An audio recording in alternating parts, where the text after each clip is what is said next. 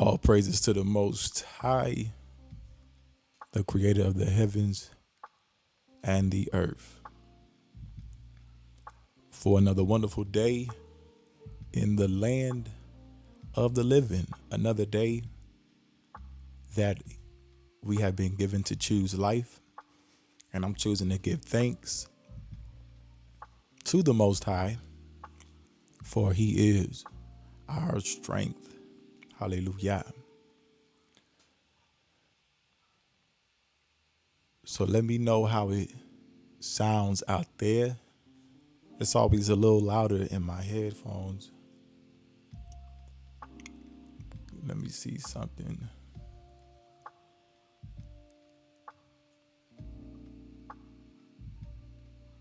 Shalom, shalom to everyone, to the pure in heart.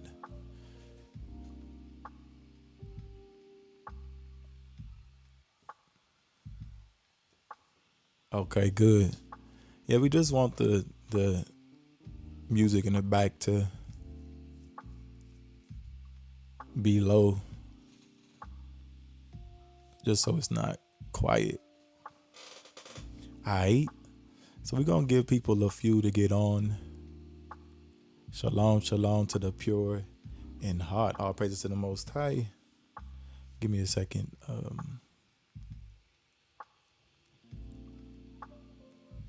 Give a few people some time to get on. Let me take this off the screen really quick.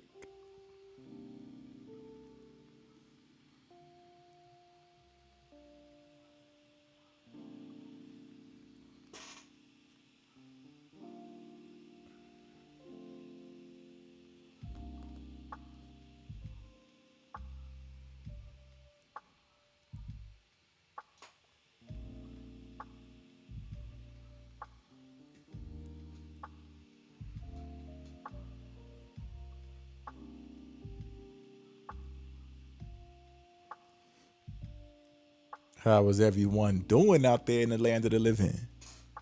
Shalom and shalom and shalom. So yeah, the last live stream I had the chat cut off only open to those who were subscribed for 3 years or longer. So a lot of people were asking me like, do I have to pay to chat and all this? Like, absolutely not. Okay. So there is and will be more for those who become a member.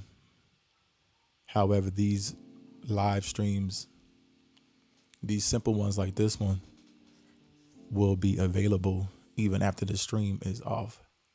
Okay. So this one is open to those who've been subscribed for a year or longer.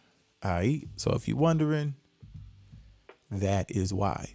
Now, if you do have something that you would like to share or ask, you can text it to 310-496-8413. All right. So if you have something that you would like to share, as I go into what we will be going into briefly tonight, and you're unable to comment, once again, 310-496-8413. For those who are already a part of the texting community, you could just text it on there. Okay. And we're going to flow. So right now, we're going to continue to address the necessity for us all to grow in this time. All right. And in order for you to grow, you must be willing to get uncomfortable. And even once you get uncomfortable, to be uncomfortable until you achieve a greater level of strength, wisdom, and understanding. And, then you'll go on to other challenges in life and you will continue to change. Okay. And that's what it's about, being that tree planted by the rivers of water, bearing fruit in your season. That's Psalms 1. Okay. You'll continue to grow and produce the works that the Almighty has for you to produce for his name's sake. All right. So let me bring this back on the screen. All right. Let me see where we at.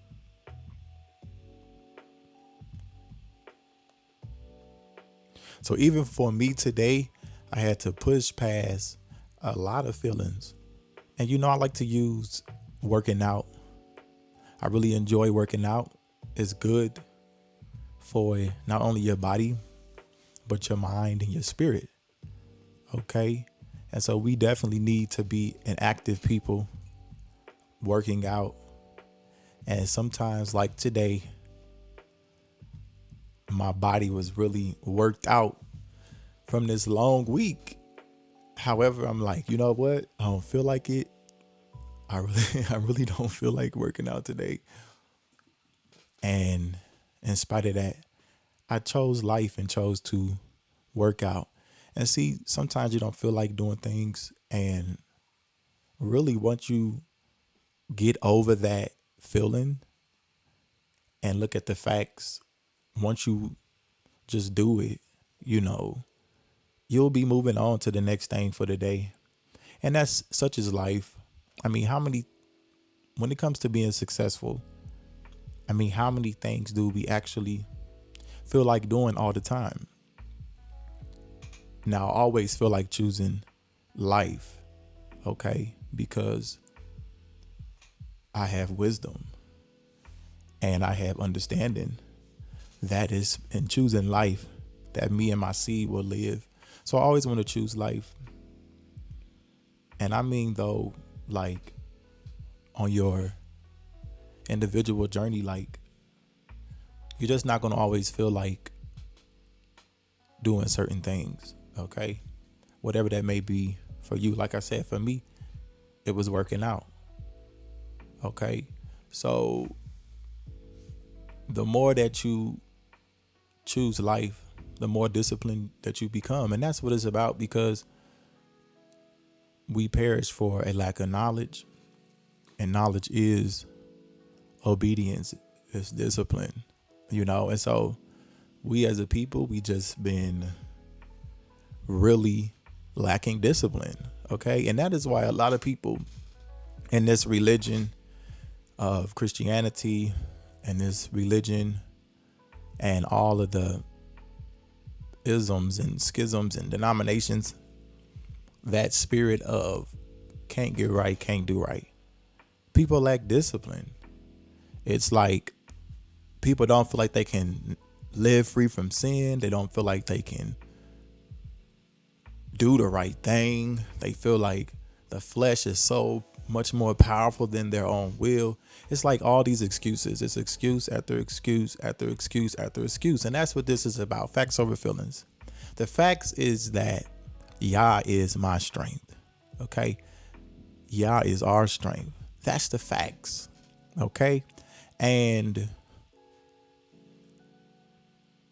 he created us awesomely and wonderfully. He created us to function. Okay. With function. With the function of the ability to do what is right. And that's what I want to tell you today. And see, Christianity and stuff and these religions of man are the total opposite. They want to tell you were born a sinner and you were born raggedy and, ain't nobody perfect. And that's just a lie that you just have to kill out of your own life. And as we talk about facts over feelings, there's a lot of lies that just need to be absolutely annihilated. Okay? Period, point blank. Just need to be annihilated. Give me a second. So let's get into this. How long we been on here? 10 minutes. All right, bet. So we're going to make it about an hour. Let me see, where's the window at? Is this it? Okay, bet. So I like this, the way this is stated here. And then we're going to start. Proverbs 18:13. Sprouting off before listening to the facts is both shameful and foolish. Now, all the religious talk aside, when we just think about regular life, like, we have to do better. So I'm just going to start with encouraging you, to the pure in heart, to those who really love the Most High. Okay? As you are told to. And not just because someone told you to, but you love the Most High because you know the Most High. Okay, and you know that He's been awesome to you. So we, as a people, because we have not had discipline, we have perished, which is the whole reason why we find ourselves in these situations right now. And even not just looking at it as a people, just as individuals. A lack of discipline will lead you, okay, into situations that are not good. Okay, and so if you find yourself in any situations right now that are not good, get wisdom, get understanding, and commit to being disciplined, to obeying, and recognizing that you are literally created to function. Okay? You are not a defect. You are not a mistake. All of this people talking about ain't nobody perfect. They alive. And people really only use that ain't nobody perfect thing when they do something wrong. It's never ain't nobody perfect when they do something great. You'll never hear somebody say, well, ain't nobody perfect when they make some big achievement, some big feat, some big accomplishment. Because guess what? It's an excuse. It's a pity party. And so y'all know we ain't about that. And so Proverbs 18:13 is very serious. Like, it's not just for this discussion that we're having right now. This is for your whole entire life. That's right. My brother said, walk before me and be perfect. You better understand. Okay? That's what he told Abram as he was going to change, as the Most High was going to change his name to be Abraham. Okay? And establishing that covenant that we acknowledge today. Okay? So sprouting off before listening to the facts is both shameful and foolish. So you don't want to bring shame upon yourself by being in your feelings. Like, because a lot of times when you sprout off before listening to the facts, then you the one that have to go back and say, you know what? I let my emotions get the best of me. Like, come on. Everybody has had a situation like that. Like, you know what? I let my emotions get the best of me. And, one day you have to say, be a man and a woman of wisdom and say, you know what? I'm not living like that no more.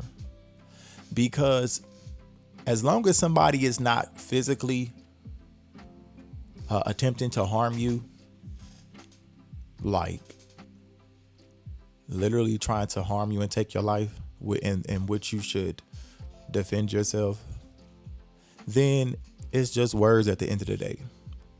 And we as a people need to learn how to have conversations. We need to learn how to reason. We need to be more confident. Like, if you are really confident in what you know, then what is somebody telling you something about that? Why would that bother your emotions? So yes, I get it. We are very passionate about the things that we love. and that we cleave to. However, we need to be comforted and we need to be comforted in knowing that at the end of the day, at the beginning of the day, at the end of this life, it's all about the Most High. It's all about awakening to who he says that we are and fulfilling his purpose for our life. Okay? So we all who truly seek the Most High are continuing to learn. We're continuing to grow. We're continuing to let go of false beliefs and false people and just the falseness of this world. Okay? And really know what that freedom is in our Most High for ourselves. Because I can tell you about it, like I can tell you how it is to be joyfully free and X, Y, and Z. You have to know it for yourself though, because that's what makes you a witness of the Most High. And the Most High says, you are my witnesses. Okay. So that's what it's about. Being committed to being the absolute best that the Most High has called you to be. And that's fully possible. And so one of the things that you have to make sure to be strong in is not spouting off before you hear a matter. Okay. So just continue to, you're going to have more situations like this in your life where this is going to come up. Even like now, we talking about these lies that we've been told. Okay. And you already know, like, you've already been through these situations before. Okay. So it's nothing new. And oftentimes we go through all of these situations that we go through in life to gain wisdom. Okay. Experience. All right. So that we can really represent the Most High the way that he's called us to represent him. Give me a second right here.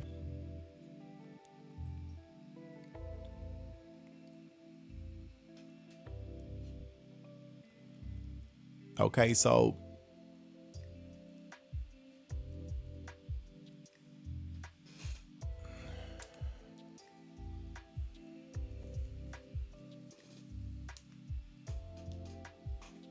okay.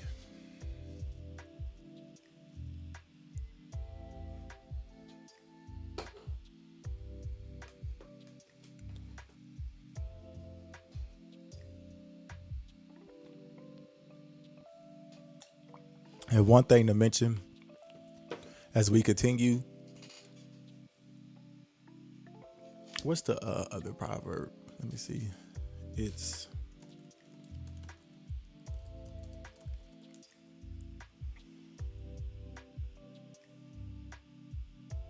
okay. Proverbs 16:23.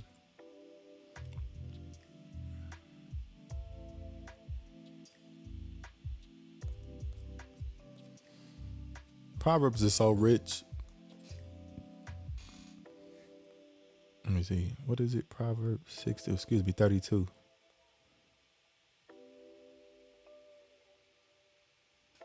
I don't really like this. I just use this for the other translation.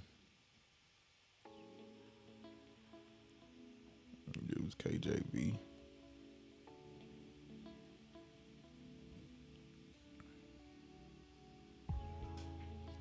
Proverbs 16:32.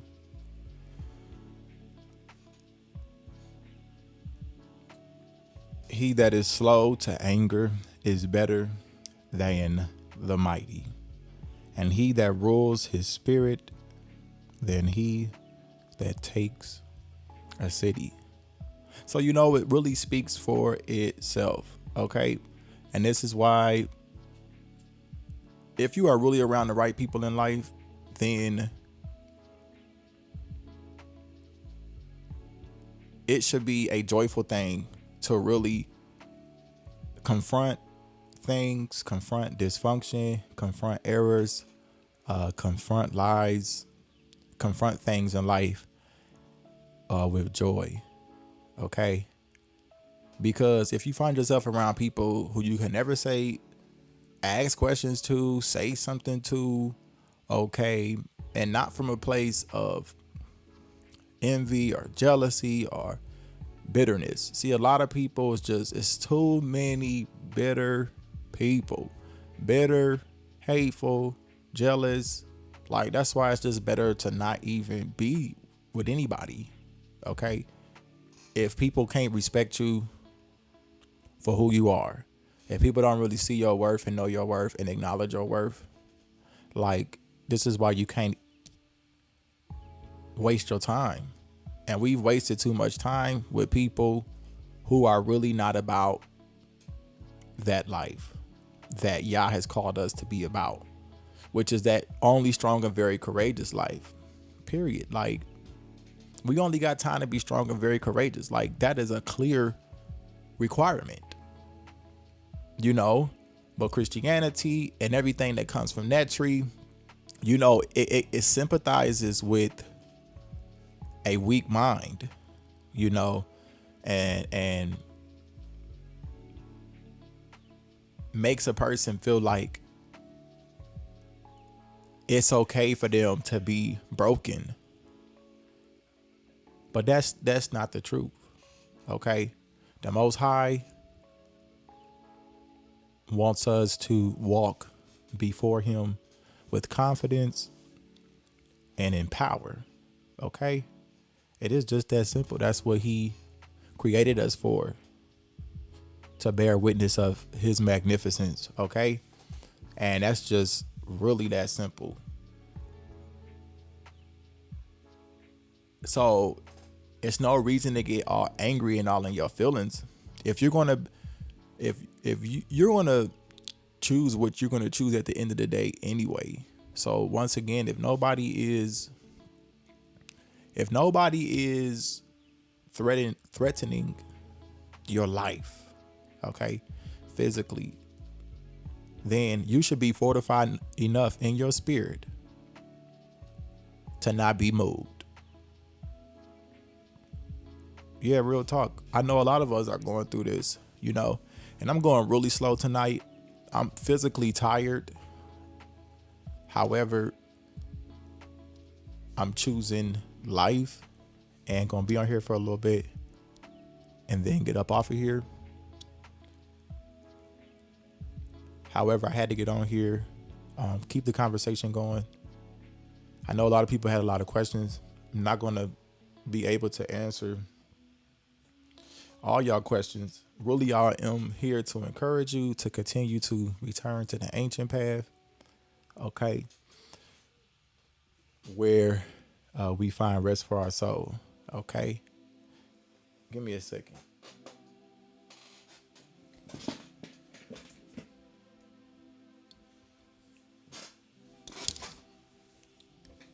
So, yeah, a lot of people are just fake, like I talked about in the last video.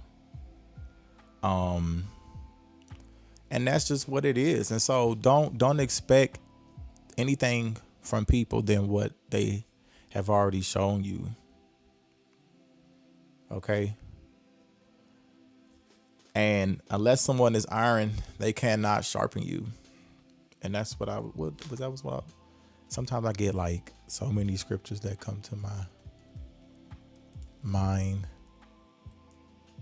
Okay.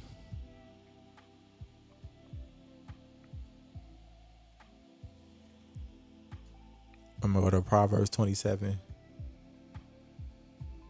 Well, let me read this one again. He that is slow to anger is better than the mighty, and he that rules his spirit than he that takes a city. So once again, people are not a threat to you when YAH is really guarding you. Period. And that's both physically and spiritually. And we see that through the scriptures.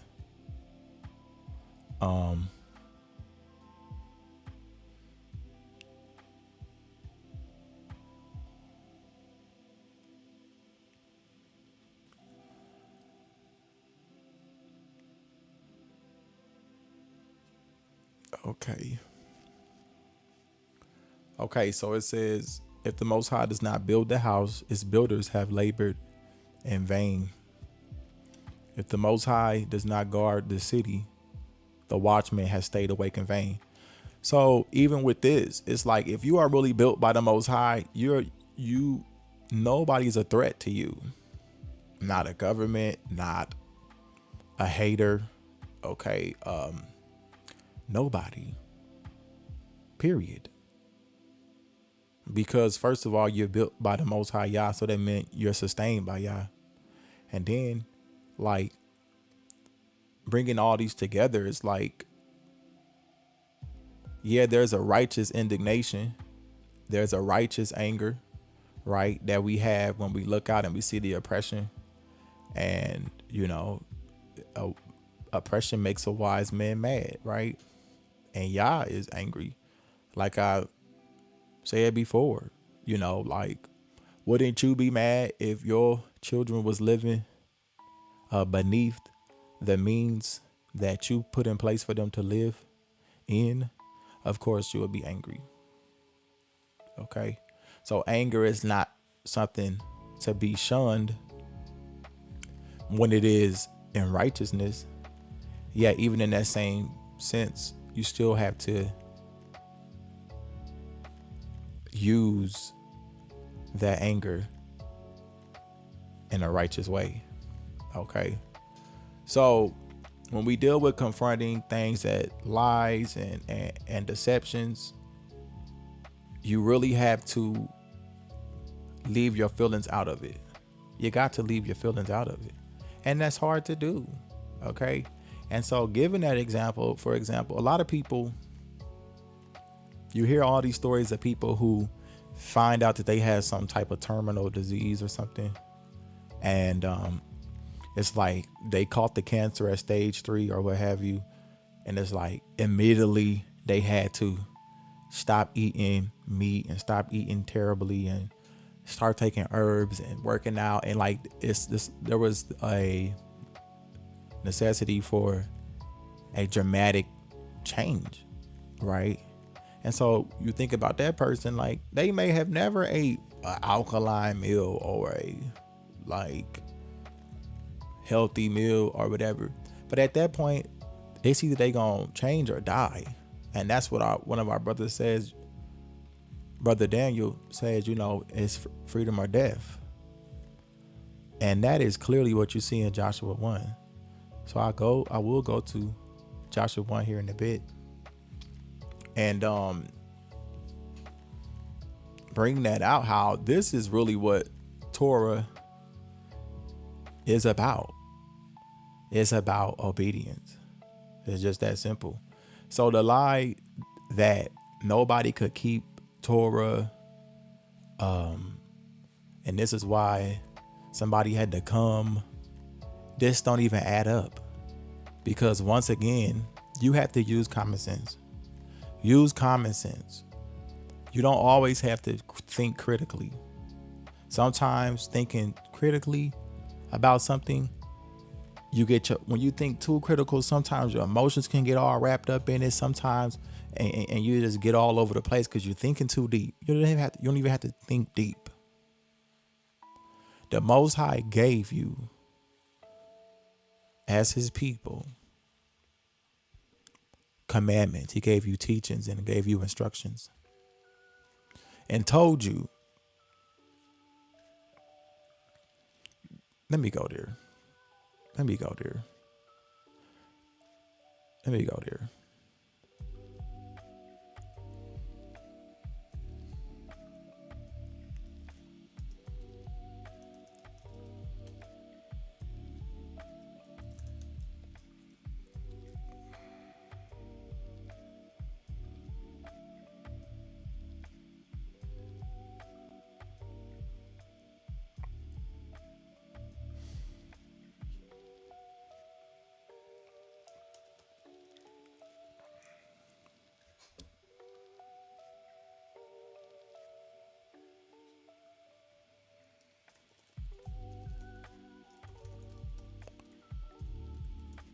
Okay, I'm gonna go to that one. So as I'm going there, once again, sometimes, yes, you got to think critical. Okay. But a lot of times you just got to use common sense. Like, and especially when the facts are laid out to you, it's like you really don't got to think too critically, like, because the facts have been laid out. Okay. So to believe that, first of all, that you were made a defect is just retarded. I have not believed that. I don't think I've ever believed that in my life, as far as that the creator made a mistake on me, as far as in a world where people always say nobody's perfect, nobody's perfect, nobody's perfect, nobody's perfect. I just never believed that. You know what I'm saying? Because even as a child, I enjoy art and things like that. And I identify with perfection in the sense that if I'm drawing something or creating something, I knew there was a perfect way. Like if I'm drawing a circle, I know that a perfect circle has perfect proportions and it's just a way to draw a perfect circle. And then I know that if you don't draw it right, it'll be lopsided and it looks stupid. So it's just common sense that perfection is real, right? So then, like, recognizing that of all things, like, forget some little circle, like forget a circle that I draw, some art or some stuff that man can make. And man can make a lot of stuff that's perfect measurements, perfect proportions, perfect, because this is the ability that man has been given. And so man being able to do these beautiful things, these functional things, I mean, how much more the Most High? Like, really? Like, it's common sense. Like, it's not even, you don't even have to think deep about it. It's just common sense. He put the sun in the sky, the moon, the stars, the functionality of the light, the dark. Okay, the different animals, the different plants, the different soils. Like, it's just, he did all of this and he got to you and he just was up there doing what you think? Doing the greatness that he just is. That's what he was doing. But that lie, many people have bought that. Yeah, that lie, many people just bought that. And so in these religions, you find yourself around people who don't feel like they can be perfect. So they are projecting their insecurities on you. And that's all these religious spaces become, to where you may have a few people who may have feel a certain kind of freedom or a certain kind of liberation. However, the majority of people are blind.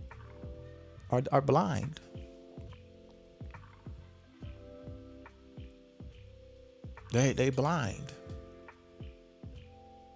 and following after other men who have no vision. And that's why it says, without vision, the people perish. Okay? So it's just time out for accepting anything that is not truly functional. So when we go to the Torah is truly functional. It's our wisdom and our understanding in the sight of the nations. There's no debating it. There's no philosophizing it. It's nothing to philosophize. Thou shalt not.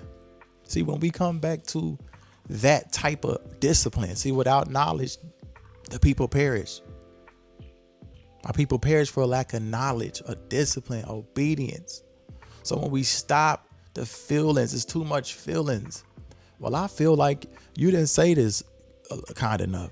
Well, I feel like you shouldn't have said this on YouTube. Well, I feel like you should have did this. And I feel like you leading people astray. And I feel like you seducing women. And you telling me all these things that you feel like, and the facts is on the table that you are the one in a delusion and that you are the one living a lie.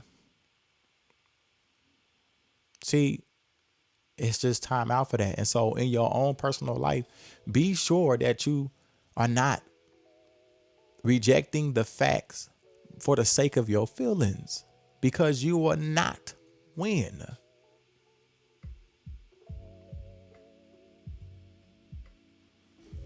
You will not win.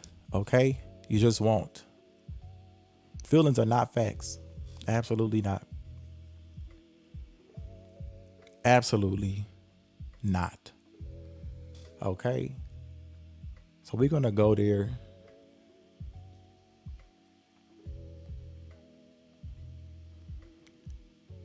We're going to go to what we were bringing out.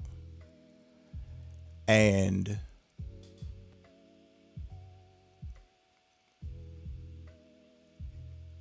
that question will be answered as you listen. The question that you ask, it will be answered when you listen. Okay, so once again, spouting off before listening to the facts is both shameful and foolish. Proverbs 18:13. That's how we started. So I'm not sure if you've been listening. This is why I cut the comments off last time. Okay, just listen. Your question most likely will be answered. Okay, so moving forward, going here. So you're dealing with all these people who telling you, first of all, that could nobody keep the commandments, which is a lie. That's Christianity. And that is what the New Testament says, which is a lie. Okay. So what I'm telling you is we're going to use common sense here today. We're going to use common sense. I'm not going to pull out no Hebrew words. I'm not going into Hebrew where they clearly mistranslated things. I'm not going to each of the prophecies that clearly are one-liners, where the New Testament only uses one line from prophecy, but it tells you in Isaiah to go line upon line upon line upon line upon line, line upon line, precept upon precept, precept upon precept. But the flu testament, the fake testament, uses one-liners. There's places where they don't even use the whole sentence. How are you quoting a prophecy supposedly that you saying is fulfilled, but you did not even use the whole sentence? You didn't even use the whole sentence. So it's common sense that says you withholding something, you're lying. It's just common sense. So this is not being deep. This is not deep. Your brother Prince is not the first person to come to this conclusion. Okay. There have been many people prior to this, like one of our sisters in the room who I met some time ago, came to this conclusion. Another sister in here came to the conclusion. Another brother reached out. So I'm just going slow today because I'm physically tired. Thank you. I'm physically tired. So if I sound like I'm going really slow today, just be patient. Okay? Be patient. So once again, I started off to encourage my people to say, look, we're going to have to confront a lot of more things in life. To the 40 people that's on here, we're going to have to confront a lot of stuff. And there's no cowards on the front line. I'm talking about out of the religious world. Not that we are in a religious world, but I'm saying outside of religion and the Bible and the New Testament being fake and these questions that people have that can all be answered with common sense. And then once you answer questions with common sense, then to really put what really puts the nail in the coffin is when you go to the actual Hebrew. When you go to the scroll, okay? When you go to the writing, when you see what's been omitted, when you see what's been mistranslated. These people even got these people even will tell you they self that this word was added. I'm talking about the Christian translators would even tell you yourself with asterisks or with italicized words that this was added here. So I'm not even going to the deep stuff, because you gotta go there, because all it took for me was to sit down and read and use common sense. So let me address the point and I'll continue to move forward. It's 42 minutes. I'll probably go 18 more minutes. Okay. I might go a little longer, just depending on how I feel, in the sense of if that was enough for this time. Okay. So, and yeah. Okay. So, like I said, I'm going slow, taking my time, ultimately to encourage you, like Psalms 91. Let me go to Psalms 91 to encourage the people, because people always ask, what you going to do without them? What you going to do without the New Testament? You're going to love YAH. That's what you're going to do. You're going to obey YAH, and you're going to keep his commandments like he told you to. You're going to choose life. That's what you're going to do. That's exactly what you're going to do. Just because you don't believe in the New Testament don't mean that you revert to doing evil. I'm more joyful and free and clear in my mind, in my thinking, by doing away with the New Testament and the lies, the suppression, the docile turning the other cheek, as I awaken to Yah's glory each day, and as a man and as a son, not look at it from a Greek philosophy, not look at life through Greek philosophy, look at life through the facts. Not look at life through my feelings, but look at life through the facts. The facts of YAH. Okay? That he shows mercies to thousands that keep his commandment. That's another one. Everybody keep asking him, what you gonna do about your sin? YAH shows mercy, first of all, to thousands, to the generations that keep his commandments. So it's an obedience, okay? Right. And to the Greek mythology. And we talking about this is Christmas and all this stuff. And once again, you got all these videos exposing Christmas and exposing the cross and exposing the Christian church. Well, expose the whole tree. So let me help you out, and let's expose the whole tree. That the tree is not good, and it's not for me. And if you really are seeking the ancient path, it's not for you. Period. But it's for whoever that wants to continue in the lie, because 99% of people, they only went from one lie to another. Period.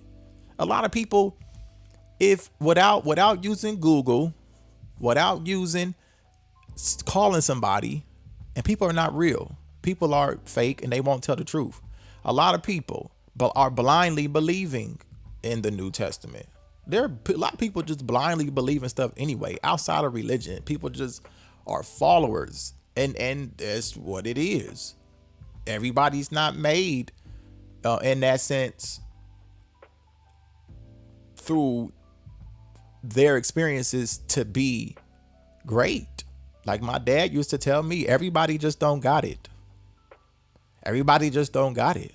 Like some people just continuing to choose the weak mind. Some people continue to choose excuses. Some people continue to choose to be passive.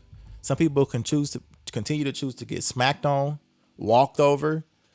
As for me and my house, we are going to serve the Most High YAH.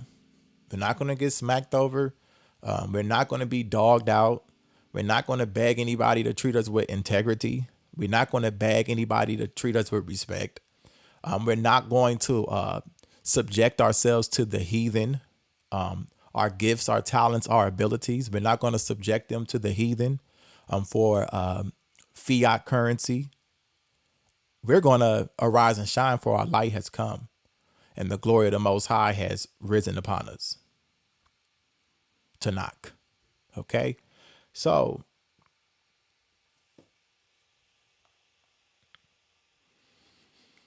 Psalms 91.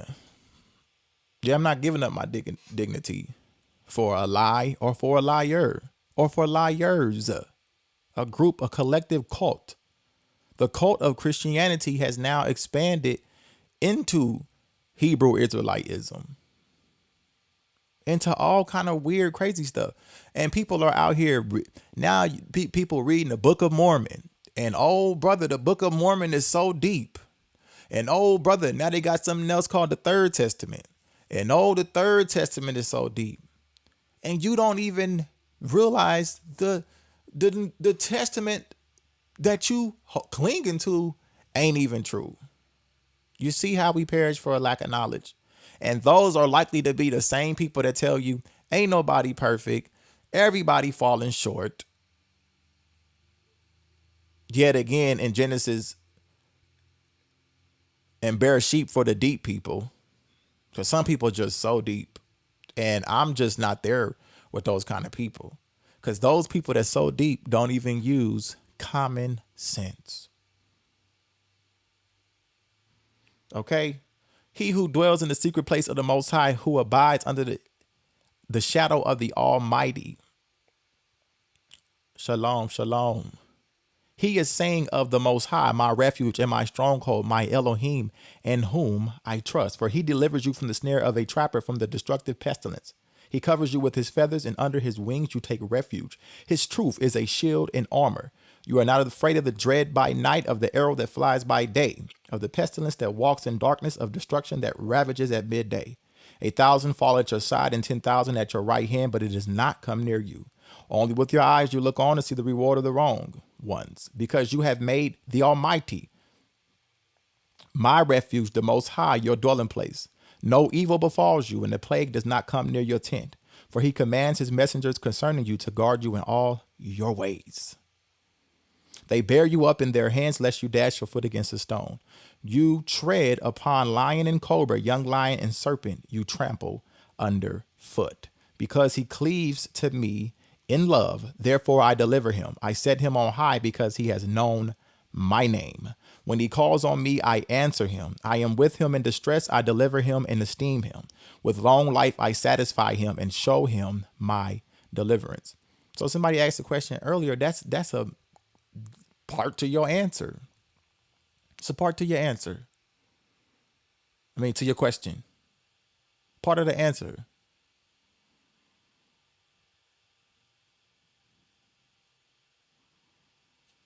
Part to your answer. That obedience, when we just start with obedience, you don't got to ask. The question doesn't become, well, what about if you obeyed? We got to start right there, because that's what it was from the beginning. So I'm killing that. I'm killing that. Okay. That whole new, I can't even call it that. The flu testament. That's what I'm going to refer to it as, the flu testament. Because it's keeping people sick. It's keeping people sick in their minds. It's keeping people sick. Okay. And it's just the truth. Flat out.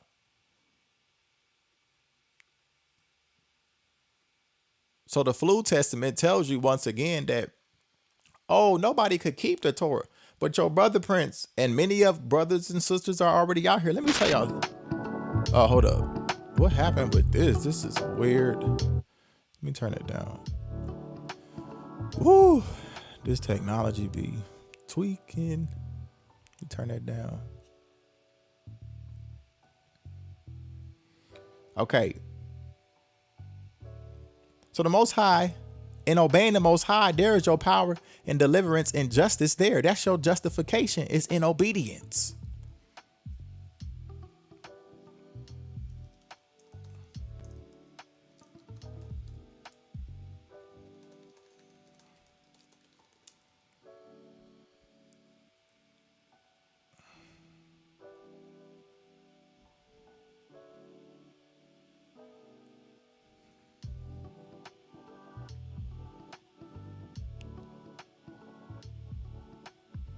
Let's go here. Let's go to Psalms 40 and 6. And every question has an answer. As far as it goes with inquiring in sincerity and humility, I'm speaking on your quest, on your journey in life. Everything that you seek to know that has a purpose for you knowing, for you to do what is right, it's an answer to it. So oftentimes the questions that you have, they are answered by you literally obeying the Most High. And he said, blessed is he who meditates on the law day and night. So meditate on the law day and night. And when you meditate on the Torah day and night, you're going to be that tree planted by the rivers of water. These questions are answered by your meditation. What are you meditating on? Are you meditating on when couldn't nobody keep the Torah? So somebody had to die for your sins. Is that your meditation? Well, that's the meditation of Christianity. And the whole common sense thing is, why would it take for somebody to die for my sins for me to do what's right? As if my creator, now this is personal for me, why would somebody have to die for my sins? As if my creator didn't equip me with the ability to choose what is good for me. It takes away personal accountability and personal responsibility, which is why you got people believing that somebody died for their sin, but they still live a life of sin. So obviously that wasn't the answer. That wasn't the answer. But Christianity says, well, all you had to do is believe. Because he who believes that JC is the son of God,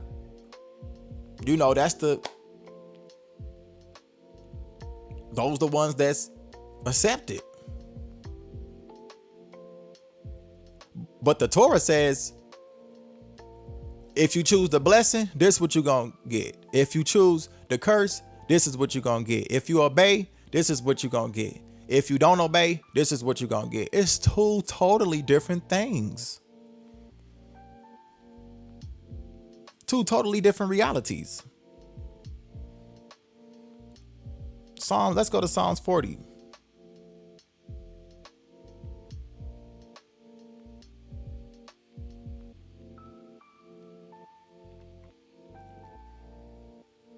The Torah is all about personal responsibility.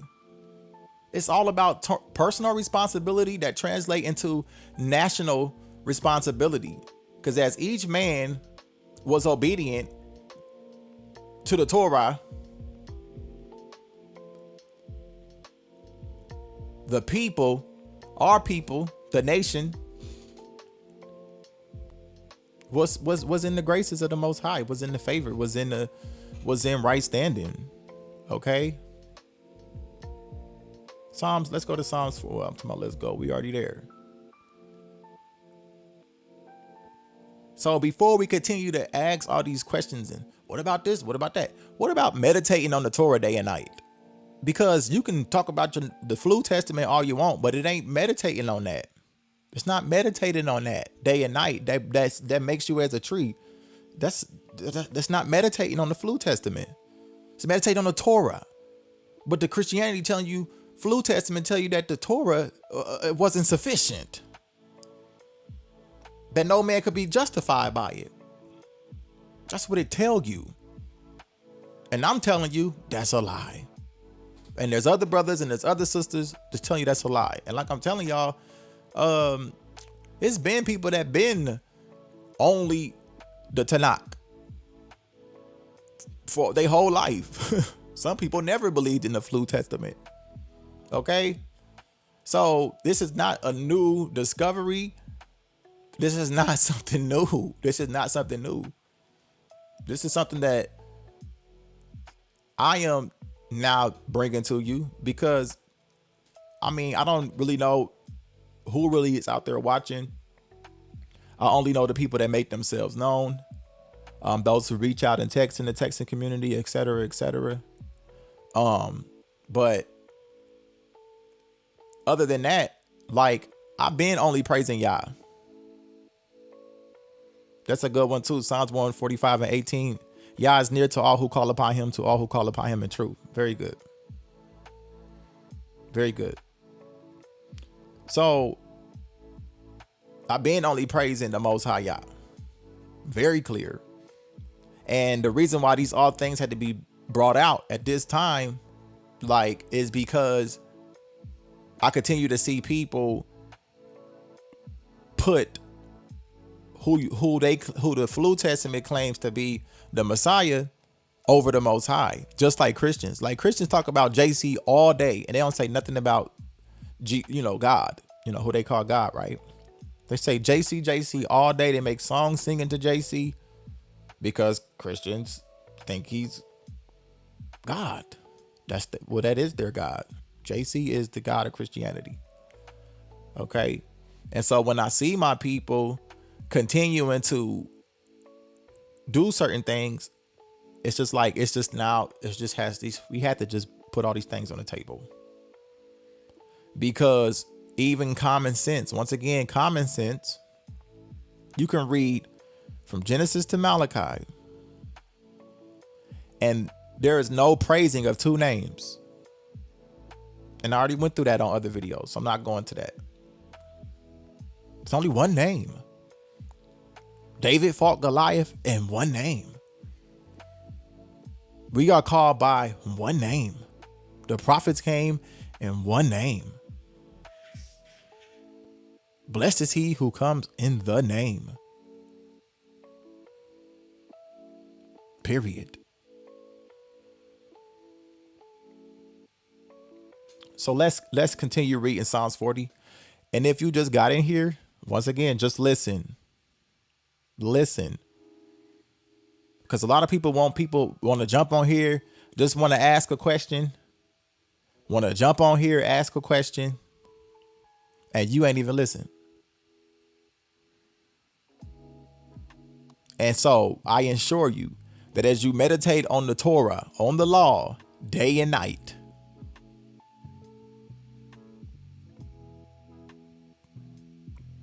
if you meditate on the Torah day and night, you will find every answer. So I'm telling y'all, it's nothing that I'm doing. I'm not the only person that's talking about this. I'm not the only person that's addressing this. And that's why I'm telling y'all, you have to, because you can ask me all these questions right now, and I can say A, I can say B, I can say C, I could point you there, I could point you there. But guess what? If I do the work for you in that regards, then you have even more right to remain in the delusion that you're in. Guess what? Because you didn't figure out the math problem yourself. If you don't figure out the problem yourself, then you don't understand the real freedom from the delusion, because you just sitting back and want to be fed. But that's the problem why we in the problem now. Because we just went from Christianity to Hebrew Israelite, and we remained in the delusion.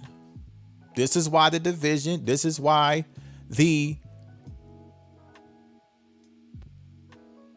and y'all bringing out a lot of stuff, and I'm not going to address all those things right now. Like I told y'all, the point of this is to begin to have the conversation between you and the Most High, our Maker, and with the people that you love. Now, a lot of people are going to turn against you just for you questioning it. Okay? And that's why we started with, I don't think I'd even brought it out, but iron sharpens iron. If you're not around iron type of people, it's just best off to keep it to yourself.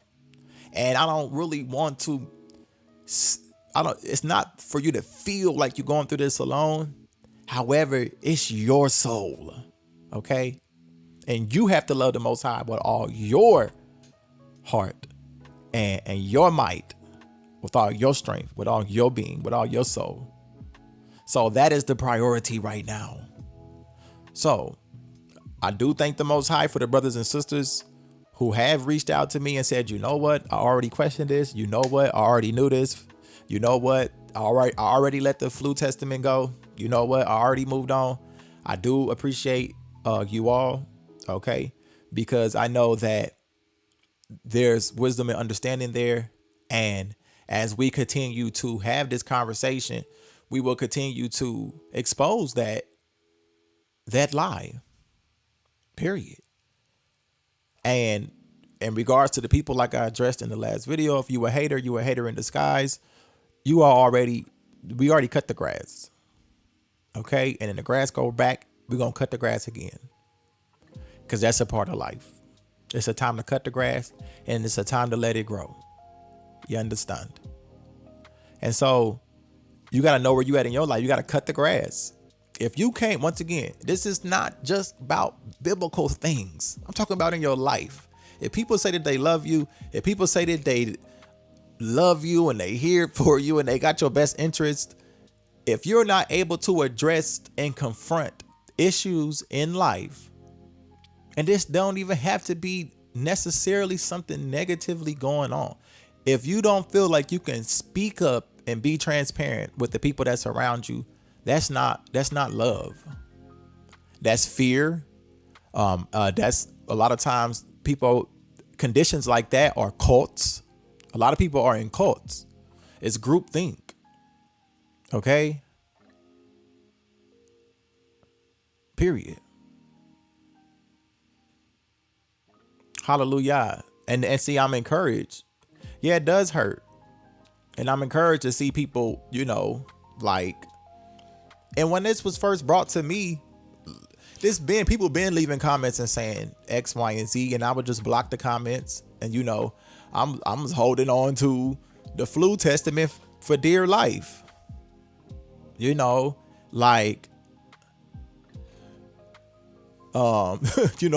to that thing for dear life, and I'm laughing really to keep from crying because this is serious, yo.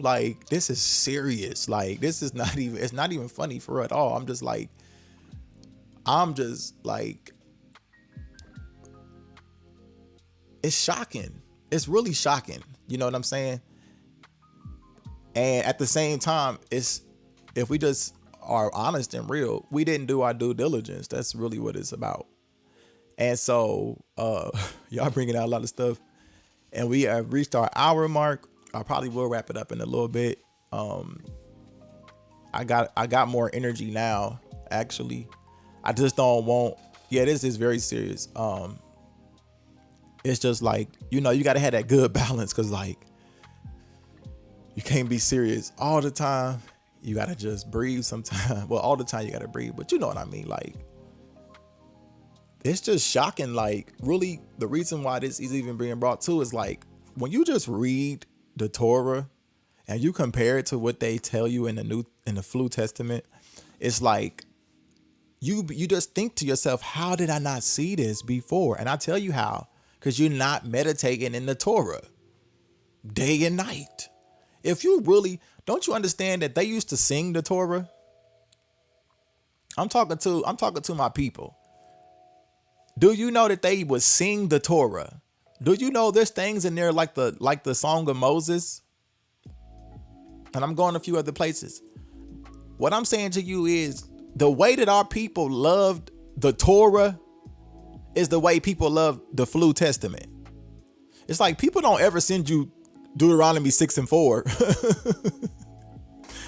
Now, you know what I'm saying? Like, for real talk, like real talk.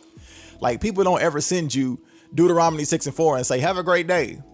You feel me? But somebody will send you, but the fruit of the Spirit is love and joy and peace and goodness. Or they'll send you, but in your weaknesses just made strong, and we can do all things through Christ. But don't nobody ever send you Deuteronomy 6:4 for you to have a great day. Well, if you in the texting community, I send them. I'm sending the Torah. Hallelujah. So what's the point? The whole point is Psalms 1 says meditate day and night. I'm telling you, when you meditate in this thing day and night, the reverence.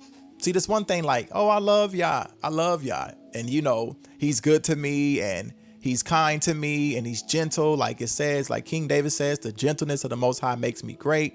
And so the Most High is like, he's good. He blesses me. He, you know, but then there's one thing like to reverence, like, and you know, I thank the Most High because I have a father. Okay. And it says, honor your father and mother so your days will be long. And so my father is a disciplinary. He's still a disciplinary, even at 30. Like I had to call my father the other day. Like, I'm like, Dad, my feelings is on something else right now. And my dad was just like, all right, Prince, you just got to do the right thing. And I'm like, you know what, Dad, you right. You know what I'm saying? So like the whole thing about it is I brought up my father to say, like, when I used to get in trouble at school, you know how I say, spare the rod, spoil the child. Don't nobody ever text you, spare the rod, spoil the child. But you dealing with some babies, kids, they gonna tell you, but the fruit of the Spirit is love and joy. And then so instead of going whooping those children, and I'm being serious, instead of going to whoop those children, what you gonna do? The Spirit is love and joy. You don't put them on punishment. You don't get out the belt. You don't do nothing. You see what I'm saying? So I'm telling you, it's the reverence. What we missing as a people is the fear of the Most High. We not really fearful of the Creator. And now he says, love him with all of our heart. However, all of these things work hand in hand, just like wisdom and understanding and knowledge. So wisdom, understanding, knowledge, which is the obedience. So once again, to my father, I grew up, you know, getting in trouble in school, fighting, you know what I'm saying? Going to, you know, if you grew up in the ghetto, you know, you going to the hood schools and stuff like that, you know, fighting and getting kicked out of class and getting sent to the principal's office and all that. The point of me bringing this up is saying, like, I used to be afraid to go home. Okay. Like, if I knew I was about to get a whooping, it was a wrap. Like that, my mental like state as a young boy was like, I'm about to get a whooping, yo. And like, I would do everything to mentally prepare for that whooping. Like me and my brothers and sisters, we used to pinch ourselves, try to put. No, I gotta laugh because this is how much I was really fearful of my dad. And I didn't get beat, like abused, but I got whoopings, okay? And when I turned 25, I really appreciated my father for whooping my behind, because I know that those whoopings spared me, okay? Those whoopings spared me from a lot of things that a lot of people went through. And so the point is, having that reverence for my father, you know what I'm saying? We don't have that reverence for the Most High. Like, and okay, thank you, Most High, for bringing that one by your Spirit. Let me see. Let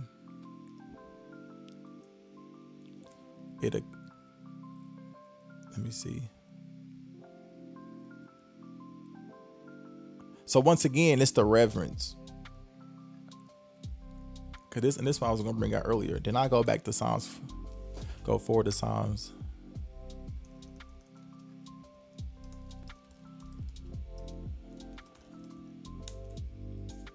So we talk about facts over feelings and all this stuff like that.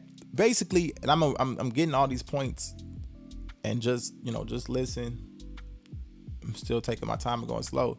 The whole point is, like, I didn't really understand the value of those whippings as a child, because I felt like, like it was my teacher's fault. Like, yeah, I was bad at school, but like it wasn't my fault. But like I said, when I turned 25, it finally hit me after all those years. Like, wow, this really has made me into a gentleman. Like, not gentleman, I'm not gonna use that word, excuse me, but this has made me into a well-rounded individual, because, like, just simple stuff like saying yes sir or no sir, as far as like respecting elders, like all the things that my father instilled in me, now at 30, it finally makes sense. So this is my father. However, we don't have this fear for the Most High though, as a people, because we would take all this stuff serious in life. Okay. When the Most High, I'm talking about in life, like I said, I'm not just talking about the Flu Testament and the lies that we have been taught as the people of the Most High to continue to perpetuate. I'm talking about your life.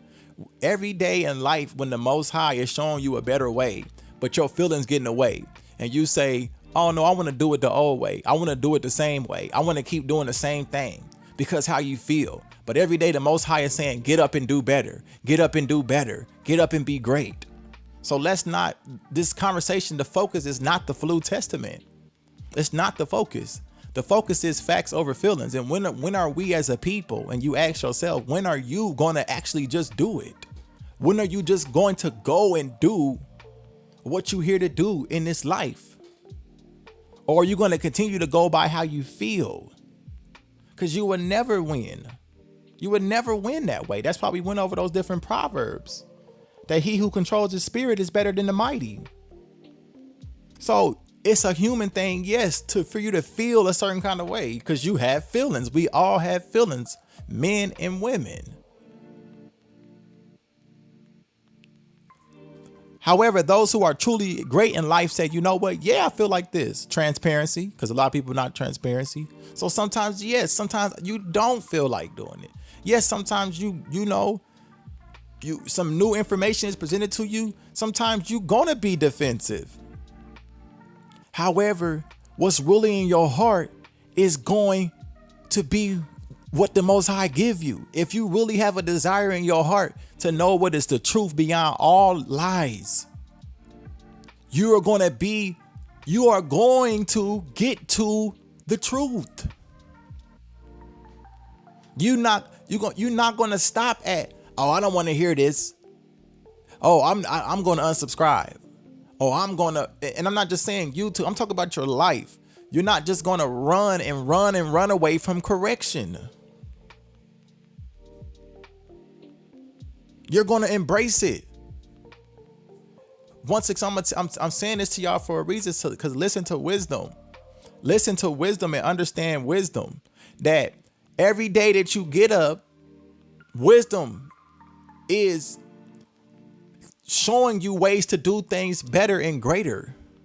You can either choose to continue to do things the same way and perish, or you can do things better and greater and prosper.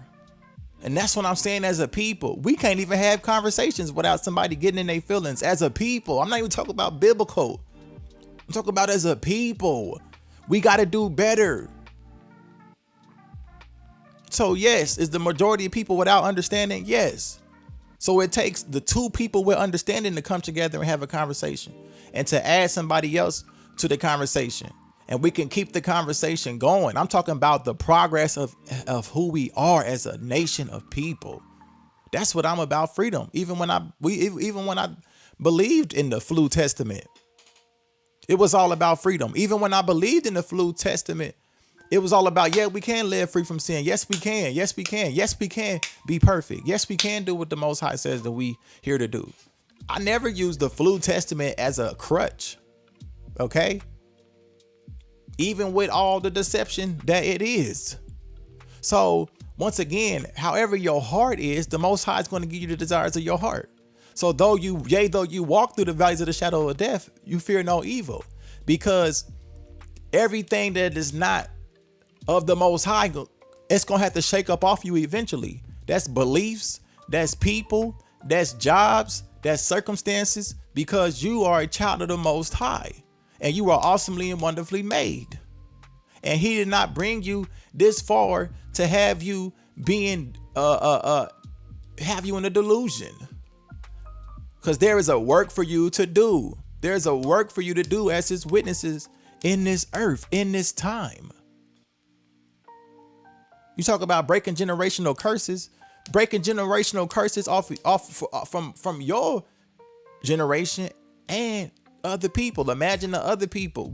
As you continue to excel beyond the falseness of this world, that's how you really make an impact. And it says the righteous leave an inheritance. So you got to think, what you gonna leave when you leave from this life? You gonna leave the same lie? You gonna leave the same lie that's been passed down and passed down and passed down, that you'll have heaven one day? Or are you gonna leave that legacy that said, you know what? No, I got up and I did something about it today. Period. Because the Most High said I can choose life today and choose blessing today, so that me and my seed can live today. Period. So you got to love discipline, and you got to be wise enough to know when discipline is coming to your life. Proverbs 12:1, whoever loves discipline loves knowledge, but he who hates reproof is stupid. All I'm telling people to do is read the Torah. Read the Torah day and night. I ain't telling you nothing different than Psalms 1.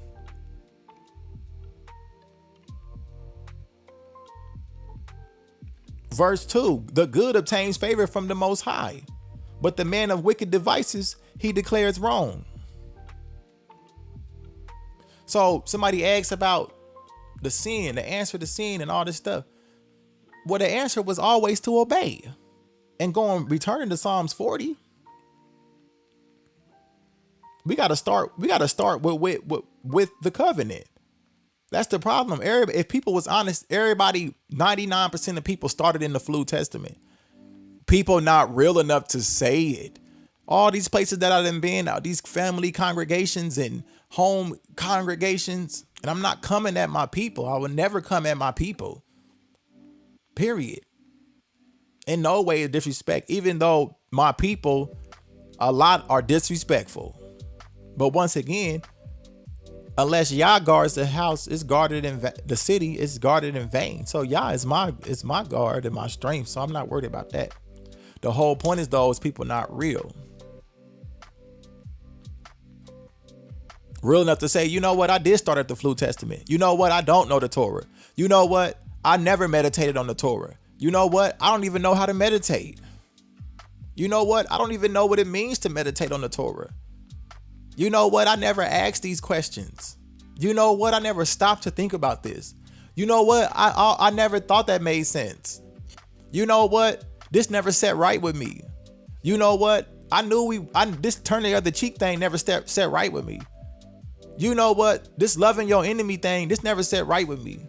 You know what? This slaves obey your master stuff, it never set right with me. People not real enough to speak. So don't be afraid. Because the Most High knows what's in your heart for real. People can say you leading people astray and you lead people and you seducing women and you doing this and you. But the Most High know what's in your heart. And guess what? Every man gonna get according to his works. Like somebody left in here. Hear the conclusion of the matter. Fear the Most High and keep his commandments. For this is the whole duty of man. This is the whole duty. Obey and live. You shouldn't have to ask, well, what's going to happen if we do wrong if you just going to do right?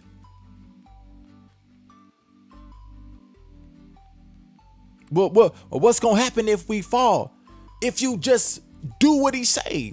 And so getting to the point is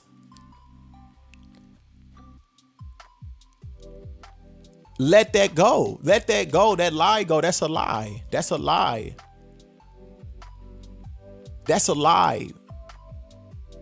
That you needed somebody to die for your sins for you to do what is right. Because then you have to ask yourself, well, what was people doing before somebody supposedly died for their sins? What was people doing? The people who believe that can't even answer that question. Because it's like people in the chat now. They don't know how to answer that question. If you were asked them it back, well, what did King David do? What did the people do before? Christianity tell you that they weren't justified by the Torah, but the Torah tells you that you will be justified by doing it. But y'all gonna still believe the New Testament and say, well, don't throw the baby out with the bathwater. Well, the warriors in the Tanakh, they had to go into places and throw it all out. The baby, the bathwater, everything. If y'all said destroy it all, they had to destroy it all. And what I'm telling you to do is, as for me and my house, we're going to destroy all the idols. All of them. Period. Yes, all truth is confrontational. That's what I'm saying. So a lot of people are passive. A lot of people are passive aggressive. Okay. A lot of people have suffered abuse, neglect. A lot of people have been rejected. So a lot of people are still dealing with different emotional torments, and I get it. So and that's why I tell you, you got to start with yourself. You got to wake up and confront it for yourself. Period. And then if the people around you really love you enough, I'm not just talking about the Bible. I am talking about life. If the people around you really love you enough, they will confront things with you, and you both will you will solve it, because wisdom is always available to the meek. Like we read somewhere else, wisdom won't even enter into a body that's subject unto sin. Wisdom will not enter into a malicious soul. Wisdom won't even enter into a malicious soul. But a lot of people have malice in their hearts, and they think that somebody dying for their sin was the answer, but they still got malice in their heart. But all they do is believe. But Abraham acted. He responded. Responsibility. The Torah is about responsibility. But the New Testament is about the New Testament, because it's not no New Testament. It's the same covenant. The New Testament is about believing. And then they tell you that you go to hell because you don't believe what they do. That makes no sense. When you are being justified by the works that you do each day. And that's what brings me to the point in Deuteronomy 18. And then I'll go forward to Psalms 40. And I want to wrap this up because I don't like these videos being long, really, because I don't, nevertheless, the man's heart plans his way, but YAH orders the steps. So like I said, I was super tired when I first got on here. I wanted to go to sleep. However, I want to do the will of YAH above all. Okay. So he will give you the desires of your heart. And even when I was believing in the New Testament, it's like I desired to do the will of YAH above all. And this is why I stand here today, bringing this to my people. Okay. So with all your questions, with all your questions that you have, you got to start at the beginning. You can't get an answer from the end, or what they call to be the end. You cannot go into the New Testament and try to find your answer if you don't know the beginning. If you don't know the beginning. So as I tell you, once again, go to the beginning. Okay. Retrace the steps. Find rest for your soul. And I got so many things coming up to my mind. Let me breathe. Hallelujah. Hallelujah. Hallelujah.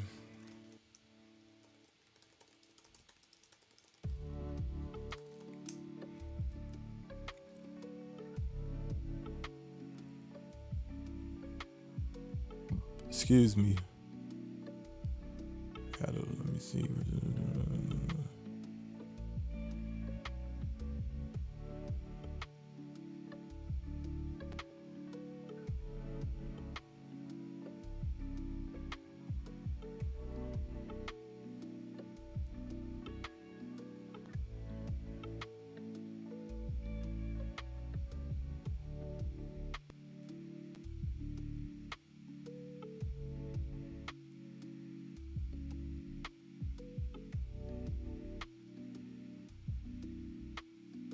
Let me just go here real quick. Jeremiah 6:16.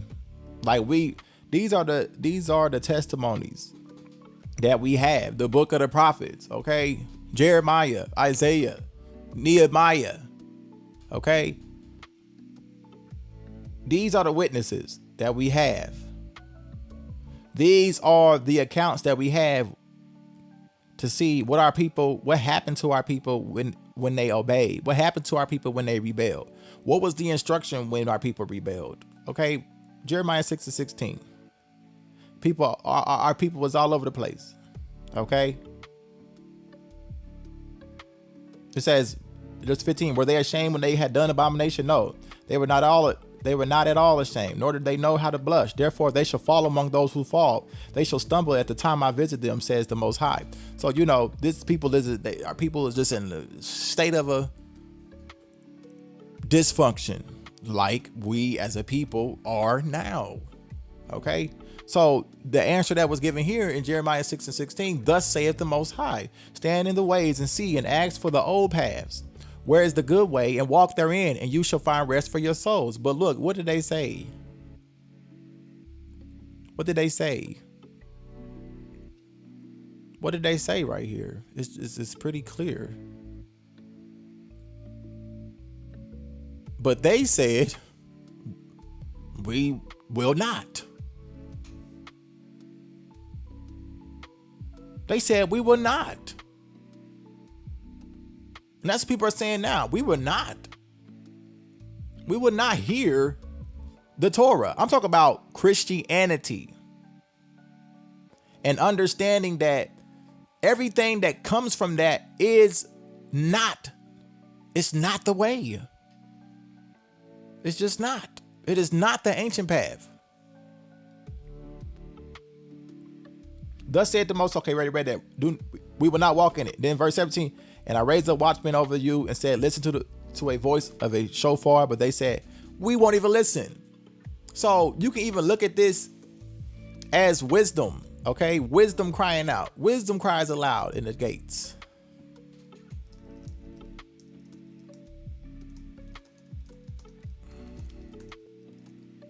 And for everybody that's really questioning these things, like I said, no, I'm not even gonna say that. I ain't gonna say that. Never mind. What I will say is this: I'll speak proactively. You have to seek out this matter yourself. Period. Because, like I said, you gotta solve the equation to really know the depths of the deception. Like, okay, this is crazy. Like, and once you realize, like, whoa, this is deception. You're like, then it hits you.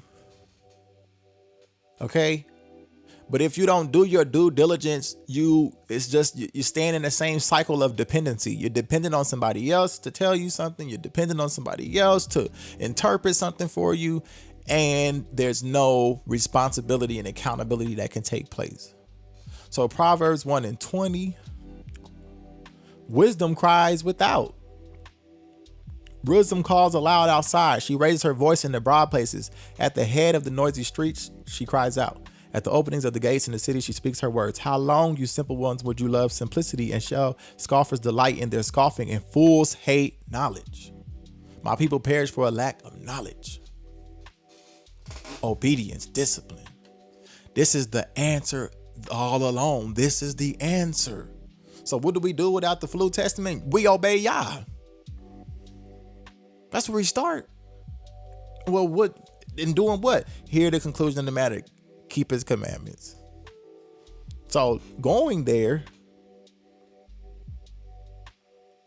Well, let's read this. Finish reading that. Turn in my reproof. See, I pour out my spirit on you. I make my words known to you. This is every day. Like I told y'all, outside of just biblical understanding, you have a life, you have a real life, and you deal with real situations and circumstances, being a mother, being a father, being a husband, being a wife, being a friend, being a brother, being a sister. You have situations and things that are continuing to occur in your life.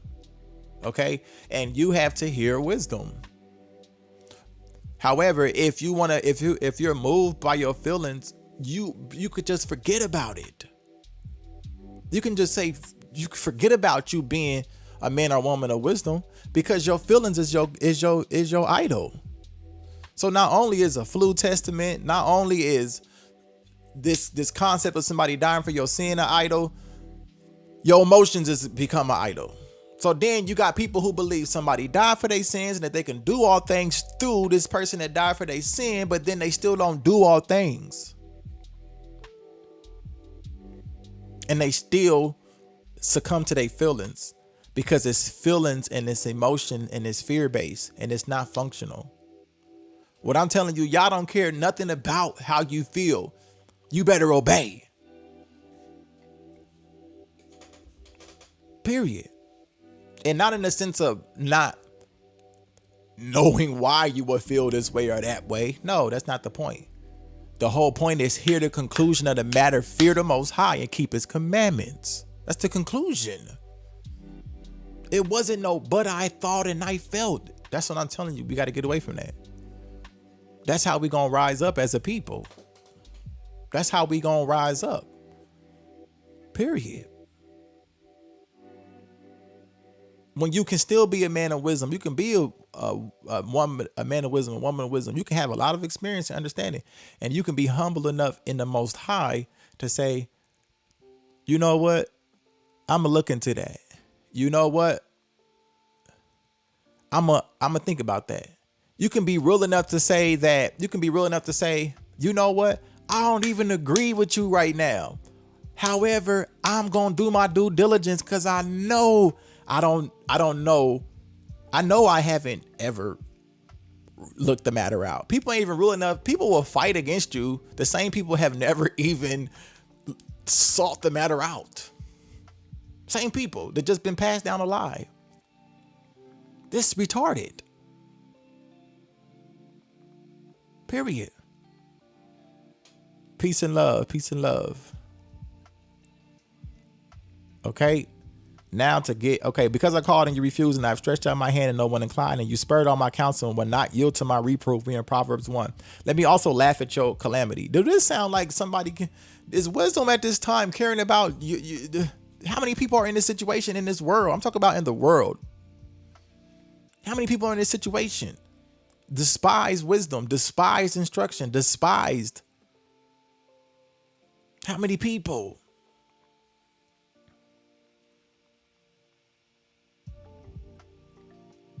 Wisdom ain't caring about these people. And can you pray for me? These are the same people that saying, can you pray for me?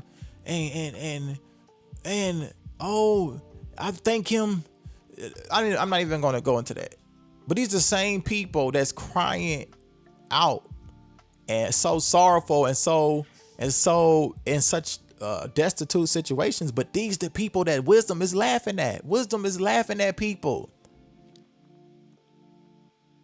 And we have all met these type of people to where they have rejected knowledge, and yet we try to save them. We try to be the superhero to them. We trying to be people superhero who wisdom has already rejected.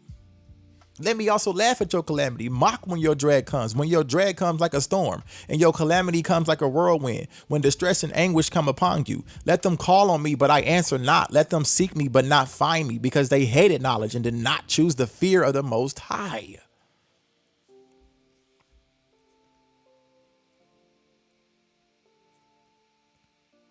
But Christianity, the flu testament, wants you to seek peace with all men.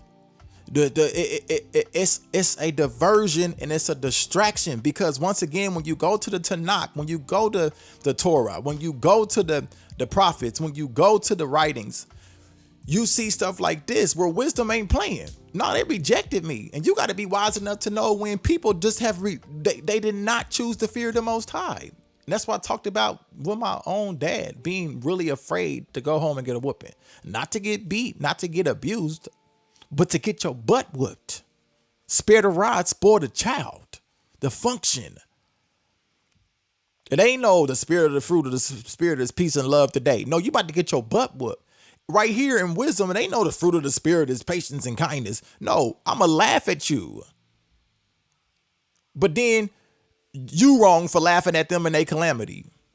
But wisdom laughed at them in their calamity. You see how this is two totally different people. As far as one person is going along with everything that people say. One person is going along with what people just going along with the get along. But then the other person is standing on the rock. And what I'm telling you, Yisrael, we supposed to stand on the rock, and our rock is the Most High. And it's not about your emotions, and it's not about how you feel, because it's either obey or die. It's either obey or die. And is there grace? Is there mercy? Absolutely. And it comes through the repentance of returning to the path that was already set for you. That's where the mercy comes in.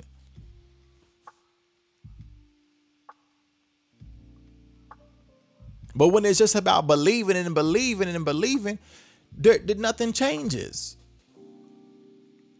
Because people believe their way into doing the same thing. Because there's no accountability. It says, because they hated knowledge. It's specific. And did not choose to fear the Most High. They did not accept my counsel. They despised all of my reproof. Therefore, let them eat the fruit of their own way and be filled with their own counsels.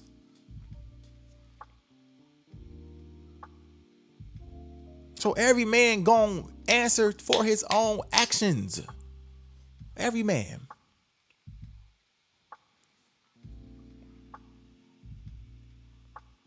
And just to clarify, because I seen you have stuck around for a little bit to the end of it. Where'd your question go? The perfection is about integrity. It's walking before the Most High with integrity, okay? Having integrity. Doing what he says to do and not making excuses. That's integrity. You can do it if you fear the Most High for real. You can obey him. And that's what that's one thing I'm putting to death, because it's already dead. So that's one thing that's already dead. And just putting the nail in the coffin is that you can obey the Most High. I just showed you wisdom. Why wisdom gonna laugh at somebody in their calamity if you couldn't obey? The Most High is not like man. He's not like man.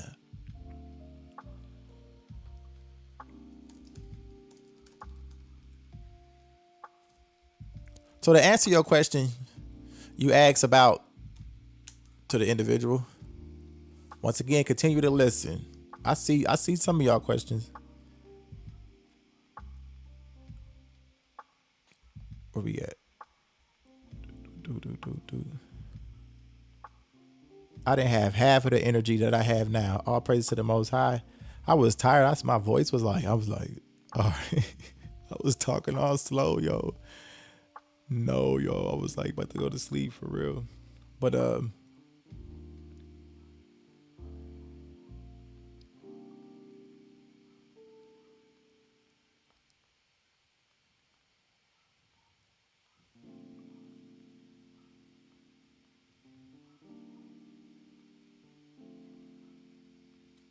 look at this. Micah chapter 6. It says, Micah 6:6. It says, with what shall I come before the Most High? Bow myself before the high Elohim. Shall I come before him with ascending offerings, with calves a year old? Is the Most High pleased with thousands of rams or 10,000 rivers of oil? Shall I give my firstborn for my transgression, the fruit of my body for the sin of my being? So some people ask some questions. If you're still here, here's another answer. He has declared to you, O man, what is good. And what does the Most High require of you but to do right? I can really I can end the live stream with that. And I appreciate that humility, servant of YAH. I don't even know you. I don't know where you are, who you are. However, the fact that you were not combative, it does speak that you do have a reverence for the Most High, and that is commendable. Okay, so and you're just to clarify, you're not wrong for answering questions. I mean, asking questions. What I want to share, what I'm sharing today is a lot of our questions will be answered if we listen, and specifically the wisdom. Like I just read, wisdom is every day. Wisdom is like, look, servant of YAH, this is what you need to do. Look, Dominique, this is what you need to do. Look, Angela, this is what you need to do. Huh? Look, Judah Mac, this is what you boom. Wisdom. So it says, he has declared to you, oh man, what is good and what does the Most High require of you but to do right. So ain't no devil gonna tell me that I can't do right. So once again, my father, I told y'all about how I used to get whoopings, how when I came 25, I finally really appreciated those whoopings as a 25-year-old man. And so nobody can, all my parents used to say is, clean up after yourself, put stuff where it goes, So for example, if we eat dinner, I had a number of siblings, so we used to switch up the days on the dishes. So one day is my sister, this day is my day, the next day is my brother. What I brought that up to say is this: whether it was cleaning the dishes after we ate, whether it was keeping our room clean, whether it was whatever we doing, my own father and my mother, they never gave me anything that I couldn't do. They didn't say, Prince, okay, pay the bills and pay the electric, and okay, oh, I need you to go fix the roof, and okay, Prince, make sure that you I don't even know. I can't even make nothing up. So why I bring that up? Because I'm saying stop acting like the Most High gave us stuff as a people we couldn't do. And I haven't even went to Deuteronomy yet. I haven't even went there. So I refuse to continue. For me in my house, I refuse to continue in a lie that I cannot do what the Most High says that I can do. I cannot. I refuse that lie. And the lie that I can't do what he's required of me. It says right here, he has declared to you, oh man, what is good. He has declared to us as Zechariah what is good. He has declared to us the path of righteousness. He has declared to us how to govern ourselves. He has declared to us how to interact with each other. He has declared to us what to do. But then Christianity comes on the scene all these years later with a whole new idea that, hey, yeah, he declared it to you, but you could never really do it. So this is why somebody died for your sins, because you're a wretched man, like the fake letters of I don't even like saying these people's names, because it is infuriating to know that we have been lied to. Yet the responsibility is on you because you didn't prove it. And in maturity, we can say, you know what? I accept that was my fault, and now I'm going to do better because I hear wisdom. Okay? And I haven't even went to the New Testament and pointed out these particular scriptures because, like I told y'all, you read. Begin to think about functionality. Begin to think about what's the major points of this. And I'm talking about in your life. I keep going back to your life because you have to have these problem solving skills in life. My people, wisdom is not just for reading. Wisdom is not just for the fear of the Most High. Wisdom is for life. There's a time in Ecclesiastes 3. In every season, there's a time, and there's a season and a time for everything under the sun. The Most High, the whole point is for us to live fruitful lives. He wants us to be fruitful as his people. Like, that's the whole point. So let me finish this one. And what does the Most High require of you but to do right and to love loving commitment and to walk humbly with your Elohim?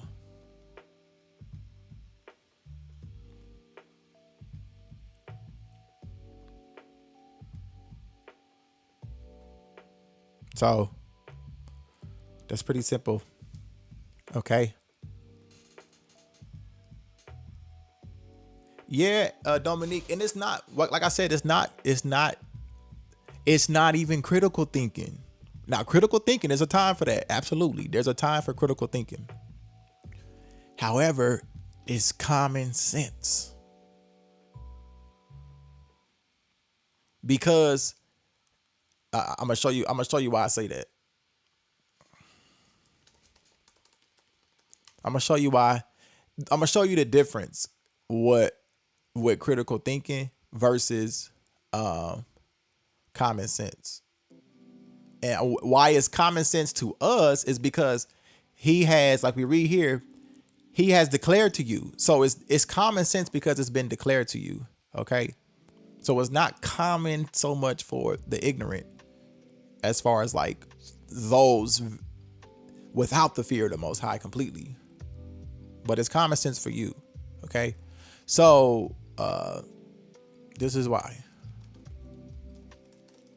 And this is, goes along with Micah and things like that. And like I tell y'all, always get, have a pen and a pad, because just like I have to meditate day and night. I mean, just like you have to meditate day and night, I have to as well. Like, I'm your brother. Like, that's why I have been communicating with y'all. Like, y'all text me in the texting community. I don't have all the answers. However, in that time, I'm willing to talk to this brother here. I'm talk to the sister here, and text you over here, respond to you when I can. You know what I'm saying? Like, and we as a people that say that we love, like people say that love you, brother Prince, and I love you, brother Prince, and you love when I play the harp, but now you don't love me because now I'm bringing this to the table.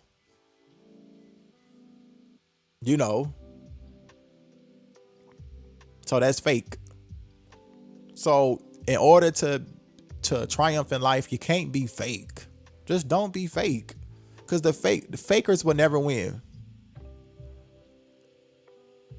Hold up, give me a second, somebody. What time is it here?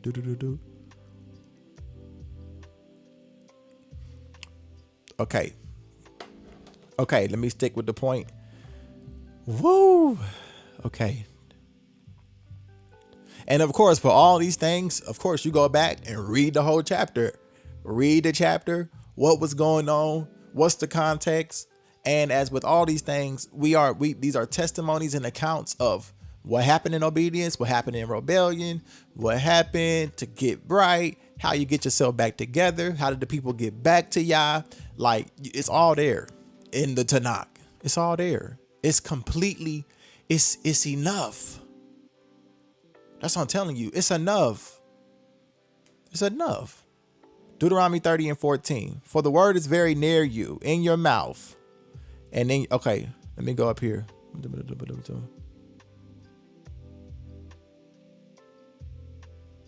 So we all know this one, right? But I'm gonna go to the top. I'm gonna start from the top, but I am gonna go zoom down to 14. Yet this is continuing to solidify the point that you, as the people of the Most High, you have not been given nothing you can't keep. Of course, without a temple, the sacrifice is unable to be made. A lot of us have had these discussions already. So, of course, there are certain things due to circumstances that are not able to be done. But you better believe you are able to obey the Most High. You better believe that. Okay?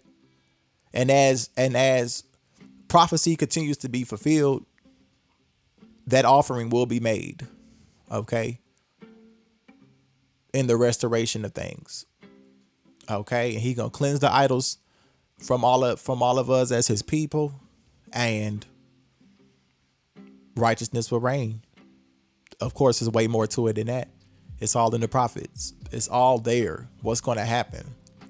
You know, it tells us that we will go a long time without a king or without a priest. It says that. It says that in the prophets. Okay.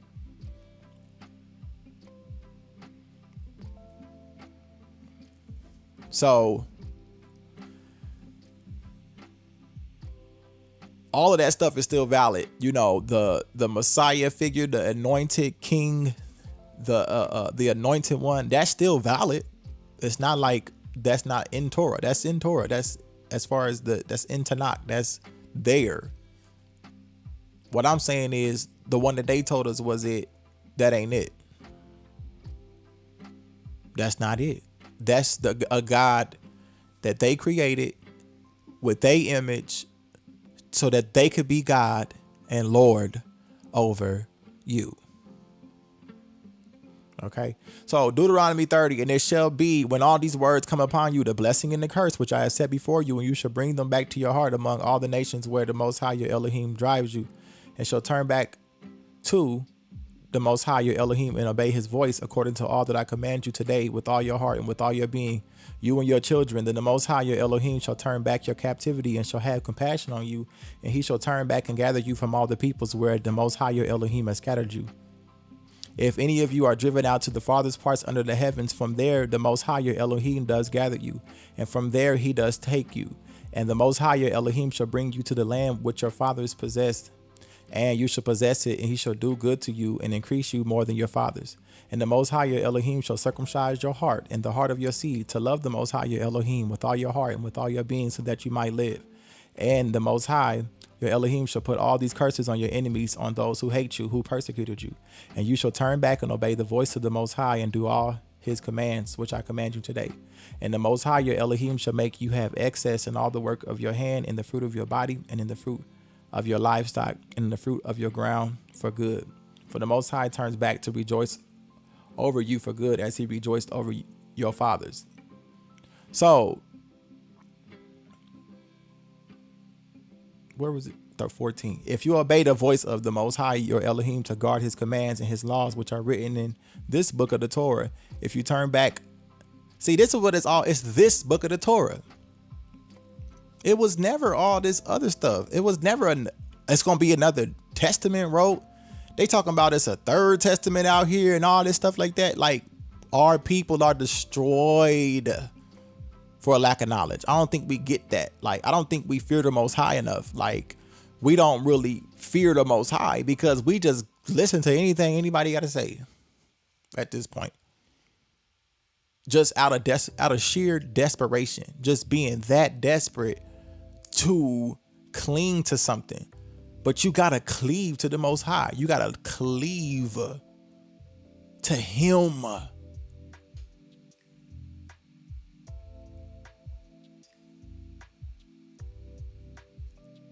You got to cleave. And how you cleave to the Most High without knowing all the commandments and without knowing all of this and that, you do what's right. You start with doing what's right that you know was right. And you meditate day and night. And wisdom, you'll hear wisdom.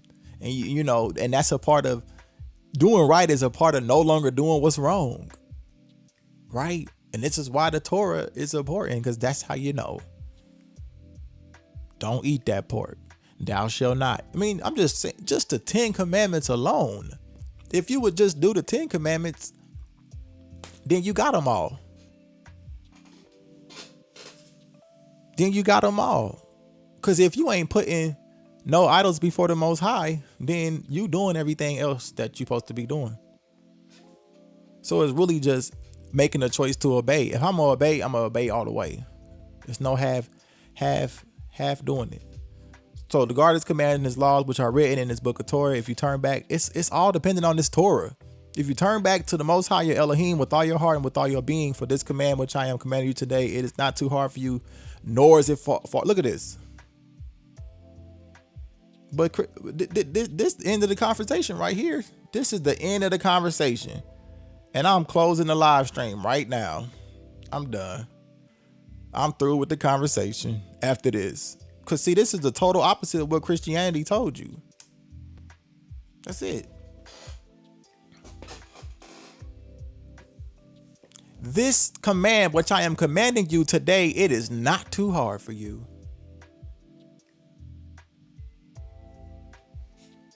Where the pastor preached that one?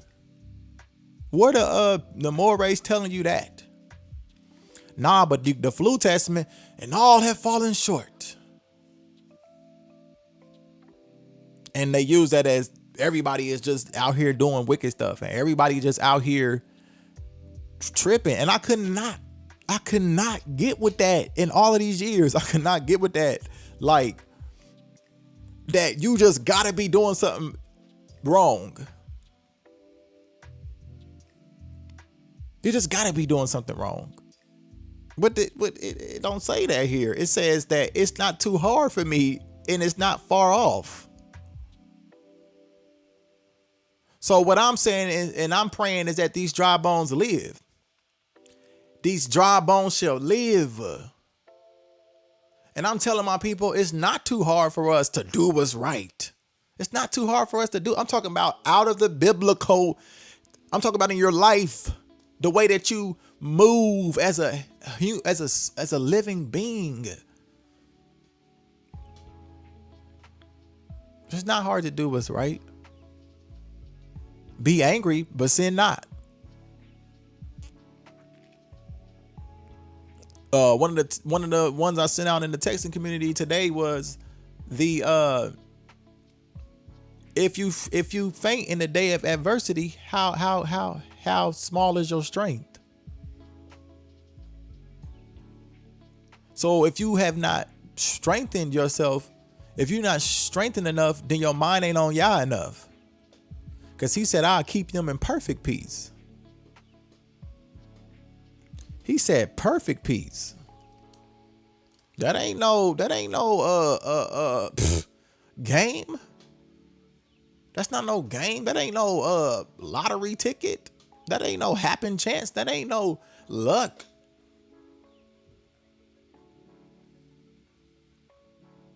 That ain't no trivia game show. This is life. This is life. Perfect peace. So once again, if I'm not in perfect peace, then my mind ain't on YAH. I gotta be real with myself, because he ain't lying. He ain't gonna lie.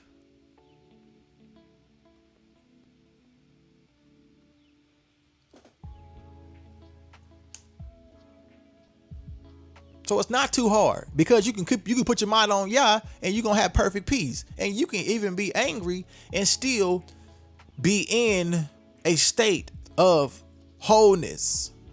You don't gotta be angry and see, what the problem with anger is with our people is that it's the brokenness. So the anger fuels, it's like the brokenness is fueling the anger and not the indignation, not the righteous indignation.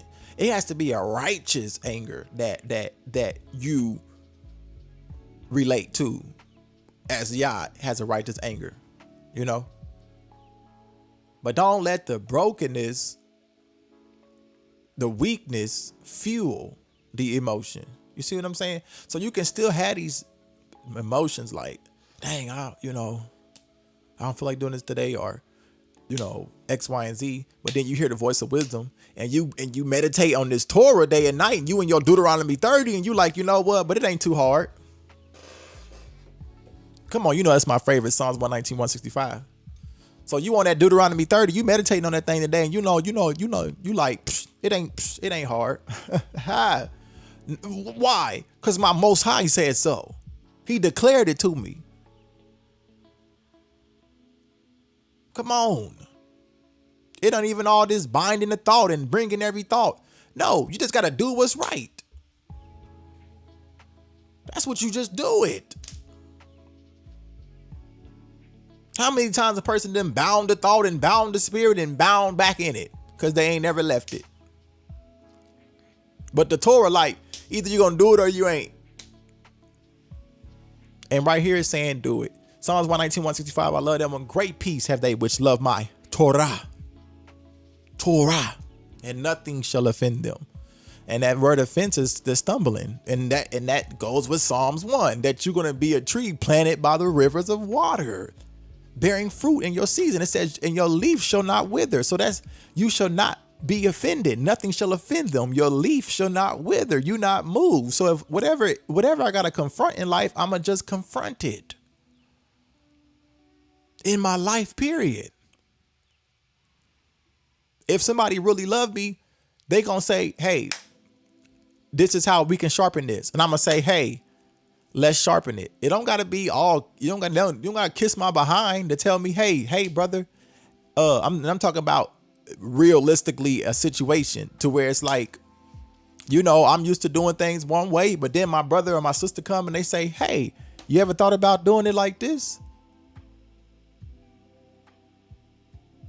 I don't look at it like, they trying to make me do stuff like them. No, they not trying to make you do stuff like them. Here is wisdom.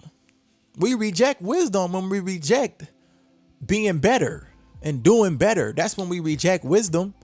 We reject wisdom when we refuse to confront a dysfunction. If something is dysfunctional, let's fix it. I'm talking about life here. Yeah, we stay in a relationship. Yeah, we stay at the job. Yeah, we stay in that community. Yeah, we stay a part of that organization. Yeah, we join ourselves to that cult. But we see the dysfunction. We see the leader, the so-called leader, is a trip, and he don't do half of the things he tell us to do. We see the boss at the job is evil. We see the dysfunction, but we as a people, we still go along with it. But it says, envy not your oppressor and choose none of his ways.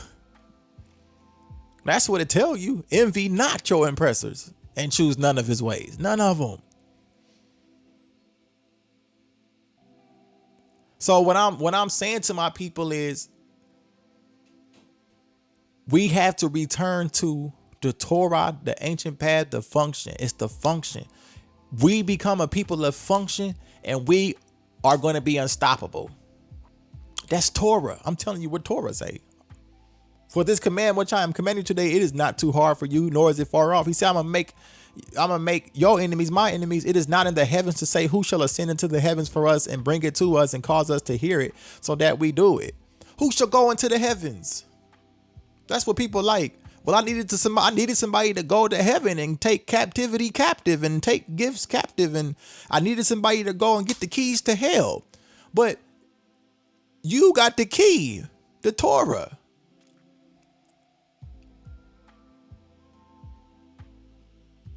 It's telling you here, it's not in the heavens to say who shall ascend to the heavens for us.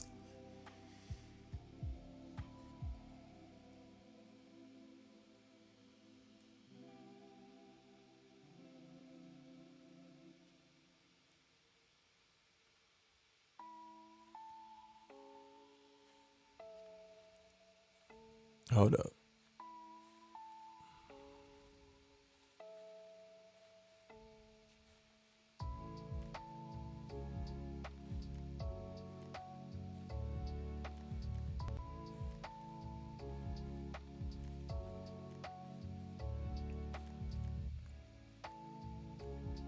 So like I said, just take these things to seek, continue to seek. Those who fear the Most High, you're going to seek. You're going to seek. And that's all I'm encouraging you to seek.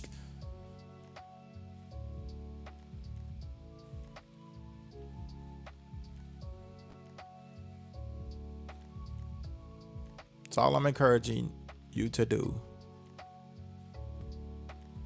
Seek him while he may be found. Okay, so it is not in the heavens. Who shall ascend into the heavens for us and bring it to us and cause us to hear it, so that we do it? Nor is it beyond the sea to say, who shall go over the sea for us and bring it to us and cause us to hear it, so that we do it?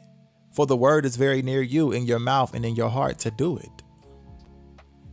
See, I have set before you today life and good and death and evil, and that I am commanding you today to love the Most High your Elohim, to walk in his ways and to guard his commands and his laws and his right rulings, and you shall live and increase. And the Most High, your Elohim, shall bless you in the land which you go to possess.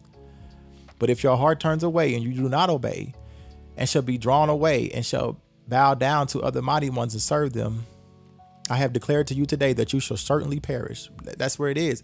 My people perish for a lack of knowledge, knowledge being obedience.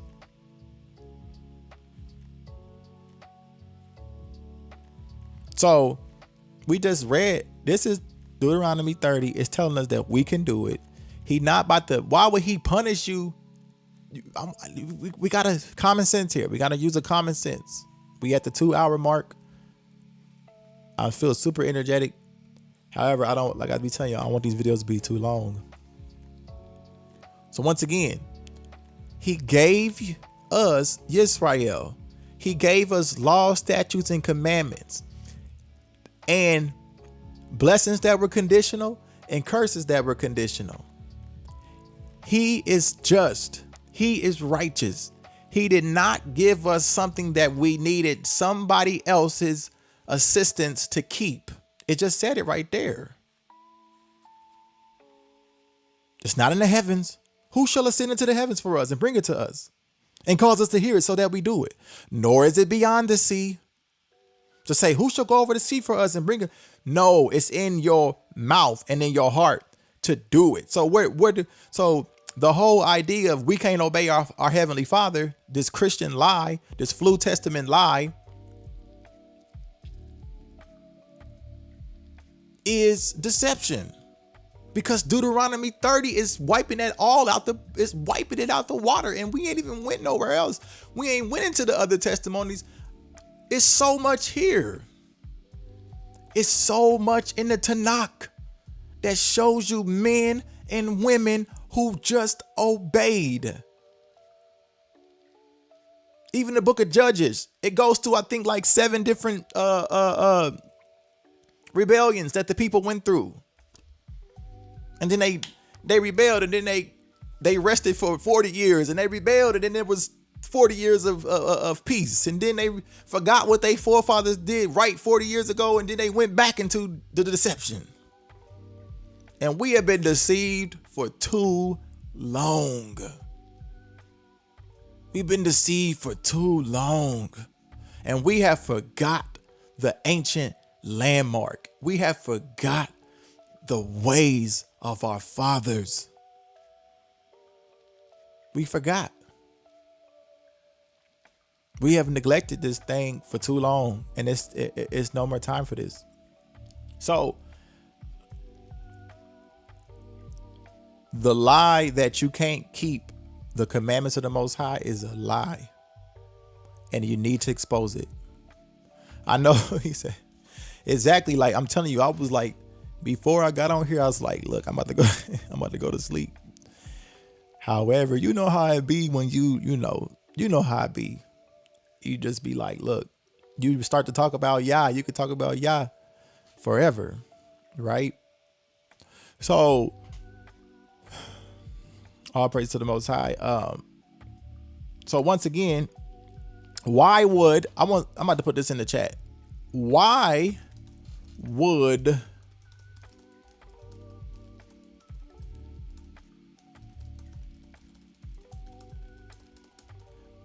this is the question, and nobody has to answer it, but I want you to go read,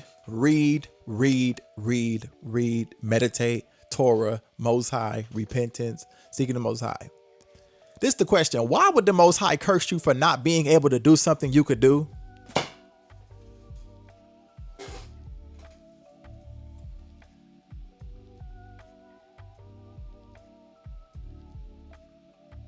I don't think I worded that right.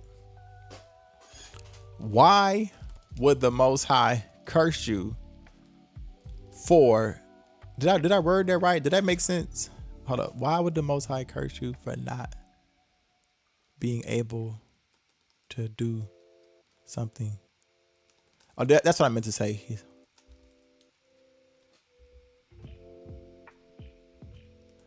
There we go. Excuse me. Why would the Most High curse you for not being able to do something he told you to do? Why would you? It's like it's like sis. Sis got, shout out to our sis. I don't know if you got to move, but I know the Most High is blessing you nonetheless. But sis is a mother, okay? And Yahoo. So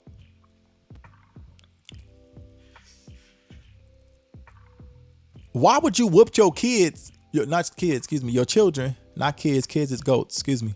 Why would you whoop your children for not being able to pay the rent?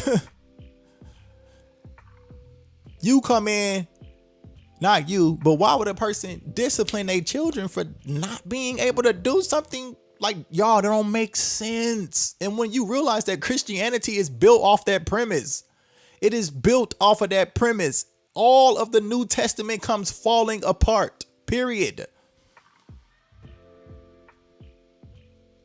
Somebody with common sense says, I would not. Coming in the house, you didn't go to the moon. You didn't go to the moon and get that. No, we were disciplined because we could do it. The whole Torah, the Tanakh, is about when we obeyed, this happened. When we disobeyed, this happened. And now we have disobeyed, and that's why we're here. And what I'm telling you is what they made as an answer for us is not the answer for us. It's not the answer for us. Our answer is Psalms 1. Meditating in the Torah day and night. And the prophets say that the Messiah to come will gather his people, will gather us, will do the rest of the work. Will do that. I'm choosing my words wisely because then that's getting into all of those other prophecies. And then we bring in our prophecies and this is what's going to happen and that's going to happen. Right? Where there is definitely an anointed to come that will finish the job. Yet it starts with us. It starts with us. Like, that's the point. So Christianity has given us an idol. And if you go line upon line upon line upon line upon line upon line, it falls apart. Not just well, it wasn't Jesus. It wasn't JC. It's Yahusha. No, not today. No, go deeper. Well, he wasn't a white man. He was black. No, go deeper. Well, it wasn't Sunday. It's Saturday. Nope, go deeper. Well, I know they tell us we can eat pork, but we shouldn't eat pork. Go deeper. It's deeper. The deception is deeper. You are hated. For real. Billions and billions of dollars and centuries and generations. Okay? Confederate against. They are confederate against us. That's what it say. They are confederate against you. But they want you to love your enemies. They told you to love your enemies. They told you to obey the government. And that's one I am going to call out of that flu testament. Because that's one that never sat right with me. It says, obey the government, for the government is not a terror to good works, but to evil. Tell me a government that has not been a terror to good works. Let me know. Ain't one. And if that flu testament is a living testament, then it should apply to today. It should apply to today. Because what I'm telling you is the Torah does apply to today. It applies to today.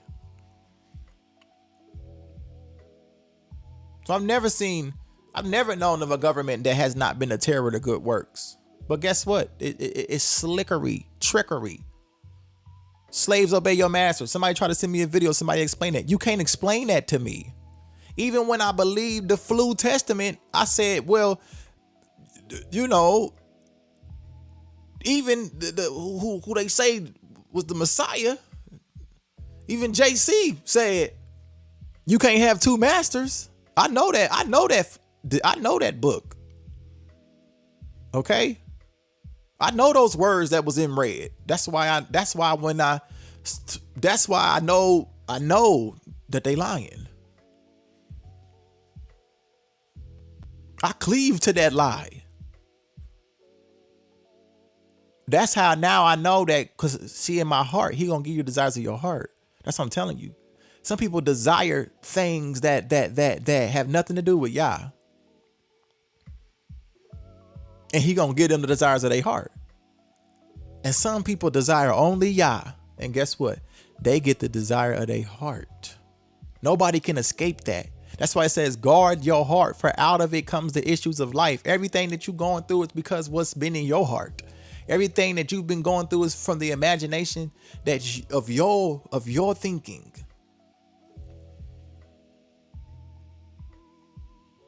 It's just the truth. So how do we change? We turn away, destroy our idols, and we return to the ancient path. That's how we make a change and make a difference in our own lives. So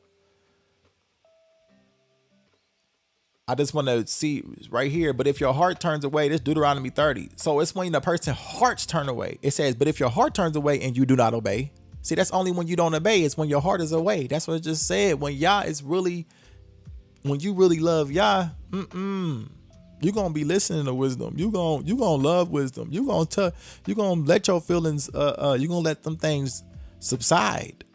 You're going to grow. You're going to have a tougher skin. You ain't going to be moved by the same stuff. You ain't going to be moved by the gossip. You ain't going to be moved by the hate emails. You ain't going to be moved by the haters, because they going to hate anyway. That's just what they do. They don't have no sense of value and self-dignity. So they hate on you because you walk with integrity. You're not doing nothing in secret. That's why people in that flu testament delusion, it's like a lot of those people, like, they still doing stuff behind the scenes and behind closed doors and lusting in their heart and lusting in their mind and you know, like, they missing it. You understand? And so they look at you like, oh, you ain't perfect. You wretched man. They try to use that one. And so everybody's a wretched man because this person wrote that in the scripture, and they say they the chief sinner. You see how it has you? You see the cycle of stupidity? He come on scene talking about, oh, wretched man that he is, and he's the chief of sinners, and all this different stuff like that. But you meditate on the Torah, which is your instruction, Yisrael, and it says, you better do this. You better do what this say. I command you. I'm commanding you today to love the Most High, your Elohim, to walk in his ways and to guard his commands and his laws and his right rulers, and you shall live and increase. I'm commanding you to. I ain't hearing all that about, oh, you the chief sinner and all that. What is this even about? How is this edifying? How is this edifying you? How you, shout out to my bro in the building. Yeah, how is this edifying you? And you got to watch the ones that they use against you. Well, everybody's this and that. And they use these scriptures. And everybody's wretched because Paul said he was wretched, and you just wretched too. But the Most High is so good, and I give him the glory, because it's even stuff there, though. It's stuff in the Flu Testament that if you really hear wisdom, that it'll guide you away from the delusion. Like I said, with the whole slaves obey your master. Well, the JC saying that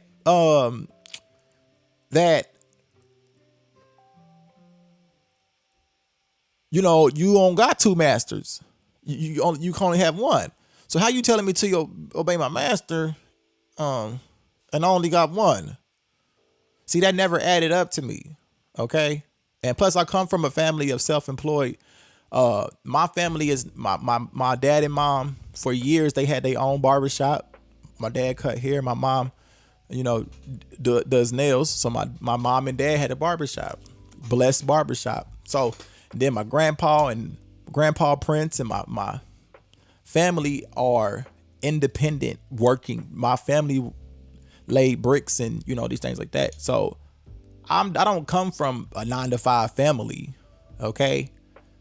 And so that's not even in my blood to be to be slaving for these people in that manner. Okay. So that never sat well with me. Like, I'm not, slaves obey your master. Like, hold up. Like, what? My master is the most high. Like, what we talking about? Like, no. And then it ain't like it's no honorable type jobs out here, because they all going against the commandments. So it ain't nothing honorable. It ain't like there's a job out here that allow you to love Yah. It ain't one. You got to create it. You know what I'm saying? You got to create the space to where you can generate currency and exchange the goodness of Yah, and which is not impossible to do, which is why, like I said, if you really are seeking the righteousness, you're going to be led away from every delusion. It's a matter of time. It's only a matter of time. But once again, going back to that analogy, like it's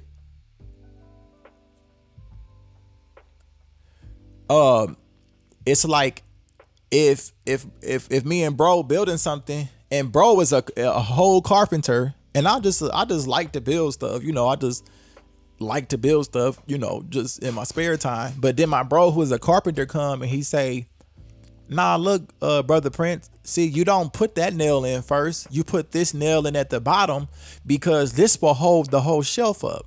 And then I have two choices. I can either be like, oh no, man, it's cool. I know what I'm doing. I do this every, in my spare time. I got this, boom, boom, boom. Or I can hear wisdom and say, thanks, bro, for caring enough to tell me a better way to build. And that's what I'm saying. As a people, there's a better way. It's the ancient path. There's a better way.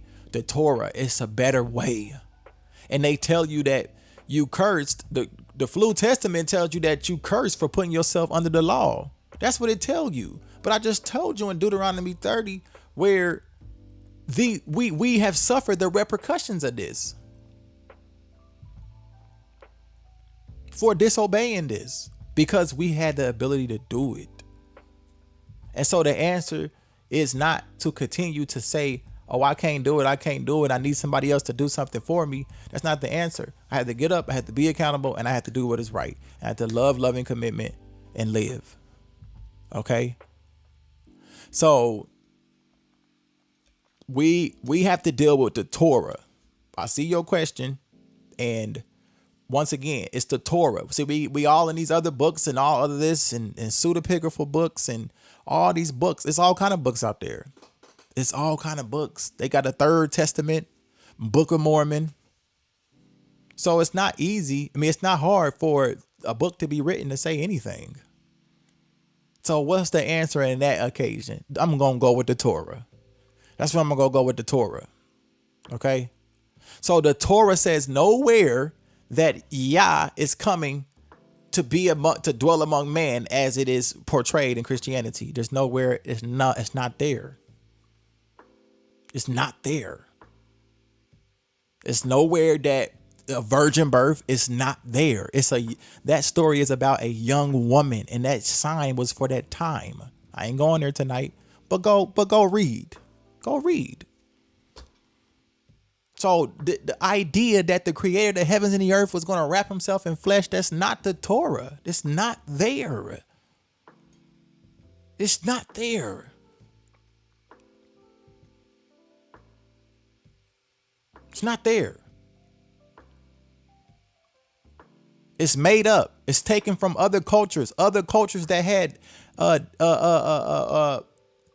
virgin births and X and Y's and Z's and stuff like that. It's not there. It's just not there.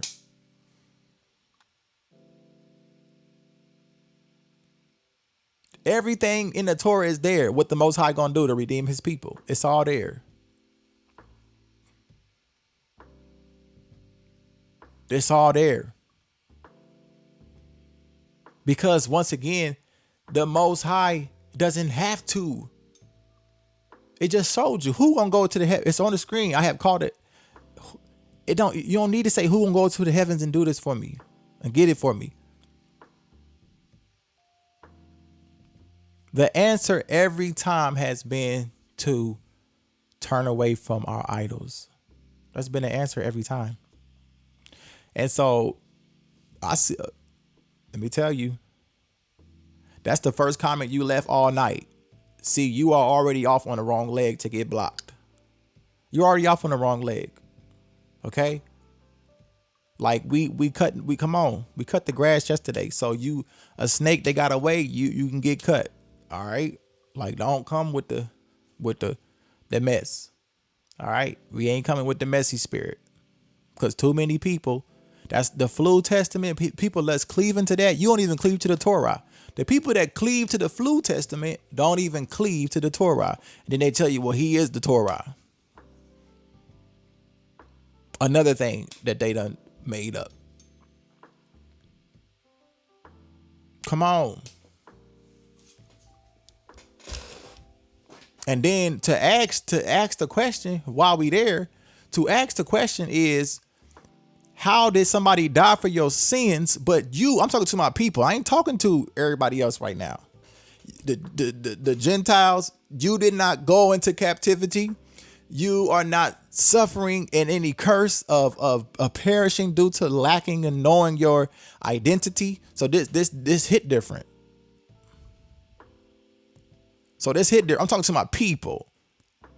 So to the children of Israel, how did somebody become a curse for you, but you cursed? It used common sense. Use common sense. That's what we're talking about, using common sense. You couldn't become a curse for me when we still ended up on them ships. They don't even make sense. So once again, know the enemy. You got to know the enemy. You got to know the enemy and how they move.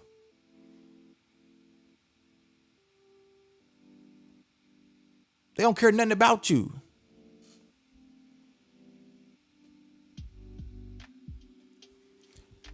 You are already in death. Period. You are already in death. So you have already blocked yourself because you are a perfect example of people who just spew out things that they have heard. Period. So the Messiah is definitely coming from the line of David, because that's what it say. It's definitely what it say.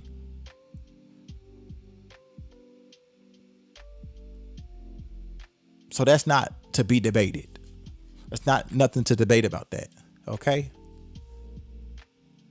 What I'm talking to my people, because I don't even know you a whole person behind a flower emoji. Like, this is the internet. Like, you taking yourself way too seriously. Way too seriously. Because your comment is emotionalism. Emotionalism. Okay? So once again, the question to the people, to the children of Israel, how you cursed? And if somebody became a curse for you, what happened?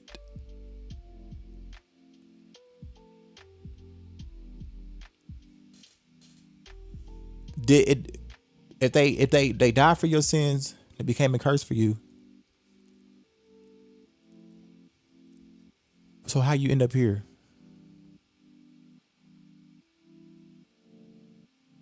Because if this was the one that's bore the sins, why the rest of that didn't happen?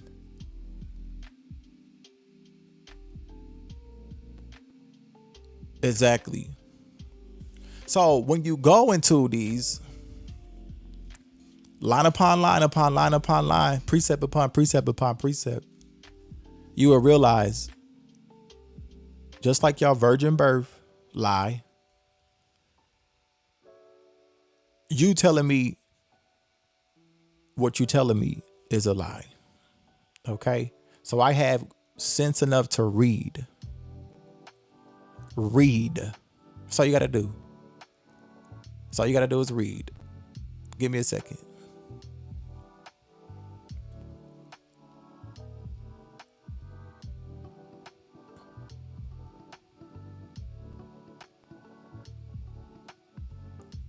Let me close these windows.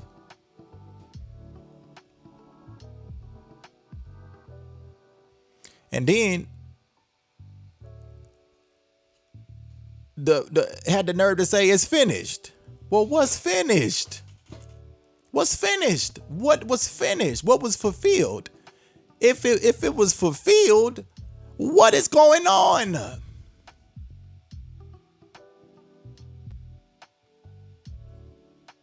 That means it was accomplished. What's going on? If you accomplish the Torah, and I'm reading on here in Deuteronomy 30, what happens when the Torah is accomplished, when it's fulfilled, that's what the word means. That's what fulfilled means. That you accomplished it.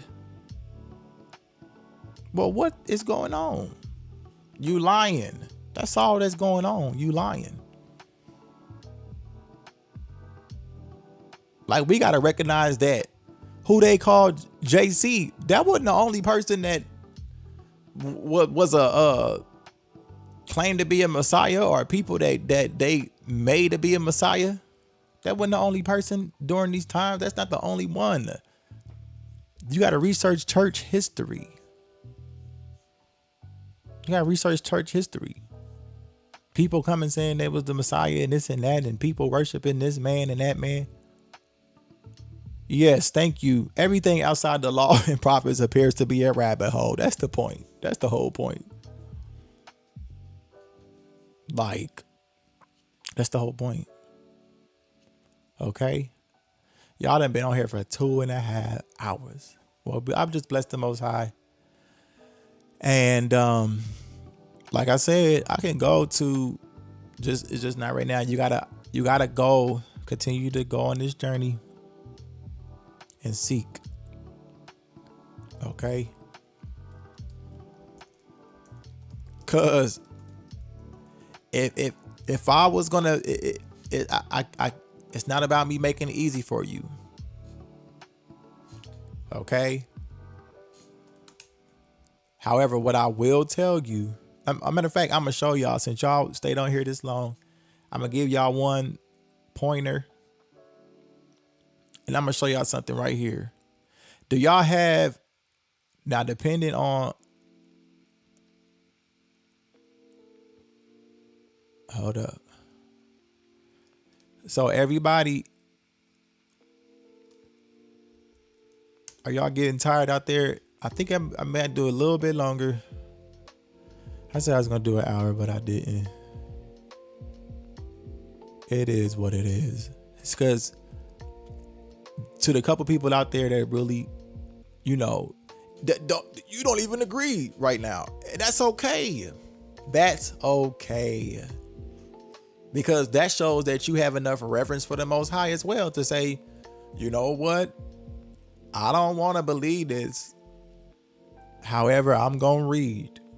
And when I read and when I listen to wisdom and 2 + 2, and they making 2 + 2 7.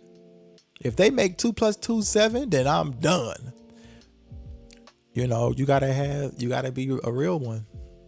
I ain't even went to places, y'all. I'm just reading the Torah, right? And I'm just speaking on how we have the ability to obey the Most High. So you coming in and saying all this retarded stuff, you are in the way. People like that are in the way. Okay, let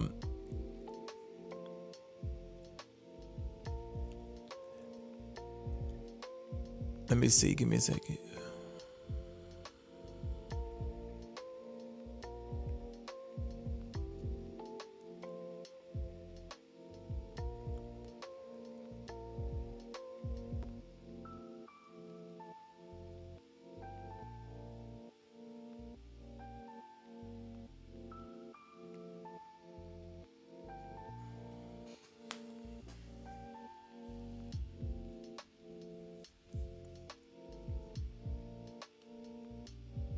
Give me a second. See. Okay, what's the app called? Eastward. Okay, do y'all have that app Eastward? Yeah, I like everybody that really is a real one. Like, you know, the ones that's like, oh, I love you, Brother Prince, and this and X, Y, and Z and stuff like that. Like, I appreciate you. Like I said, I ain't even expecting you to just all the way agree, because I haven't even went into a lot of stuff about it.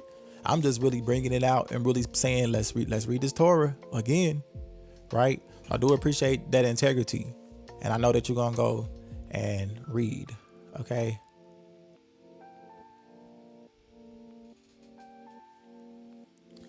It's not sad news. The sad news is for the people that will remain the way that they are.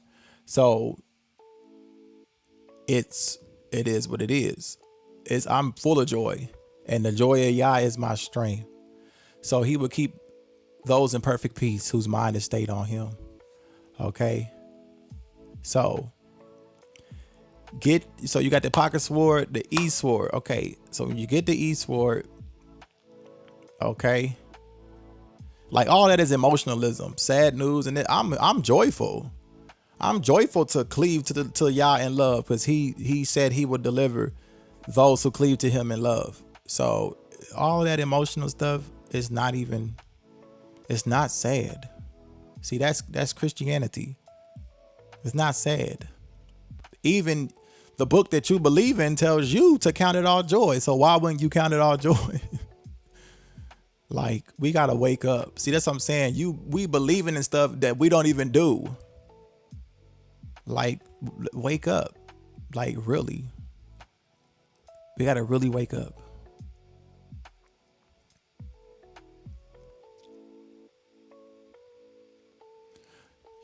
So a lot of y'all questions, I want you to hold those questions, and we'll get to those questions. We'll get to all those questions, because there's an answer for all those questions. And who is the son of the Most High? It is Yisrael, as Exodus 4:22 tells us. So what is his son's name? Yisrael. Okay. See, the Flu Testament don't tell you nothing about that. They telling you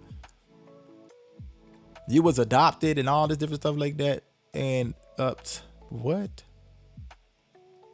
This is not an adoption right here. Okay. Exodus 4:22.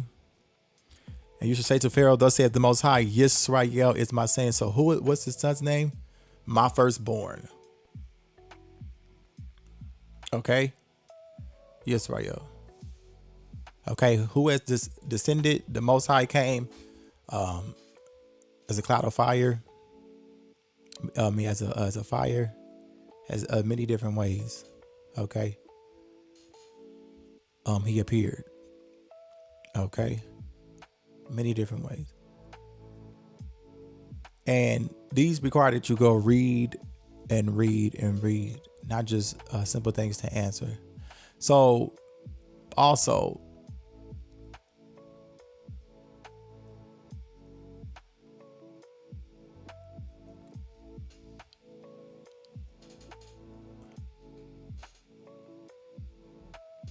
that's right. Yeah, that's what I'm telling y'all. Like, we would sing the Torah. Like, come on now. Like, that's how serious the Torah is. It's not a game. It's not to tell somebody that they are cursed for believing in the Torah, like for putting themselves under the Torah. Like, this doesn't even make sense. That makes no sense. It's a lie. Period. And a lot of these people are Gentiles. Like, the truth of the matter is, and honestly, the Christianity they made that as a replacement theory for them, okay? To include themselves, to create this idea that Yisrael was rejected and yada yada in the third. It's a replacement theory.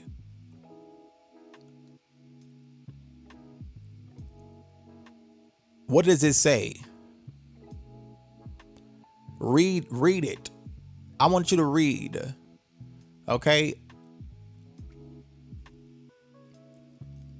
I'm gonna give you this answer.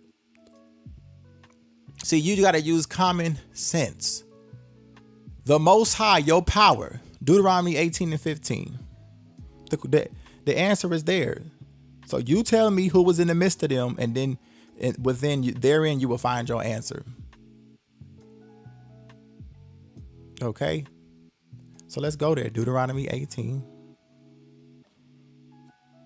And these are many questions that another time we're going to have this conversation, and we're going to address everything. We're going to put everything on the table, because that's how you got to do it. Every question that you have is a valid question, and there's an answer to it. Okay, so Deuteronomy 18.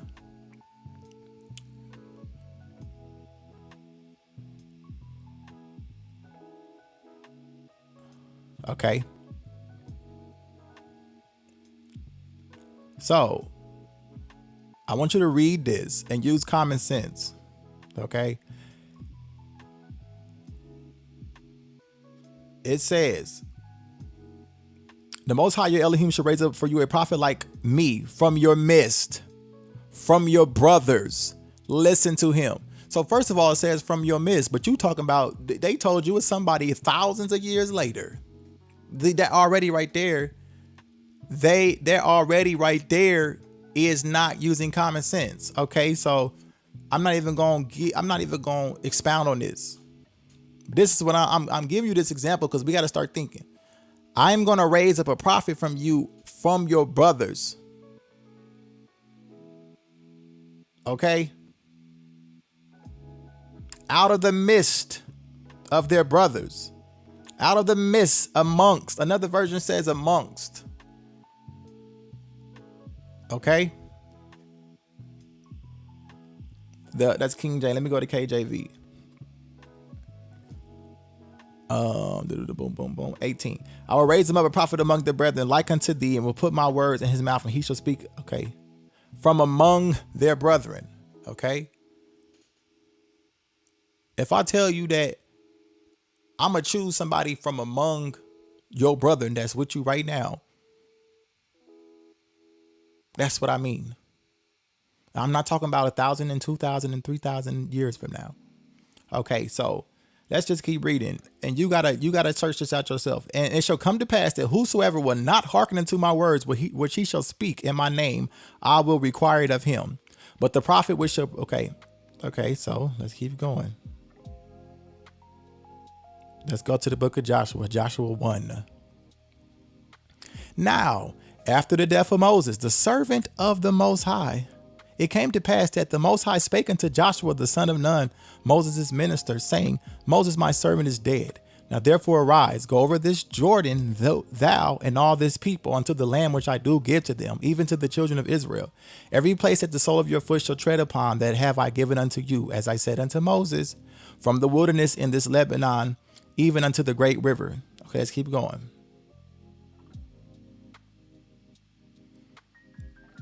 I'm gonna just read it. From the wilderness in this Lebanon, even unto the great river, the river Euphrates.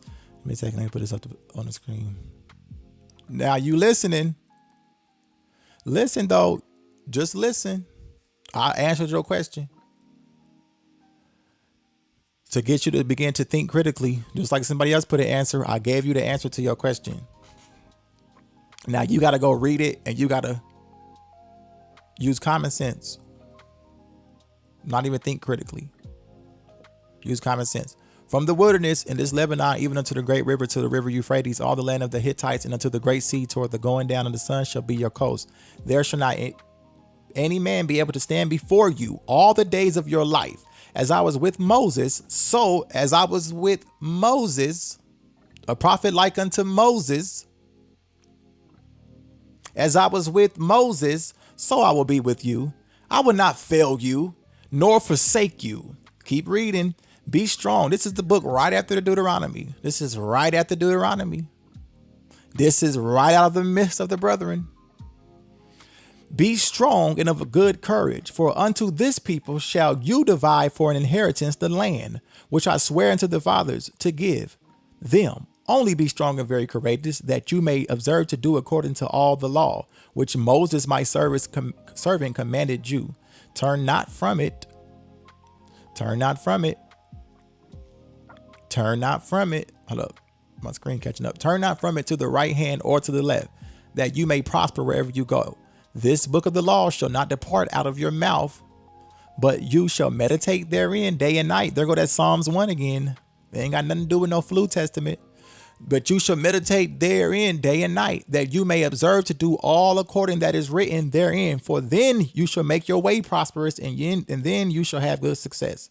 Have not I commanded you? Be strong and of good courage. Be not afraid, neither be dismayed. For the Most High, your power is with you wherever you go.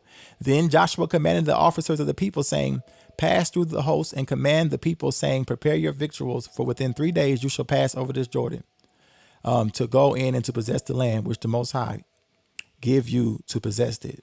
Give me a second and make sure.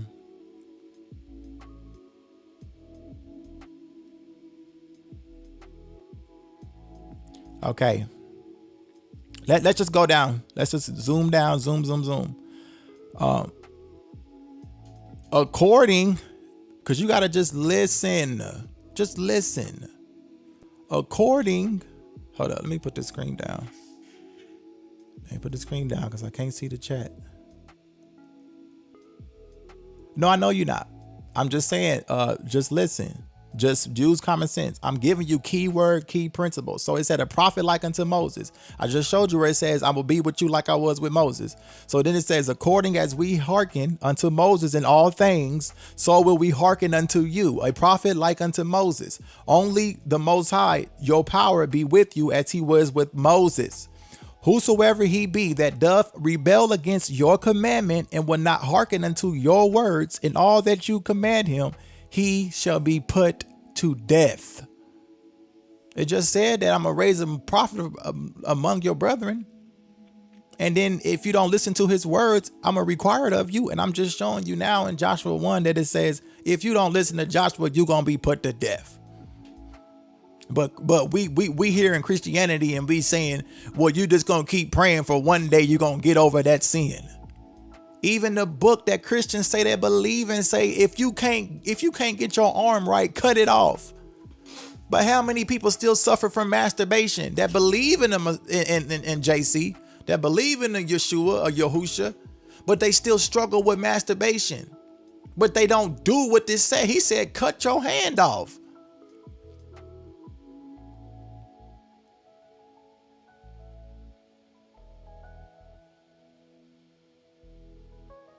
Your eye lusting, pluck your eye out. But all these people that believe in the Flu Testament don't exemplify that obedience. Why? Because it's deception. I'm not saying that there's not principles there that make sense. Once again, I always use the tree. The good tree can only bear good fruit. A bad tree can only bear bad fruit. A good tree would never bear good fruit. There are practical things of wisdom in there, but that's not hard for an enemy to do. The enemy put stuff in Superman. You can watch a Superman movie, which I don't watch movies. You can watch a Superman movie and find something wise in there. I don't know no characters in there, but whatever the Superman character, the way that he did this. No, I know you are good. I'm not tripping. What I'm just saying is, do you see just when we read and we just put 2 and 2 together, we get 4. So people love Harry Potter because it's in the midst of all the spookiness, there's like things they learn. People say, I know people that say they learn so much from watching worldly movies. Like you can learn it. I'm not into that. So what I'm saying, there is practical things in the Flu Testament. This is how they keep you wrapped up.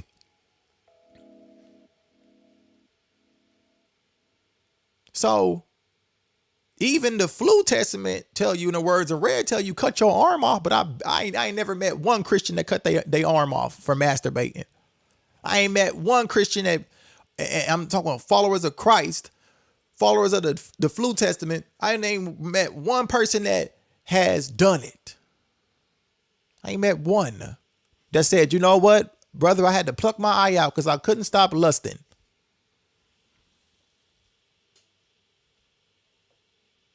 I had to cut off my leg because I couldn't stop going to the strip club. I had to cut out my tongue because I couldn't stop lying. I ain't met one person. So returning to the Torah said, look, whoever don't do this gonna die. If you don't listen to Joshua, you dead. Come on. This is our Most High. This is the kind of reverence that it takes. Yeah, absolutely. No, it's all good. Once again, appreciate you asking the question. And like I said, you can keep these questions. We're gonna I'm hope, Yah's perfect will, put together a Zoom call, and that we can be on that thing with everybody that is ready to have this conversation. Even the people that I know that do believe in the Flu Testament, the people that that I call elders and things like that. I'm not running. I'm not running from nobody, and I'm here to have a conversation with the people that used to be pastors and the people that did. I'm willing to have the conversation. And what I'm telling you is, if you don't read yourself, it don't matter. Because you can go to a Christian commentary book and they can already tell you, well, this is how JC fulfilled this and this is how JC fulfilled that. But if you don't read it yourself, you gonna stay in the okie doke. That's all I'm telling you, because we just read this. But they tell you that the prophet like unto Moses is JC. But I just showed you the prophet like unto Moses, where it literally says that Yah is with you like he was with Moses. It's literally showing you that. And just like he said, if you don't do what the prophets say, then he gonna require it of you. And I'm just showing you here in Joshua that you was gonna be all the way dead if you didn't obey. So that's another one exposed. Virgin birth exposed. He said, from the midst of your brethren. I didn't even go into the Hebrew word to show you that where that word means is the people that's right there with you. When you go look where the midst and among you, go look up that word among. It literally means among. It means right there. It means present. It means there. Just like if you look up the word virgin, what they say is virgin. You look up that word, it means a young woman. And you go everywhere that word, the Christian translators put virgin. But if you go everywhere in Hebrew where that Hebrew word is, it's young woman. And it's a totally different word for virgin. That's two of them. I just showed y'all where they said that you putting yourself under a curse for following the Torah. But Psalms 1 say meditate in this day and night. How you meditating in something that you're not doing? How you under a curse for doing something that makes you like a tree planted by the rivers of water? How is that a curse? That's 3. The list goes on and on and on and on and on. I haven't even went to some obvious things that's just off. I love the Most High with all my heart and my mind and my soul. And I fear no man. I fear no institution. I fear no government. I fear no lie. I fear no bullets, no guns, no knives, no plagues. I fear no arrows. I fear nothing but the Most High Yah. Because Yah has been good to me. Every day of my life, Yah is good to me. Yah loves me. Yah keeps me. Yah guides me. Yah is the best thing that I can think about. Y'all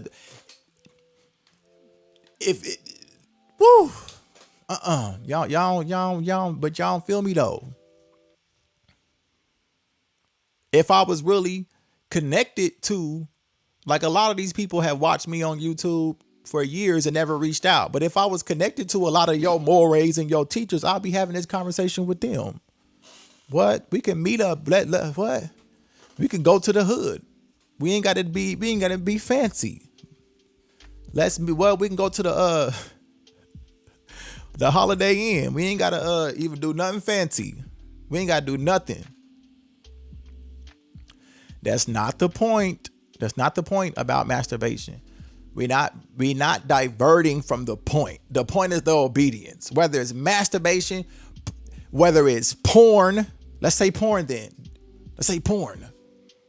If you can't stop watching porn, pluck your eye out. I ain't seen one person to do it, but I see people who continue to say, well, somebody died for my sins, so I'll be okay one day, but they still masturbating all day to porn.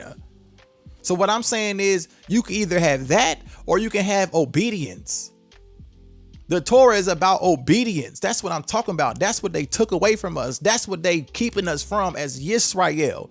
Obeying. I just showed you where it said it ain't too hard for you to do.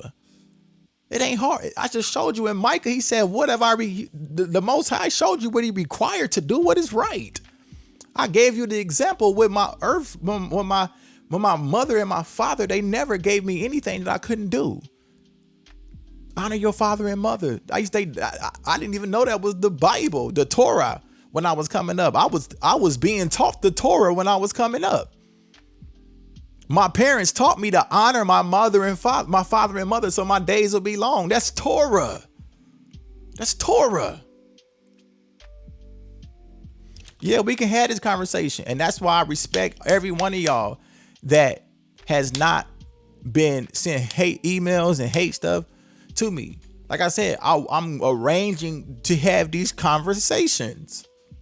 What? It's not something I'm doing in secret. People trying to accuse me of leading people astray. Right. Make it cover. Come on. No, like I said, y'all mores and teachers, they know about me. They know about me. Some people have reached out. Some people have not. I'm talking about before, me talk about the Flu Testament.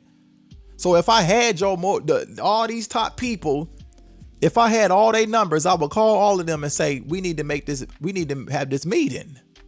And of course, some people are going to still stick with Christianity because they're indoctrinated. But other people who really about their people, we're going to get to the bottom of this and say what we really going to do as a people. What we going to do as a people. Period, point blank. So I'm talking about obedience, okay? And that leads us to Psalm 40. And so I'm not coming at nobody. If you gonna believe in the Flu Testament, and respectfully to you as a being, as a living soul, I say Flu Testament. But if you gonna believe in what that you call the Barik, I can't call it that. I can't say it out of my mouth. But if you're gonna believe in that book and what they telling you, you have the right to do that. I'm not doing it. I have not even got on here and brought out obvious stuff that's just a blatant lie, that's just in our face, like just straight up a lie. I haven't even done it. What I've done is I've took the loving route and said, let's read this Torah. Let's read this Torah. Okay? Let's read this Torah. That's what I'm saying. And all that Third Testament. They got people out here reading the Third Testament. Some Mexican man brought it together. They got our people out here reading the Book of Mormon. They got our people reading. They got my people, because it's personal.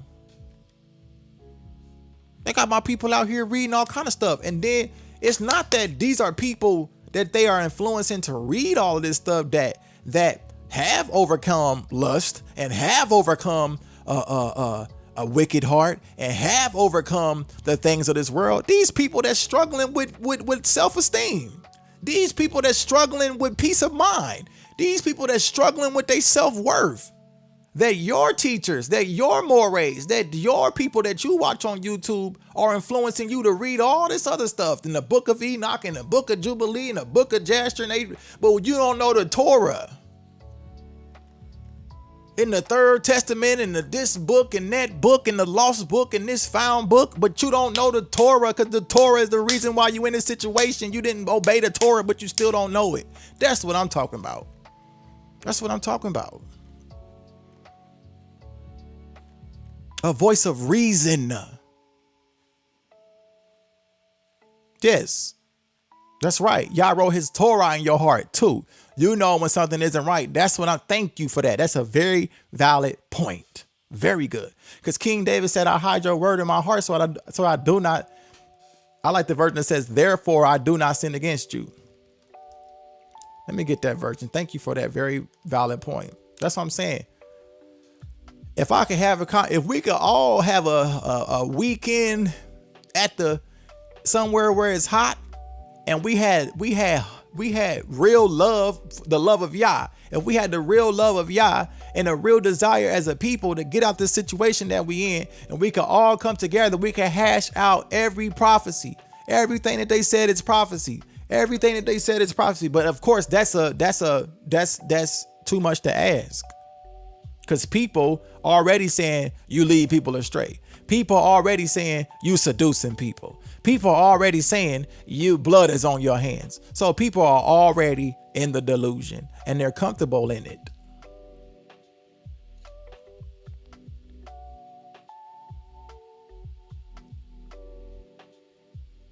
And they comfortable in it. But we haven't done that because it's cults. It's too many cults. It's too many cults. Follow this one man. This one man. Everybody worship. That's why I've been telling y'all, stop worshiping man. So if you don't worship me, which you shouldn't be all in your feelings. You can either unsubscribe or not. You can either seek the matter out or not. It's not, I'm here to see my people win, period. Flat out. I'm all the way about that life. Period.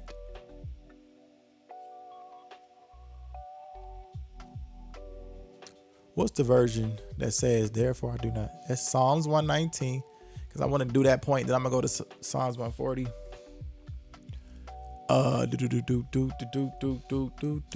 Psalms 119. Okay. See, and then this is another thing with translations. Some of the versions say that I might not sin against you and I might not sin and all this stuff. See, translations, this stuff is crazy. But one version says, therefore I do not sin against you. And that's a, matter of fact, I know exactly where it's at. That's in a Tanakh. Okay. So when you go into the Tanakh, you go into these translations that are not translated by Christians. That's why I told y'all to get a Tanakh that's not translated by Christian translators. And the way that things, my screen done died. Give me a second. My whole screen done went black. Alrighty. I gotta put that on the charger. Man, well, I don't got no, my charger plugged up. What? Okay, well, hallelujah. Psalms 119. Where we at? Oh, it's all good. 119.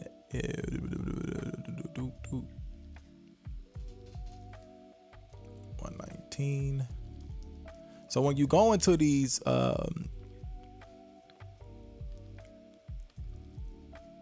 Christian translated Bibles, they got stuff capitalized that to imply certain things that is not being implied.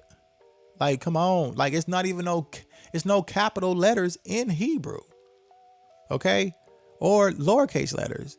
So with that being said, you capitalizing Messiah over here where it ain't supposed to be capitalized because it's not implying what they want to make it to imply. So I'm just giving my people the tools to use common sense, because it's been going on way too long. This deception has got to come to an end.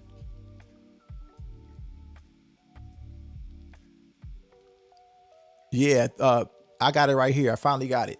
So look, this is a version of a Tanakh. I'm not sure what version this is, but it is on Sepharia.org. I learned this from the Hebrew class, this resource from the Hebrew class that I was in. And you notice, like, the difference in the translation. So Psalms 119 and 11. Okay. Let me go here. Psalms 119 and 11. So like King James say like that I might not sin against you. But this version says, in my heart, I treasure your promise. Therefore, I do not sin against you. King James says, thy word have I hid in my heart that I might not sin. See, that's two different things. It's two different things.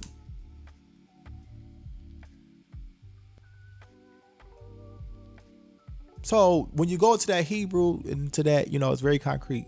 So once again, great point that Sis made and saying, he writes his Torah in our heart. That's what that song was about.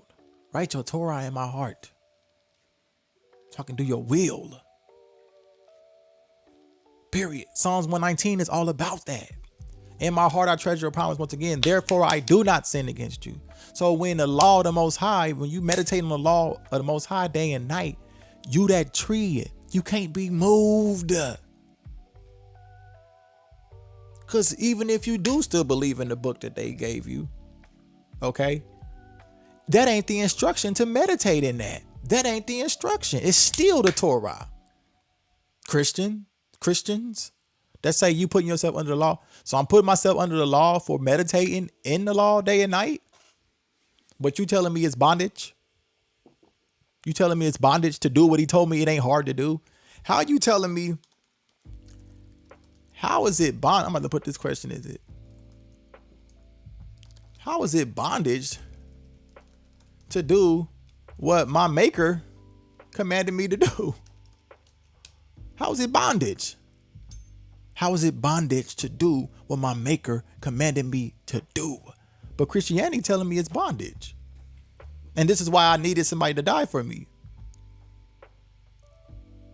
When the messianic prophecy, the prophecies are alluding to a different purpose, which is a whole nother thing. It's a whole nother thing. You come on, flowers never fade. Y'all look, I'm gonna be on here. So look, hopefully whoever this is for, it's for. I said I don't like the videos being long, but it don't matter. I love YAH. That's what I love. So I delight to do your will. That came right to my mind, to do your will. I love the Torah, period.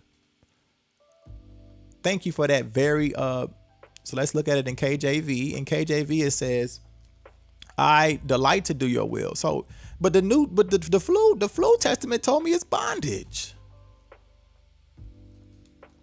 Y'all write these scriptures down. Write these scriptures down. Write these scriptures down. Write them down. I delight to do your will, oh my YAH. Yea, your Torah is within my heart. I just gave y'all two about the Torah in your heart. Two of plenty.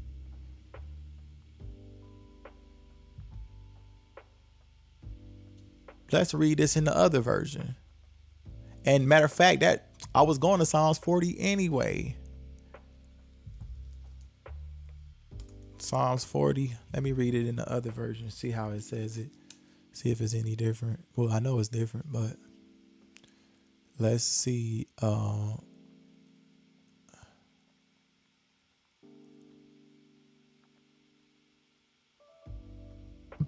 It says it's a little different. Here's this other version.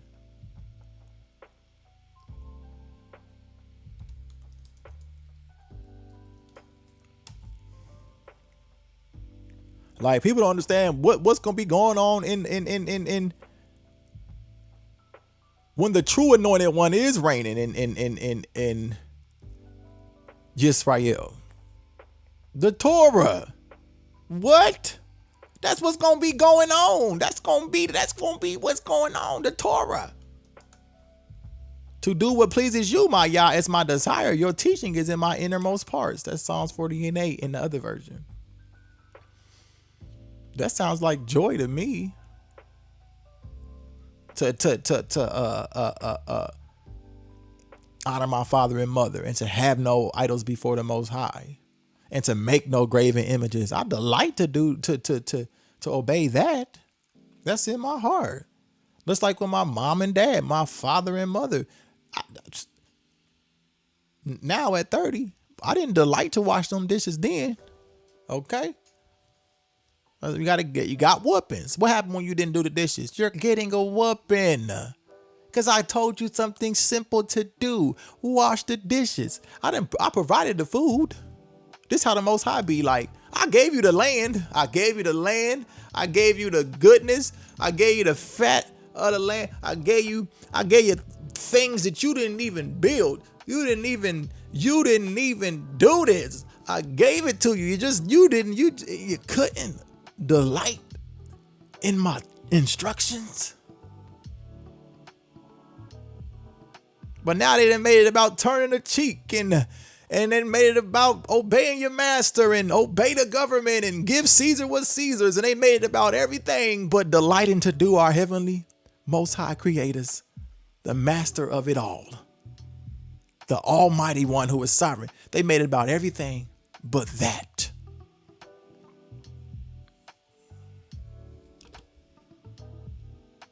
They made it about everything but that.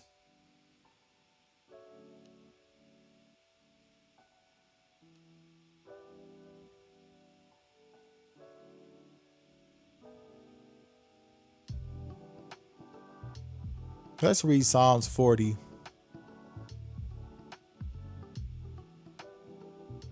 Thank you. Exactly.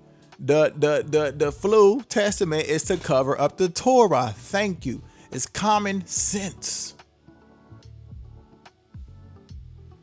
Yeah, the scripture, because the scripture version is Christian. It's still Christian.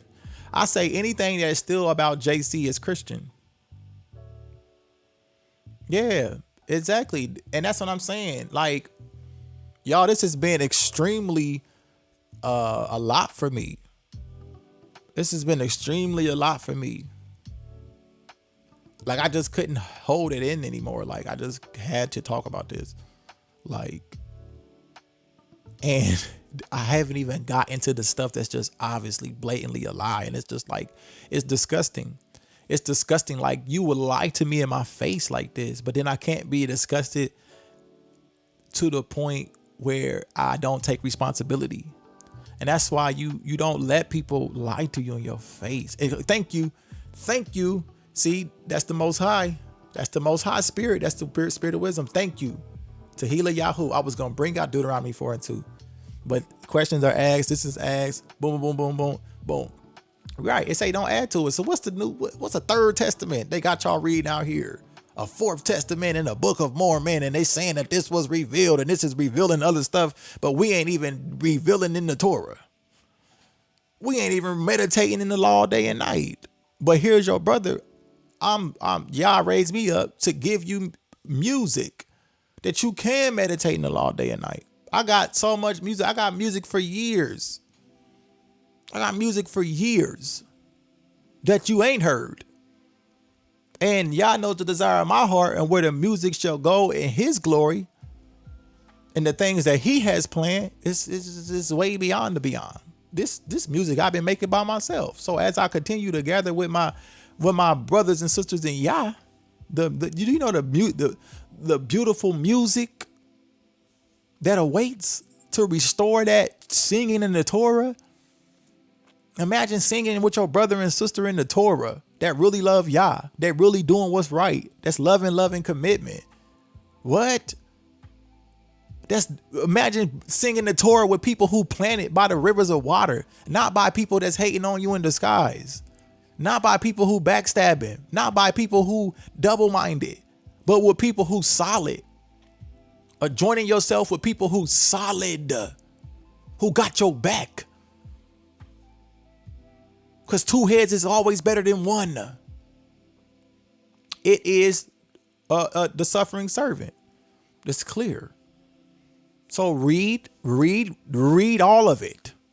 Read all of it. And use common sense. Read all of it. Was this all fulfilled? Just read it. Just read it.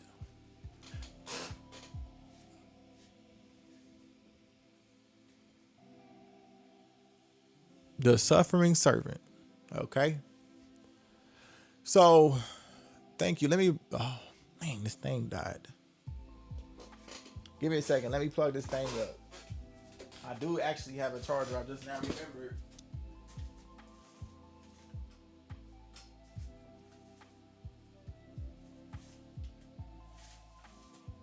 Where is, okay, hold up. Actually, where did it go? Okay. I think this is it. Okay, I found it. Got a charger right here. So I can get the scriptures back on the screen because my iPad died.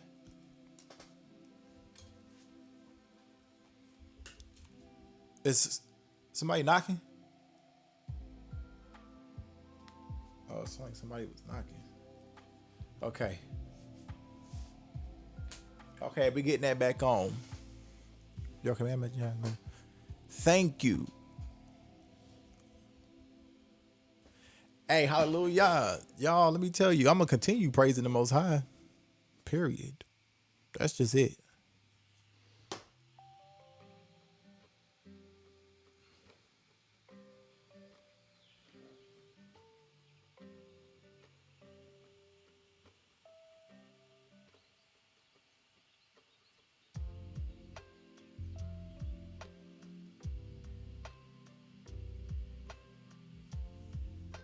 Okay, y'all. So everybody just get your questions. And what I want you to do is to read. Start with, get you a notebook. Get you a notebook. Get you a notebook. And make the commitment. And that's what I was going to show y'all. Wait till my iPad cut back on and I'll show y'all just one method that you can use. Okay. And I am going to show y'all, for the people that stayed on here this long and cared enough to consider things that have made you uncomfortable, I'm going to bring one thing out. Oh, Deuteronomy 4:2. Let me go to Deuteronomy 4:2, yeah, because that is what you had brought out already.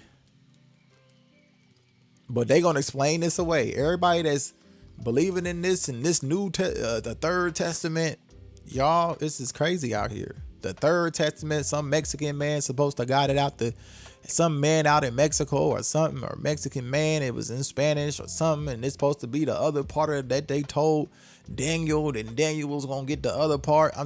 I'm telling y'all, they can use anything at this point and say, because you see right here where it said that this person was going to come and X, Y, and Z. Like, it's ridiculous. But they can only do that if you don't know the Torah. It's the only way they can do it. Like Christianity. Like, that was an easy one.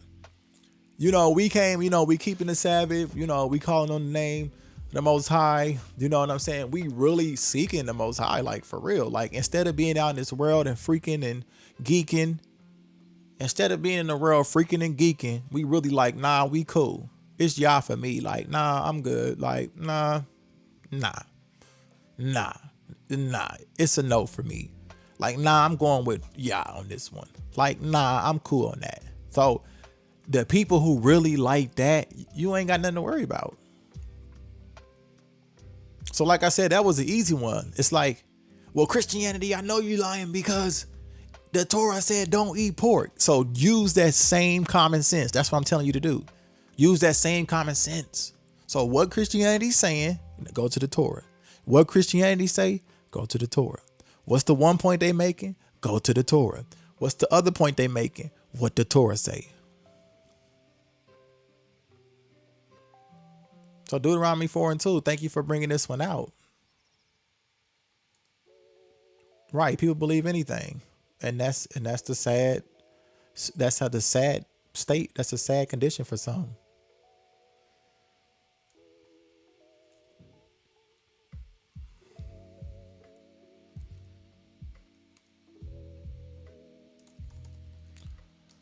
Okay, Deuteronomy 4:2. You should not add into the word which I command you, neither shall you diminish out from it, that you may keep the commandments of the Most High, your Almighty alone, which I command you.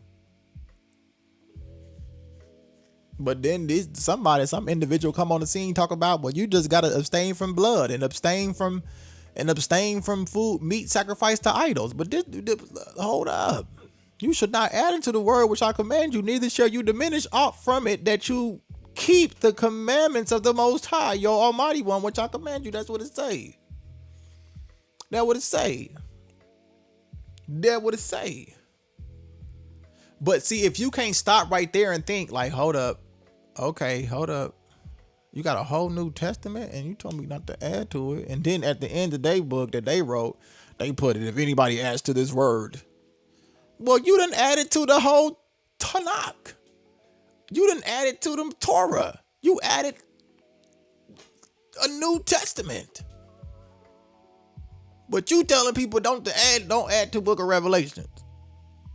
Come on, you gotta think beyond the programming. Period.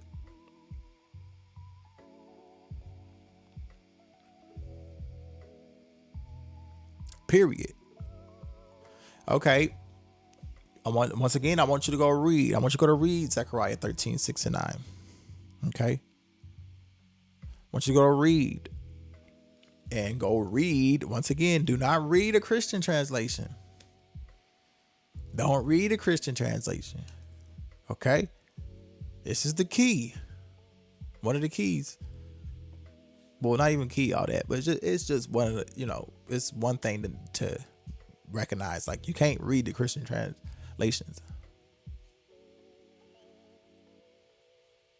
They got stuff capitalized, lowercase.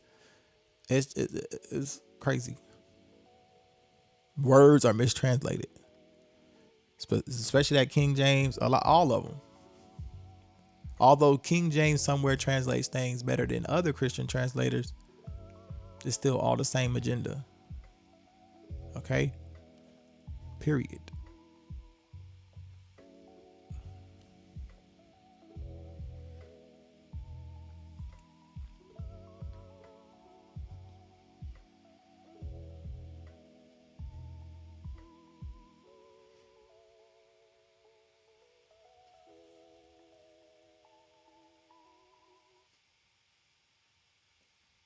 Read. I'm telling you, don't just read the point. Read the whole thing. And I gave you one, Sepharia. This about to get cut back on.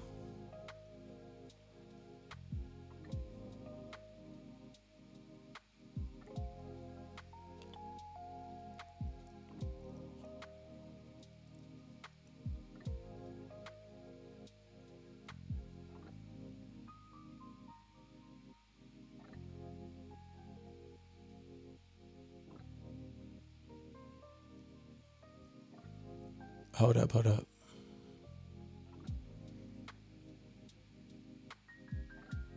Thank you. Not the world, Yisrael. It ain't the world. The covenant was made with Yisrael. So, Yahweh, read it. Look, go here. Read it from the top. Let me see. Because even if you start from, hold up, where is it at? Let me close some of these windows I got over here. Close this one.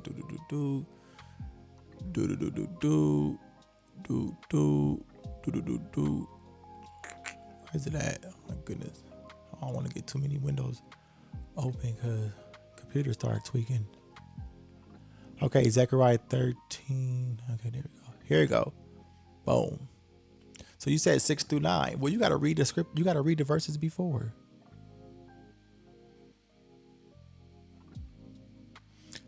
Zechariah 13.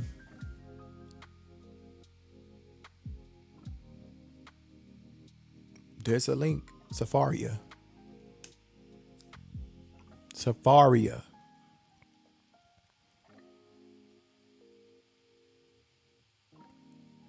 if you read Zechariah 13, where's the window? You said 6 through 9. So then just read. Let me tell you, will you just read the one before? Just read one before. Matter of fact, 4. In that day, every prophet will be ashamed of the visions he had when he prophesied in order to deceive. He will not wear a hairy mantle, and he will declare, I am not a prophet. I am a tiller of the soil. You see, I was plied with the red stuff from my youth on. And if he is asked, what are those swords on your back? He will reply, from being beaten in the homes of my friends. O sword, rouse yourself against my shepherd, the man in charge of my flock, says YAH. Strike down the shepherd and let the flock scatter, and I will also turn my hand against all the shepherd boys.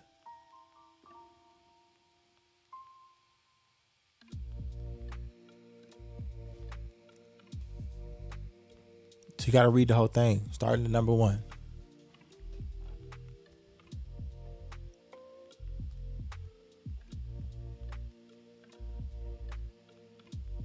So if you are trying to insinuate that this is JC, it starts off verse 13. Zechariah 13, with in that day a fountain shall be open to the house of Dauid, to the house of David and the inhabitants of Jerusalem for purging and cleansing. In that day too, declares YAH, I will erase the very names of the idols from the land. They shall not be uttered anymore. And I will also make the prophets and the unclean spirit vanish from the land. If anyone prophesies thereafter, his own father and mother who brought him into the world will say to him, you shall die, for you have lived in the name of the Most High. And his own father and mother who brought him into the world will put him to death when he prophesies. And that day, every prophet will be ashamed of the visions he had when he prophesied in order to deceive. He will not wear a hairy mantle, and he will declare, I am not a prophet. I'm a tiller of the soil. You see, I was plied with the red stuff from my youth on.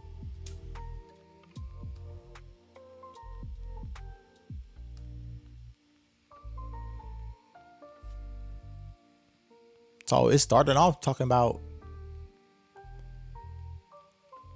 false prophets being put to death. Okay. And then when you read the whole thing, this is something that is to happen in that day. Right. So if they trying to use that one as the Messiah, if they saying JC, then that didn't happen.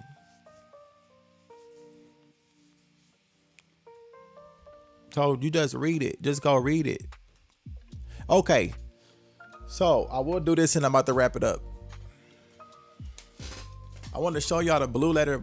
No, why I always say blue letter Bible? Eastward. I want to show y'all the Eastward real quick. Then I'm going to bounce. I'm going to roll out. Okay. So, yes, your sparrows be a light to all nations. Exactly.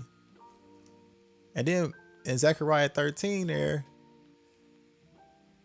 it even says that there, like I was saying earlier. Let me see. Do I still got that on the screen?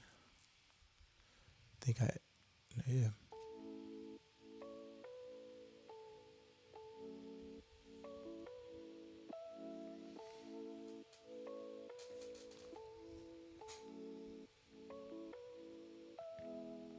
So even here in Zechariah 13, when it says, in that day, every prophet will be ashamed of the visions he had when he prophesied in order to deceive. He will not wear a hairy mantle, and he will declare, I am not a prophet. I'm a tiller of the soil. This is verse 5. You see, I was plied with the red stuff from my youth on.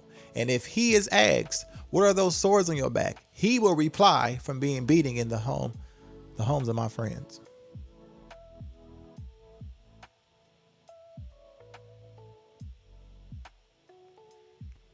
So this is saying in that day, every prophet that will be ashamed of the visions he has. But if you just look at this one and says, what are these swords? King James says, what are these wounds in your hands?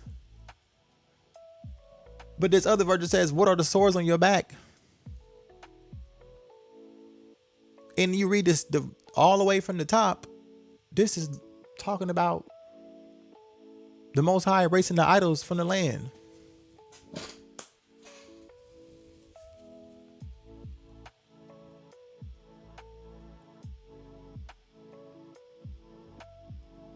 And then he's talking about striking down the shepherd, letting the flock scatter, and turning his hand against all the shepherds, boys. 2/3 perishing and dying, and 1/3 surviving. And then cleansing the people, us invoking him by name, and then he responding, "You are my people," and they will declare, "Yah is our Most High," and that's the end of chapter 13. So what is it supposed to be about other than what it says? See, that's what happens when you just read.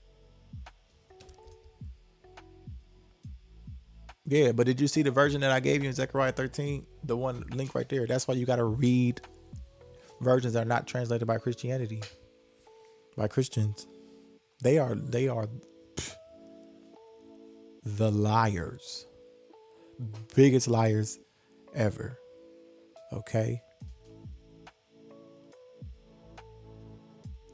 Right. Exactly. And then you read the verses forward, he talk about purging the people, destroying the shepherds, destroying 2/3 of the people, cleansing them people, and then he gonna say, "You are my people," and then that. Period. So all of these, I gotta still read out and stuff like that as well. So like that's why I told y'all what y'all questions. You get your questions that you have and the things that you have, you write it in a notebook and you seek that thing out. Go read the whole chapter. I'm gonna give y'all an example. So I'm gonna be transparent. Like I ain't read it all, as far as I still am reading things through myself. The things that I do know and I can speak on, I'll speak on. If I don't know, I don't know. Like, it's just the reality. Like, I know enough to know that they lied. I know enough to know about that. Okay. And I'm gonna show you like simple stuff. So y'all ready? Let's do it. Oh, you can't turn this app to the side. Okay, let's figure out. Let me figure this out. Luke 4. Let me see.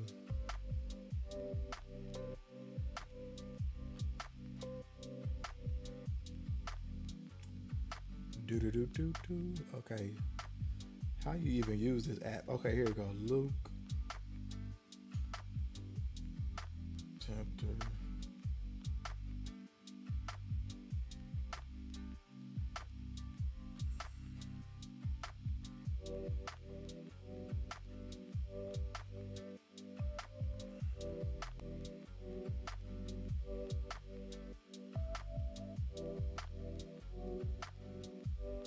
Okay, look at this. Oh, what the heck? Hold up.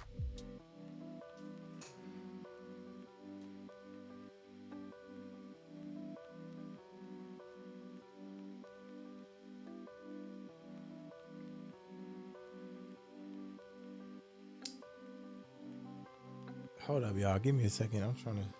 I think they updated this app or something because it ain't doing the same thing. Let me see. Let me check something. Oh no. Okay, I got it. Never mind. Got it. Okay, let me put this on the screen. He hates them. That's what it say. Period. He gonna destroy them. That what it say.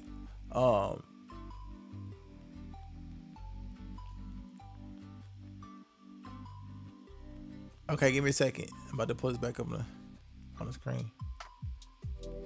Hold up, I gotta repair it to the computer.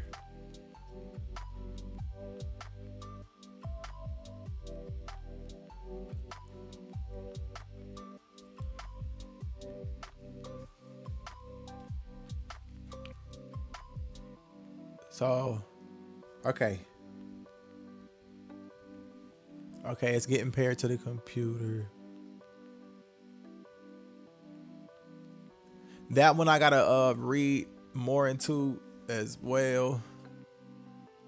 I'm just taking it a step at a time myself. That's why I haven't really went into a lot of stuff, because like I said, I'm still taking it a day at a time. Myself. Okay, so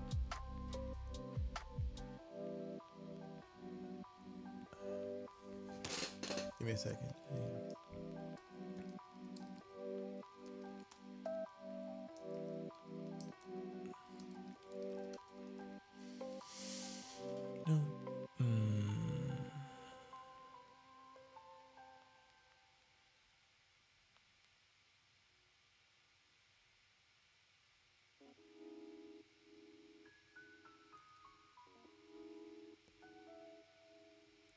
I put this in here. Malachi 1, and then we're going to go on to the next. Malachi Wizon. Malachi Wizon. Right.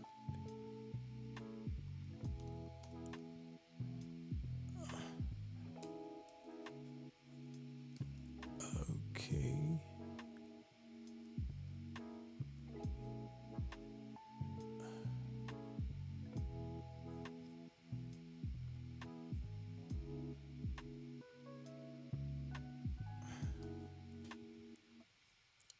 Oh, what did I do?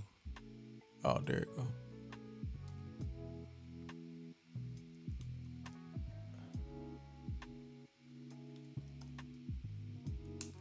Okay, that's Malachi 1.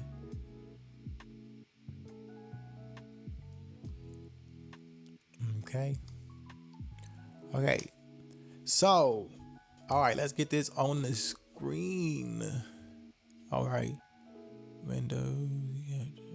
Oh, there we go. All right. So, I am going to wrap it up after this, because I'm not even tired now. However, I am going to go get off of here, because these things get really like, on your ears and all these lights and stuff. I'm about to peace be still out here in these streets. You heard me? Hallelujah. Okay. Okay, so the screen can't even flip to the side, though. Can we flip it to the side somehow?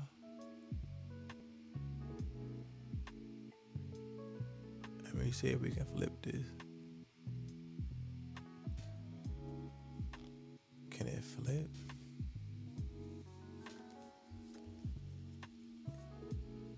Yes, absolutely.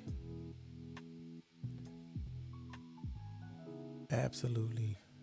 See, that's what I'm saying. All of that is all kind of stuff. It's all kind of other stuff. I don't got all the answers.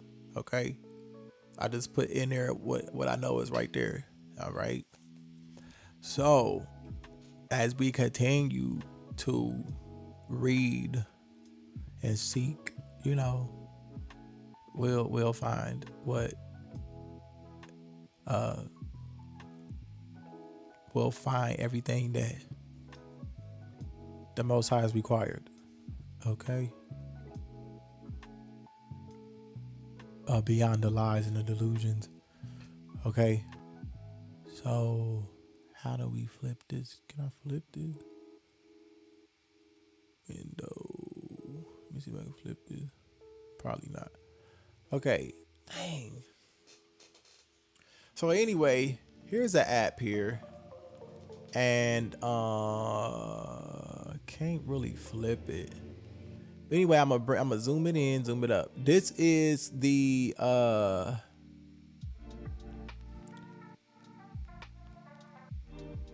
you know what? I think I got a better idea. Nah, matter of fact, it's cool. So it kind of defeats the purpose. You can't really read this. Anyway, this is eastward. So if you have, depending on what device you got, this is a iPad. So this is eastward. I think it's pocket sword too.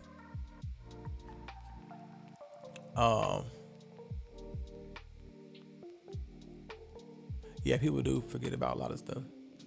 So look, get your eastward real quick. Now look at this. We in Luke 4. Okay, we in Luke 4.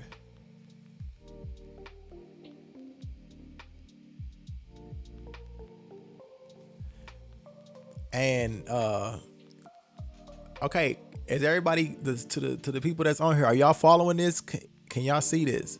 Get the eastward. No, we're not under that delusion. But we're gonna focus. Tehillah Yahoo, we're gonna focus. We're gonna with right now, all the enemies and everybody that's gonna be destroyed, that's already set in stone. Whether they gonna obey Yah or not, or whether they gonna believe what book they gonna believe or not, that's already established. The enemies of the Most High gonna be wiped out. All of them. And the people of the Most High shall be redeemed. All of them that call upon the name of the Most High shall be saved. Okay?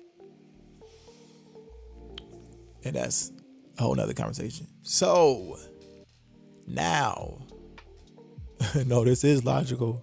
All this stuff matters. I just want to stay focused. I want to give y'all this and then really wrap it up. Yeah, it's a lot. Like, all of this is a lot, y'all. And I'm like I told you, I'm your brother. Like, that's why I said, like, I'm not running from nobody, hiding my face, secretly doing those secret meetings and secret gatherings and secretive. There's nothing secret. This is very public. This is very out in the open. This is very open. You know, this is a very open space. I'm not hiding. Okay. Keep those questions. As Yah is my strength and the joy of my life. As for me and my house, we're going to go through every single thing. We're going to go through every single thing. And we're going to weigh it by the Torah. Every single thing. And that's going to take a day at a time. That's going to take a day at a time. So all the questions, I ain't used to be a Christian pastor. I ain't no more. I'm just a brother that reads the scripture. The scripture being the Torah, the Tanakh, and has come to this place that I'm at. Okay. I sing. Like, that's what I do. I sing. Like, I'd much rather be on here for 4 hours singing, like, period. Like, we had the harp, you know what I'm saying? Like, the harp, we meditating, you feel me? Like, that's what I would much rather be doing. Much rather, right? But it's facts over feelings. So it ain't about my feelings. You feel me? Much rather be sharing a melody that I received in the harmonies and the songs and the praises of the Most High. Much rather be doing that. That's what I said. I do that with my eyes closed. I can do that with my eyes closed. You understand? I can do that in my sleep. You feel me? Now, when it comes to line upon line upon line upon line, I'm still taking that precept upon precept and precept upon precept. I'm still doing that. And I'm transparent enough to say that. Like, I'm transparent to say that. But a lot of your mores and a lot of your teachers out there, they gonna have a haughtiness and be like, no, he's wrong or they're wrong, and don't listen to these people. I guess it costs. I don't remember paying for it, but I might have. But it's either pocket sword or eastward. Yeah, write your Torah on my heart. That's what that's all I want to do. I just want to praise y'all. Like, real talk. Like, that's period. Like, you feel me? Like, these conversations, like, I had to learn to confront in my life, just a personal journey, like, I always had a big brother. So I kind of relied on the big brother thing. Like, I had a big brother and like big cousin and stuff that I ain't really had, like, I was good. Like, I fought. Don't get it twisted. I fought and I wasn't afraid of nobody. The whole thing, is like, I wasn't a confrontational person. I still am not. In the sense of pick a fight. I'm not the type of person to pick a fight, but I would finish one. Okay. And so this is like Goliath for me and my people. Like, Goliath, like, no, like, how dare you uncircumcised Philistine? Like, no, like, off with his head. Like, that's how I feel about this whole circumstance and situation. Off with his head. Off with every lie that defeated one. Off with every lie our enemy has told us. Off with their head. Off with their head. Hate and evil. Hate evil. The fear of the Most High is to hate evil. Okay. Period. Yes, it's one Torah for both. That's right. That's why the Torah is important. So how somebody come on the scene and tell you, don't let nobody put you back in bondage, as if it was bondage to begin with. It was never bondage. It was never bondage. It was freedom. We already brought that out. And I know you know that already because you said you ain't been doing it for 2 years. But I'm just saying, these are the common sense points. Hey, I appreciate y'all for being here. Like, real talk. Like, like I said, I'd much rather be singing and stuff. We'll get to that. We'll get to that. Okay, so you got your E-sword. Okay, I'm wrapping it up. You got your E-sword. Got your pocket sword. I'm not sure if pocket sword do it. Anyway, if you got an E-sword, this is what you got the ability to do. But you don't only need an E-sword. It's other versions that will either have where the Flu Testament is, it's quoting from the Torah or the Tanakh. It'll have it like in black, like this has it in black. So E-sword has it in black. I'm gonna give y'all this one, and I'm really gonna roll out. So you go to Luke 4:18. Okay. You see Luke 4:18. Oh, matter of fact, you know what? You can just do Bible Hub. I just now thought about this. Hold up, Bible Hub do that too. I think Bible Hub do it too. Watch, let me see. Mark, Luke. Yeah, Bible Hub do it too. Matter of fact, get you a Bible Hub. There you go. Thank you to the Most High, my strength, for getting me together. You don't even gotta get that. Excuse me. If you paid $3.99 for that, get that app refunded, or you might want to keep it or whatever. It's on you. But don't buy it or whatever. I'm moving stuff on the screen. Give me a second. My goodness. Okay. Let's move this back in place. Get Bible Hub. Hallelujah. Get Bible Hub. And then what you gonna do on Bible Hub? Get the TS 2009 version. Y'all see this right here on the screen? TS. Oh my goodness, I keep moving other stuff. There you go. Get the TS. Look at this. Look at that. Y'all see that? TS 2009. No, get the Bible Hub. I mean, not Bible Hub. What is it called? What's this app called? What did I just say? Oh my goodness. I think I'm getting a little tired. The Bible app. Just get the Bible app. Get the Bible app. All right. And get the TS 2009. The TS 2009 is going to have where the Flu Testament is quoting the Torah and the Tanakh. We're going to do Luke 4:18, and I'm going to show you how it just takes for you to read. Yeah, the scriptures 2009. Okay, appreciate that. I didn't even know that meant that. So appreciate that clarity. Okay, so the scriptures 2009. All right, the Bible app. Look, we in Luke 4:18. I got mine on black background, but you can still see the letters is bold. When I get to Luke 4:18, it says, matter of fact, we're going to read verse 16. Okay, let's read verse 16 and then get to 18 where they quoting Isaiah. They're quoting Isaiah. Oh, it's Holy Bible. Okay.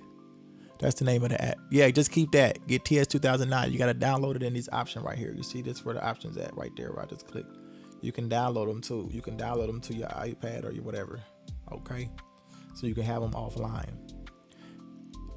So we had Luke 4:16. And he came to Nazareth, where he had been brought up, and according to his practice, he went into the congregation on the Sabbath day and stood up to read. And the scroll of the prophet Yeshayahu was handed to him. And having unrolled the scroll, he found the place where it was written. Now, this is being taken from Yeshayahu. Isaiah, verse 18. The Spirit of the Most High is upon me, because he has anointed me to bring the good news to the poor. He has sent me to heal the brokenhearted, to proclaim release to the captives and recovery of sight to the blind, to send away crushed ones with the release, to proclaim the acceptable year of the Most High. Now look, you click right here, you click on this little dot, and then it's going to show you where they quoting that from. Now it says go to see also Isaiah 58:6. Now watch this.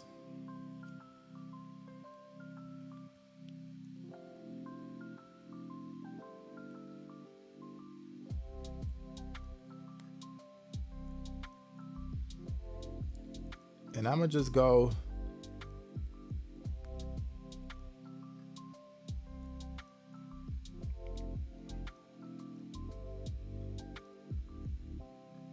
Hold up, that ain't where they quoting it from. Hold up real quick. This part is right here. Isaiah 61. Excuse me, I clicked the wrong one. Isaiah 61. Let's just go over to 61. So you see here these little dots. It shows you the stuff it's in bold. Okay, Isaiah 61 and 1 and 3 is where they getting this from. But peep game. Peep how they do this. So let's put this on the screen along with this one. Okay, now these both on the screen. Now watch this. Now bring them together and compare it. Now watch this. The Spirit of the Most High is upon me, because he has anointed me to preach good tidings unto the meek.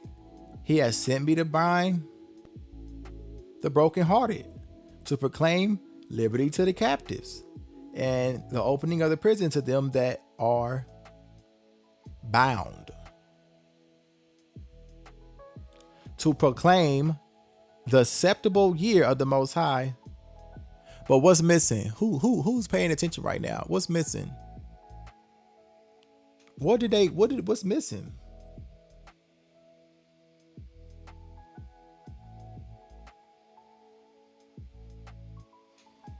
What's missing? Because then it goes on, and having rolled up the scroll, he gave it back to the attendant and sat down, and the eyes of all the congregation were fixed upon him. And he began to say to them, today this scripture has been filled in your hearing. So it says that today he fulfilled that.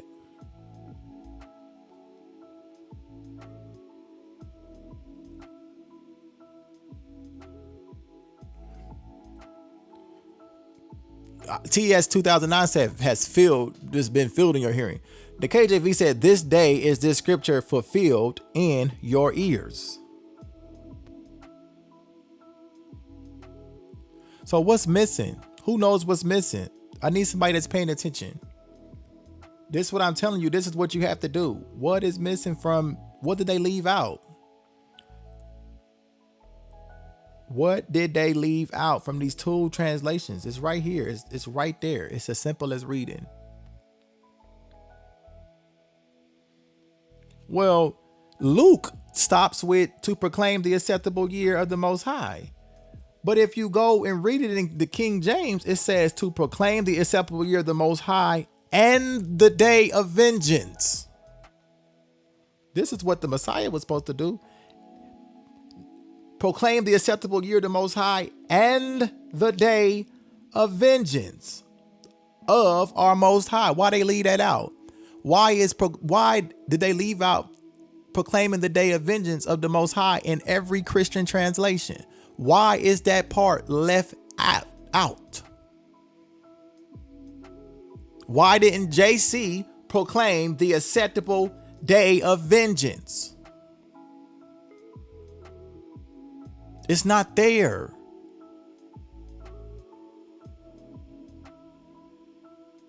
So they in Luke 4, they just this individual just casually closes the book and says to them that, oh, this has been fulfilled. But if you keep reading, let's bring the KJV to the screen where they quoting from. So you quoted the first part, but you left this out. Do y'all see the trickery? But the false teachers and everybody gonna have an explanation for this. But what I'm telling you, use common sense.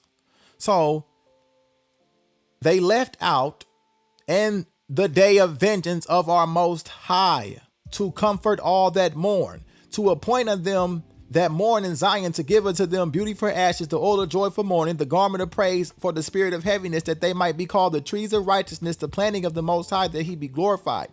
And they shall build old wastes. They shall build the old waste. They shall raise up the former desolations, and they shall repair the waste of the cities, the desolations of many generations. And strangers shall stand and feed your flocks, and the sons of the alien shall be your plowmen. And you get the point. You get the point. So when you read yourself, you wonder, why didn't they say JC? Why didn't JC proclaim the day of vengeance? And not even that shouldn't even be the first question. Why did they leave the full paragraph out? Thank you. People don't believe in vengeance. Don't even get me started with that.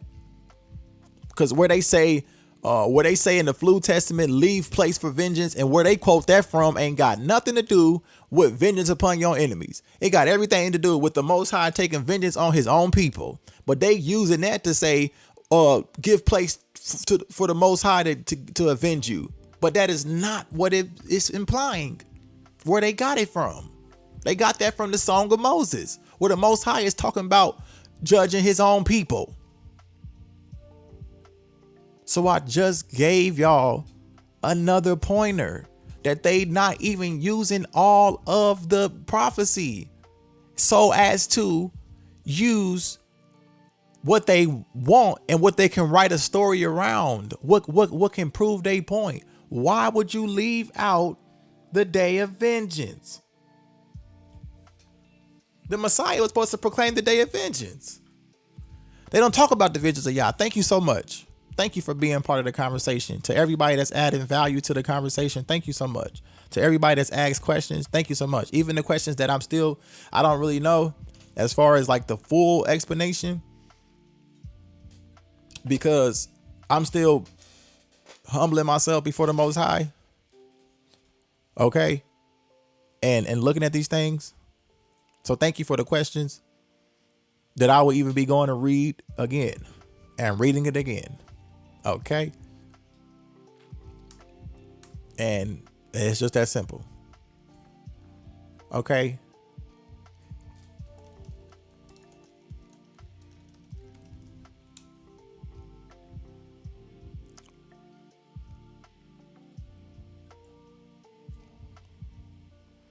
Now look at this. This is a little bonus. This is a bonus for you. Yeah. So I've showed y'all right there as your brother, not your more, not your teacher, as a brother that you can call and say, hey, brother, what you think about this? Hey, sister. And I say, hey, sister, hey, brother. This is what it say. Okay. So we see right here that the Messiah or who this individual is referring to, where they just showed you in Luke 4:18, they quoting from here. They saying that JC read this. They saying that JC said that this was fulfilled in their ears when he went into the synagogue. But he left out the day of vengeance of our Most High. Why didn't JC say the day of vengeance? And why they use this one? Why they use this one? Yeah, you gotta let my people go. You gotta let my people go. Go to Mark 13 and 30. Matter of fact, Mark 13 and 32, Matthew 24 and 36. So this person in Isaiah 61 knows. He said to proclaim the acceptable year of the Most High and the day of vengeance. This is supposed to have happened if that was him. Because after him proclaiming the acceptable year, after the day of vengeance and to comfort the Israel, not to come all and to free the Gentiles. Now there will be, that's another conversation. They will cleave and they will have the place that is allotted for them. Okay. To worship the Almighty Yah. Okay. So we're not getting to that. What I'm telling you is read the rest of the chapter. What happened to the rest of the chapter? Oh, that's going to happen when he come back. No. Who stops in the middle of the sentence? A deceiver. Who stops in the middle of a prophecy? But we're told to go line upon line upon line upon line upon line upon precept upon precept upon precept upon precept. Here, there, a little there. Here, a little, there, a little. To be coming to the full knowledge. Yes, first restoration. Yes, right. That's what I'm saying. But then Christianity said, well, no, but God so loved the world that he gave his only begotten son, and they made it about the world. But this in Isaiah 61 is about Zion. It says to comfort all that mourn, to appoint until that mourn in Zion.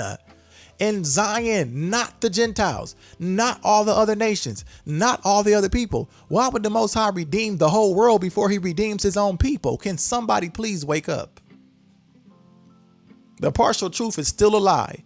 Why would the Most High redeem the world before he redeemed his own people? It does not even make sense. There's no common sense in that. And I'm showing you he wouldn't. Because here it go. To appoint unto them that mourn in Zion.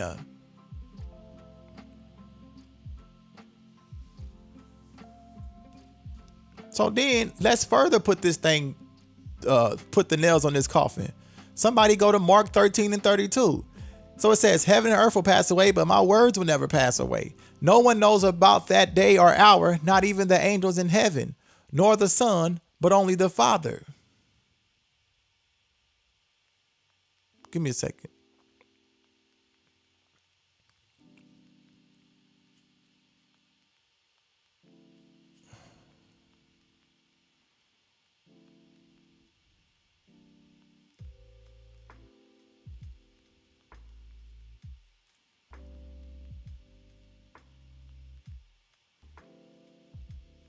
So it talks about the lesson of the fig tree, the coming of the Son of Man.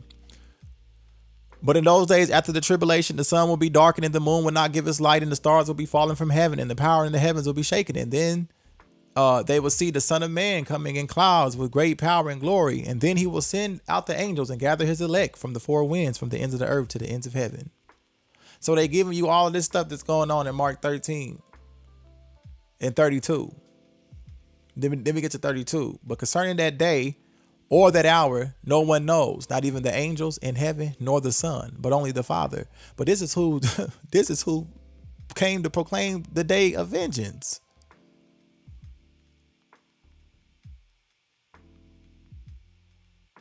But didn't. Isaiah 61 says the year of the Most High. So you proclaiming times. The one in Isaiah 61 is proclaiming times, a time. But then you tell me that the Son of Man didn't know. But then y'all telling me that JC is God, that Yahusha is the Most High.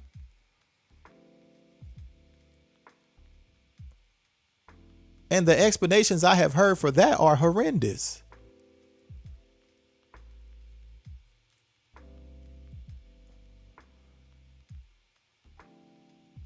So the one in Isaiah 61 is proclaiming the acceptable year. But what I just put in the comments ain't no perceptible year. What's the time? But concerning that day or that hour, no one knows. Mark 13 and 32. So you don't know. But you the Messiah.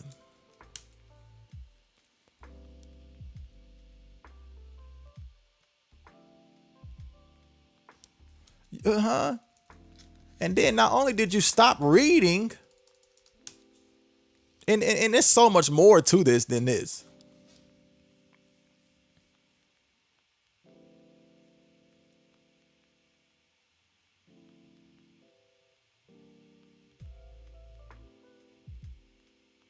So I just gave y'all one method. Go use the scriptures 2009. They will show you where they quoting from. Go read the whole thing. Because why would the story go from, I'm coming from my, I came to the lost sheep of the house of Israel, and then the story go to, now we going all out into the world. But then your own people still not back in power.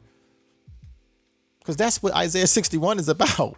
Proclaiming the acceptable year, proclaiming liberty to the captives, opening the prison to them that are bound, binding up the brokenhearted,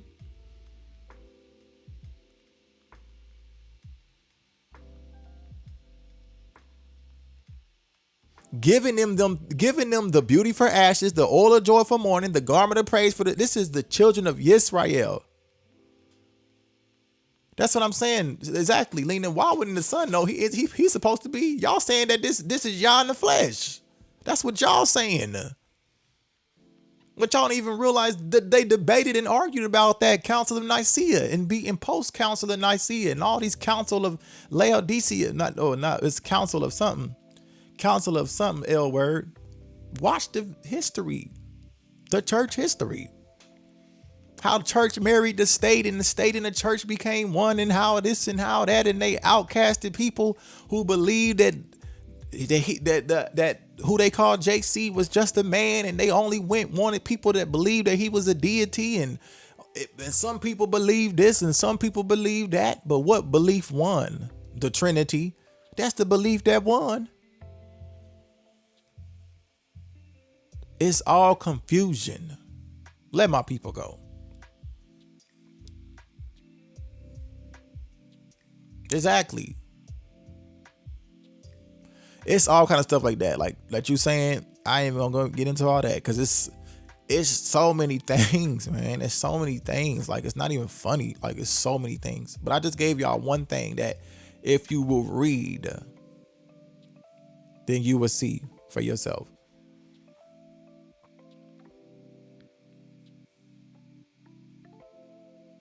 So don't give me this when he come back that this was supposed to be. No, this is what he's supposed to do. This is what they said was fulfilled. This is what they said was fulfilled. In Luke 4, verse 18. Well, what happened to the second part of verse 2? What happened to verse 3, 4? I'll tell you what happened. The Flu Testament wasn't about proclaiming the vengeance of the Most High. That's not what the Flu Testament is doing. They talk about some future time where people are going to be judged. Supposedly, by the way they saying. Yeah, it's simple. You got to, you feel me?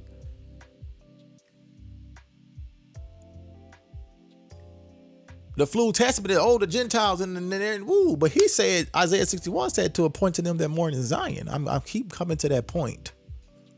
This is Isaiah 61 is about redeeming Yisrael. And they shall build the old. So getting the beauty for ashes, getting the oil of joy for mourning, the garment of praise for spirit, that they be called the trees of righteousness, the planting of the Most High, that he be glorified, and they shall build the old waste places. They shall raise up the former desolations. They shall repair the waste cities, the desolations of many generations. And strangers shall stand and feed your flocks. Where that's at?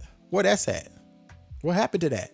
And the sons of the aliens shall be your plowmen and your vine dressers, but you shall be named the priests of the Most High. Men shall call you ministers of our Most High. You shall eat the riches of the Gentiles. Why he stopped reading? In Luke 4 and 18. What happened to the rest of this?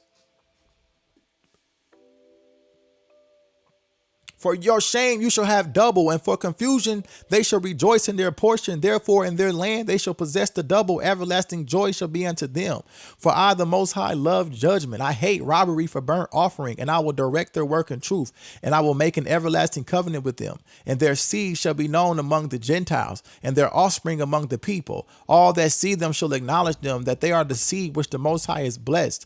I will greatly rejoice in the Most High. My soul shall be joyful in my Most High, for he hath clothed me with the the garments of salvation. He have covered me with the robe of righteousness, as a bridegroom decks himself with ornaments, and a bride adorneth herself with her jewels. For as the earth bringeth forth her bud, and as the garden causes the things that are sown in it to spring forth, so the Most High will cause righteousness and praise to spring forth before all the nations. That's Isaiah 61, Luke 4 and 18. So you mean to tell me that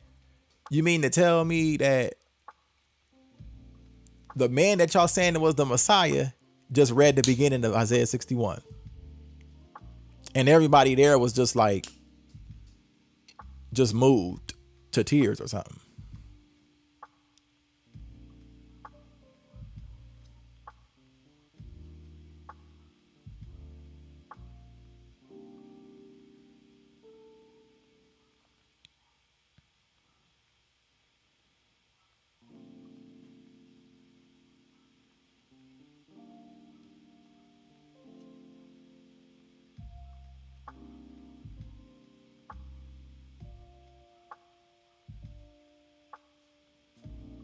And then there's all this other stuff. Like what?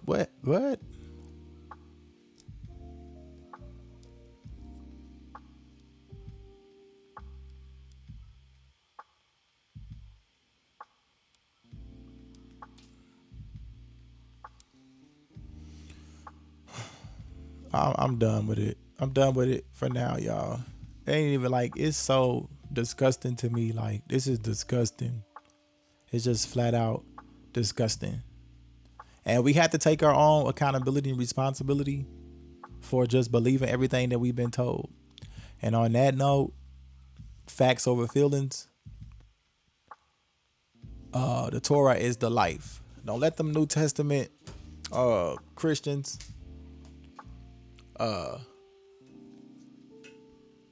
get you down. Period, point blank. And I'm gonna leave it with this, man, because I could go on here I could do this forever. I could praise y'all forever.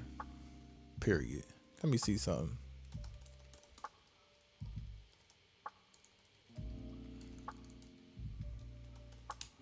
I just had a moment, like, I'm over it. Yo.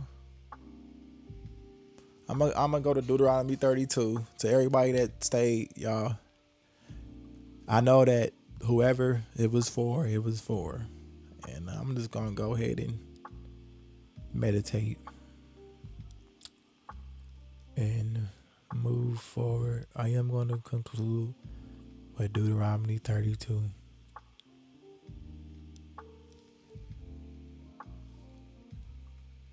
I'm going to conclude with Deuteronomy 32.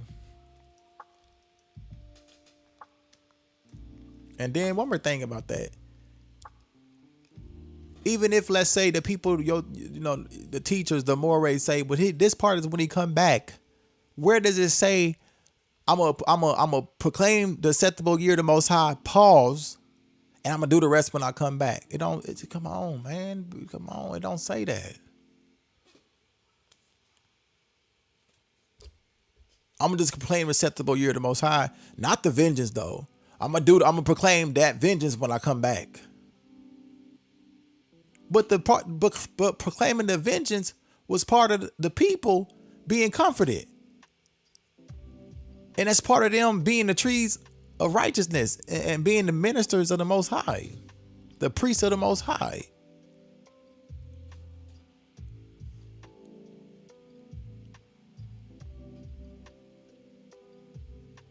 And then you keep going and read Isaiah 62. Read from Isaiah 61, read to 62. Matter of fact, I'm going to read that. So after you read Isaiah 61,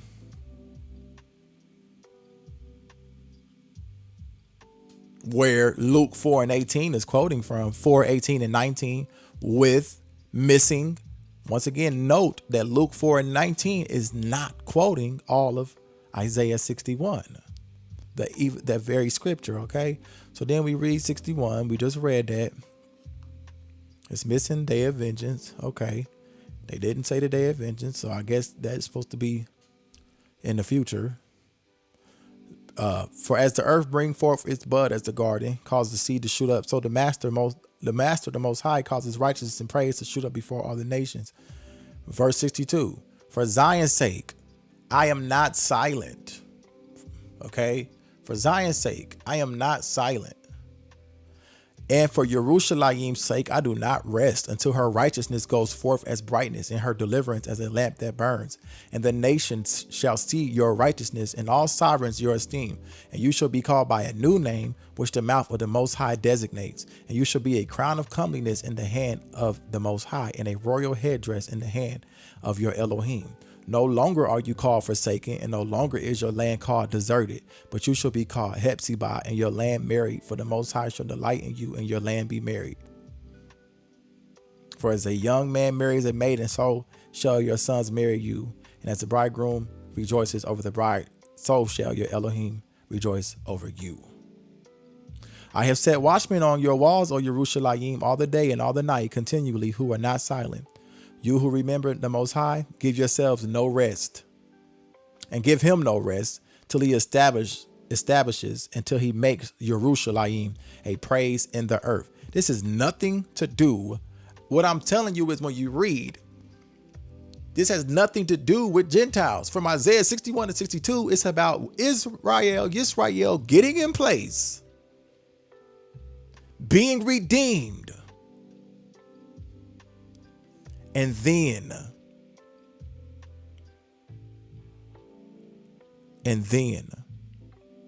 these other nations. And even like it said over there, it won't even talk about them being saved in this particular situation time.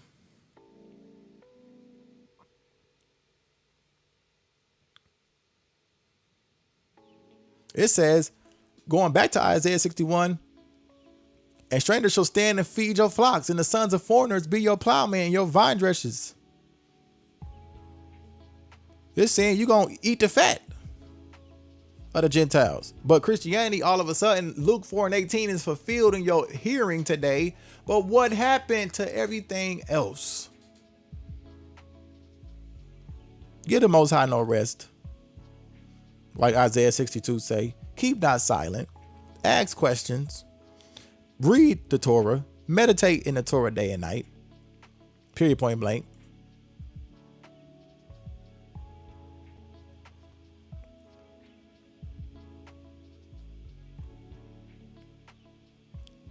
This to my people, and the Gentiles shall see your righteousness, and all the kings your glory, and you shall, because remember 61 is about the anointed one that's the spirit of the Most High is upon to set his people free. And then so when you get to 62, and the Gentiles shall see your righteousness, and all the kings. It ain't all this for God so loved the world he gave his only begotten son talk. That's not the conversation that's being had here. For the Most High so loved his own people that the Gentiles shall see his righteousness in them. Yisrael is my son, even my firstborn. Exodus 4:22. You shall no more be termed forsaken, neither shall your land any more be termed desolate, but you shall be called Hephzibah, and the land Beulah, for the Most High delights in you, and your land shall be married. For as a young man marries a virgin, so shall your sons marry you. And as the bridegroom rejoices over the bride, so shall the Most High rejoice over you. I have set watchmen upon your walls, O Jerusalem, which shall never hold their peace day nor night. You that make mention of the Most High, keep not silent, and give him no rest till he establish, until he make Jerusalem a praise in the earth. The Most High has sworn by his right hand and by the arm of his strength. Surely I will no more give your corn to be meat for your enemies, and the sons of the stranger shall not drink your wine, for the which you have labored. But they that have gathered it shall eat it and praise the Most High, and they that have brought it together shall drink it in the courts of my holiness.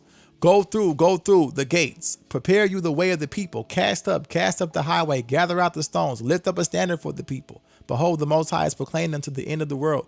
Say you to the daughter of Zion, behold, your salvation comes. Behold, his reward is with him, and his work before him. And they shall call them the holy people, the redeemed of the Most High. And you shall be called sought out, a city not forsaken. This is all about you, Israel. But they made it about And God so loved the world, he gave his only begotten son, and the end of the story, because he died for your sins, and that's the end of the story. So don't put yourself under the Torah, because then you're going to be cursed. And did you receive the Spirit by works? Oh, you foolish Galatians. Then the same book tell you not to call somebody a fool, but you got the man here calling you a fool. Oh, you foolish Galatians. Y'all, this is ridiculous, and continue to seek out the matter. I'm not telling you to take everything that I have said and taking it and running with it. What I'm telling you is sit with the Creator, the Most High, who is faithful, who is good. He's good to me every day. He's good to me in every way, period. Okay? Sit, humble yourself, seek his face. Draw nigh unto him, and he will draw nigh unto you. Okay?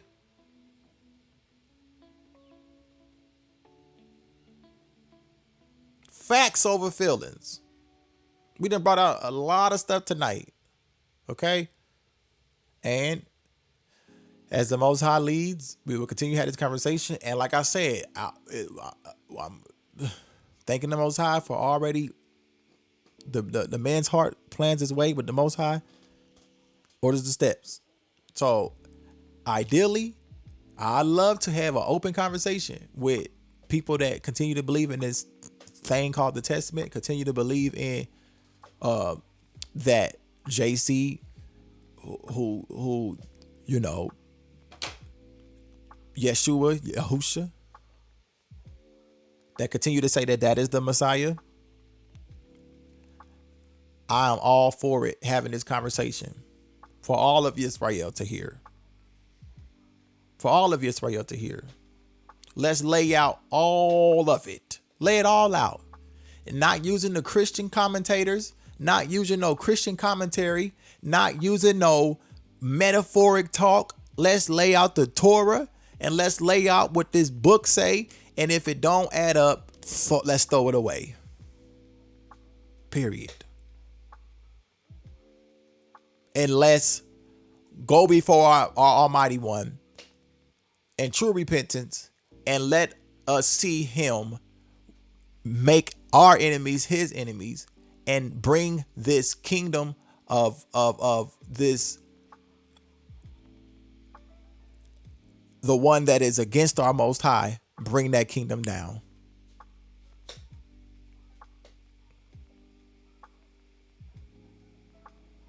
Have a sweet rest, Freedom Nation. Y'all know how it is. We giving our praise to the Most High. Woo! Y'all, 4 hours. Blessed be the Most High, my strength. Because I'm telling you, I had zero energy when I got on here. And if you listen to the beginning, I'm on here like, and I was on here like about to fall over, like real talk. Let me exit out these screens.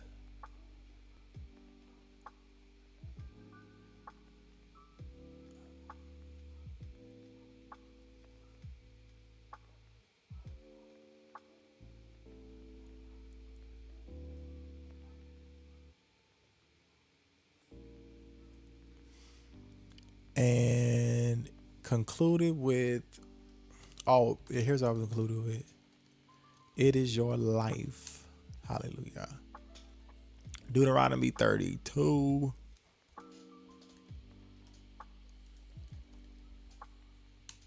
Deuteronomy 32. That's right. Seek his wisdom.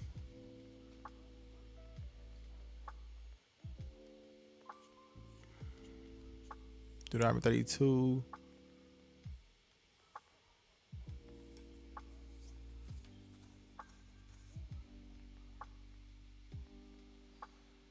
And he said unto them,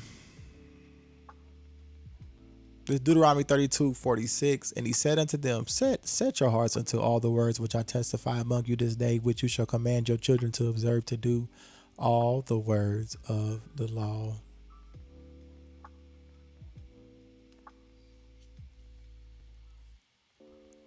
Verse 47, for it is not a vain thing for you, because it is your life. And I'm going to close it on that. It is not a vain thing. It is your life. And through this thing, you shall prolong your days in the land, whither you go over Jordan to possess it. The Torah says that this is your life. Choose life, my people. Hear wisdom. Return to the Most High, who is our strength. And he surely shall deliver his people. That's what it say. That's what it say, and that's what I know. Okay. And that's it. So to everybody that participated, all praise to the Most High. I didn't feel like I wanted it to be this long. I just wanted to be like, hey, what's up? Like, boom. All right, check this out. All right, I'm out. But facts over feelings. This is a very serious thing. It's a very, very, very serious thing. So, it's not a game. All right. And with that being said, hear, O Yisrael, YAH, the Most High. YAH, our Most High, He is one. And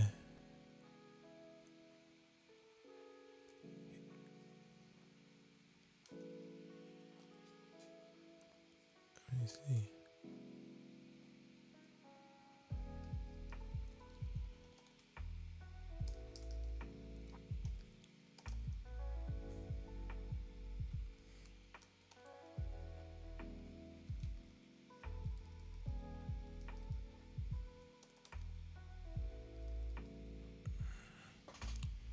The Most High is one. And you should love the Most High with all your heart, with all your soul, and with all your strength.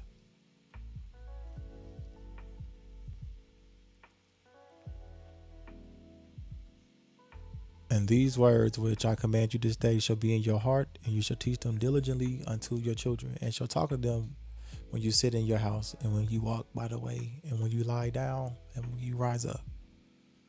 And you shall bind them for a sign upon your hand, and they shall be as frontlets between your eyes. And you shall write them upon the posts of your house and on your gates. All praise to the Most High. And to those who will be here next time, we'll see you next time. Hallelujah. Well, you know, we did that one together, because y'all, I was like, I had zero energy, like I said, but YAH is my strength. All right, so shout out to everybody that added value to the conversation. Get your questions, get your notebooks, and seek. All right, all praise to the Most. I know, right? I do too. Thanks for saying that. Like, I do too. Like, I totally did not feel like getting on here, like, at all. And I'm kind of like, yeah. I'm like, yeah, I'm gonna do this later. Like, and not in a, like, that's not even like, that's what I'm saying. You gotta keep yourself. You gotta fear the Most High for real. Like, and I'm like, I don't feel like doing this. Like, and yet still shine through. Okay. So that's just how it is. All praises to the Most High, y'all. Y'all better know how we giving it up. Period. Point blank. Do you understand? All right. Yes, his piece is here. So, oh goodness.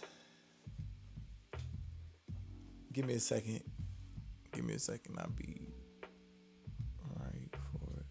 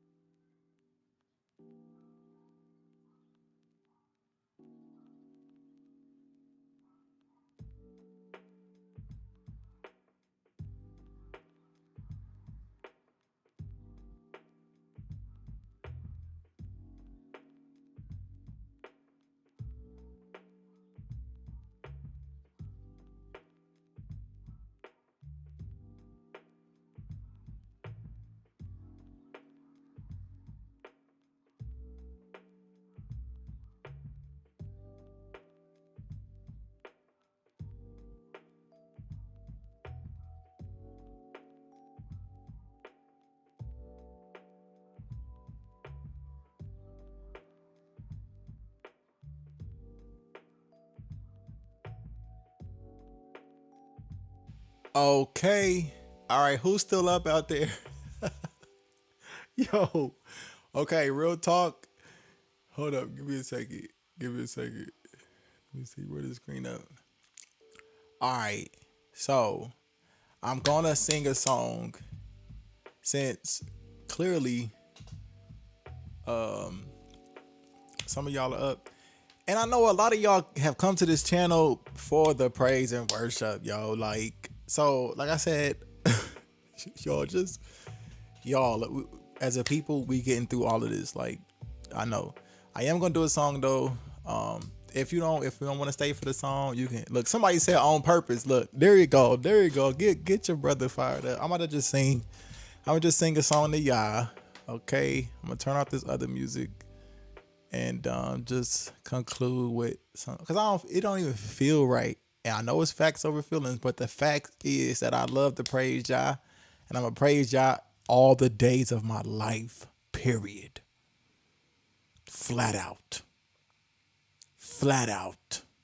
And there's nothing that's going to change that. Period. He is the creator of all. He is greater than all. He deserves reverence. He deserves the honor. He is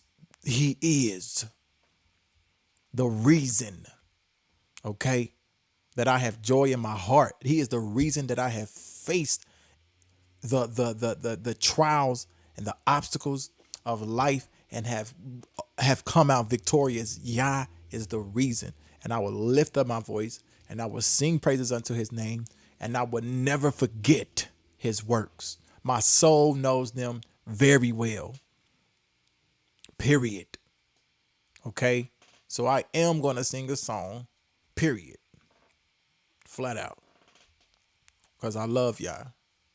And he is so worthy. He's so worthy. Okay? He's so worthy. And that's an understatement. Okay? Ooh, that's an understatement. So let's get the guitar out this joint. No, hold up, dog. Got the guitar out. Hold up. Get the guitar out one time.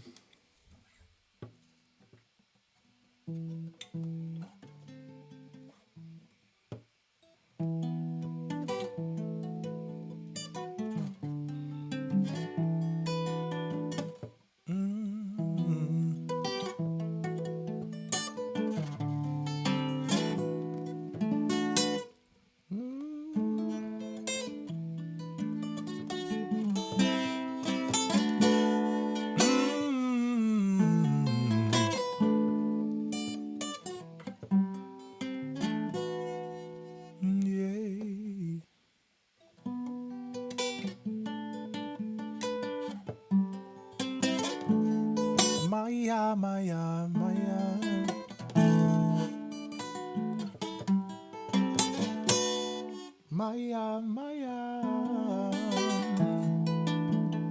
Yeah. I love Maya.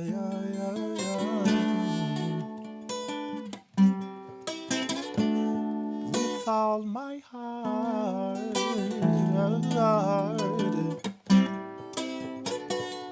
With all my might,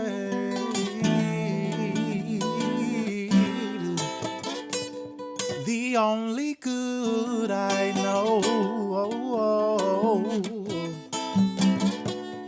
he caught me when I fell,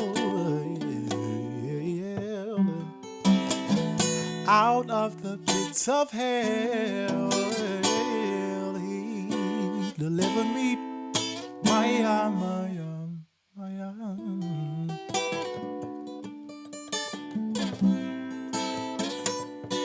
I praise his name.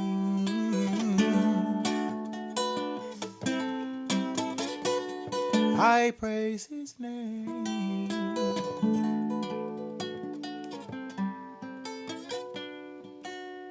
Hold up, give me a second. Give me a second real quick. I could just sing to y'all forever. Like, I told y'all, it don't got to be on no live stream and stuff. I'll be over here in my own zone with the Most High. Do you understand? Getting Because before his majesty, in his presence is the fullness of joy, in his right hand there are pleasures forevermore. I will always encourage my people to lift the name of the Most High. Do you understand? Because everything that you think you need is supplied in the presence. Okay? Like, this ain't no game. This for real. Give me a second. This is serious. Let me add a little something to that real quick. Yeah. Lord. Okay. Actually, give me a second. I'll be right back.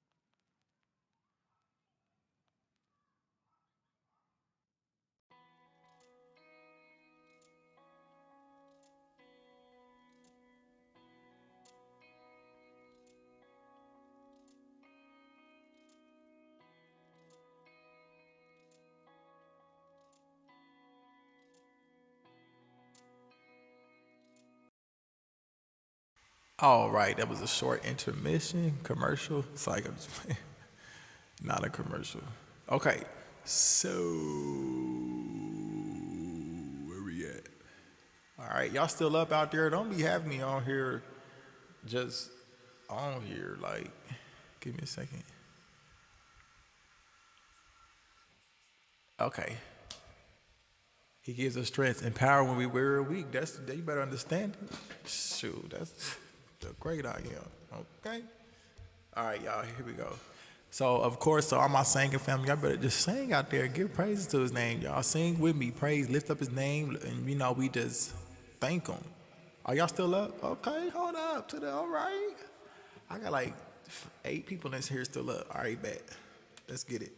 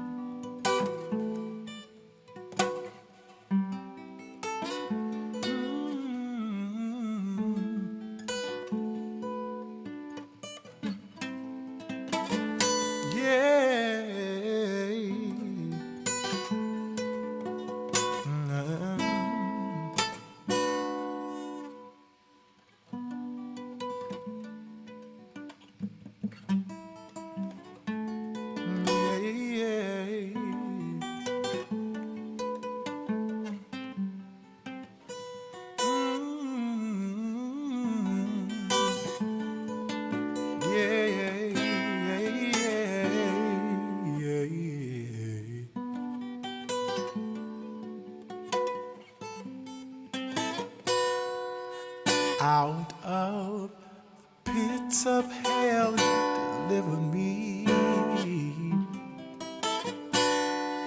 I can't help but wonder why you would even consider me to be worthy of your love. I'm in awe, speechless.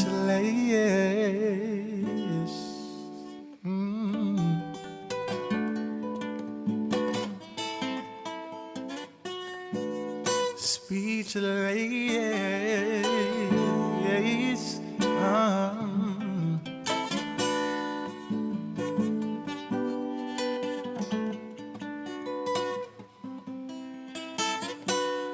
I'm in awe, speechless.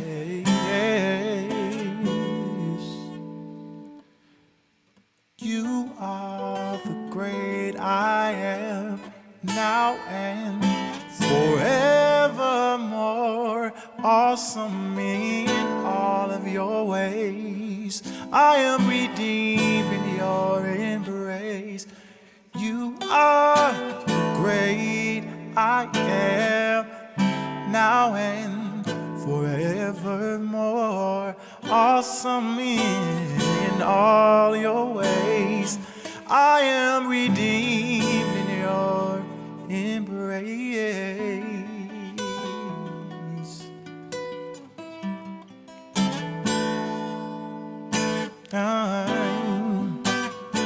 I am safe in your name.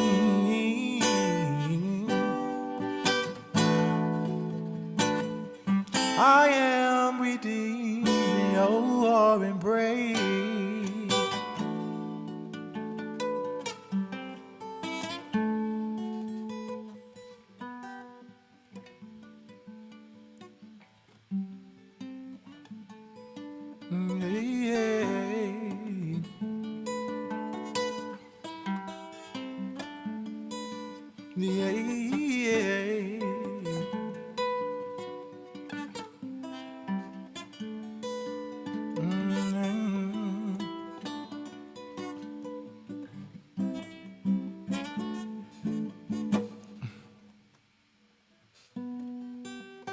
You're my creator, you're my protector, you're my provider, almighty in Zion. You are the greatest above all, almighty in Zion.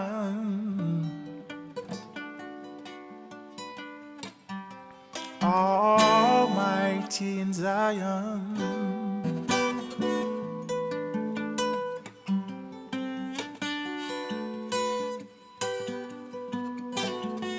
Holy One of Israel, Almighty in Zion.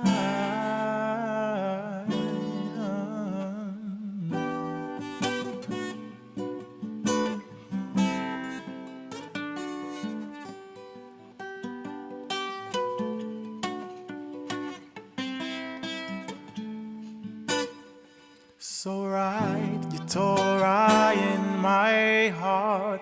I need to know your love. Dwelling with you forever is all I'm thinking of. So write your Torah in my heart. I need to know your love. Dwelling with you forever is all I'm thinking of.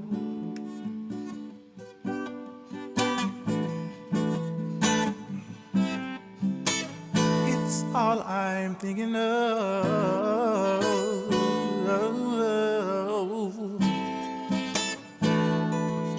It's all I'm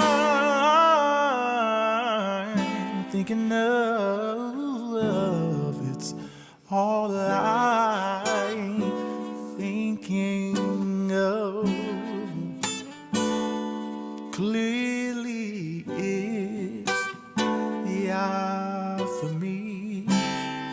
It's not the world, it's you, YAH for me.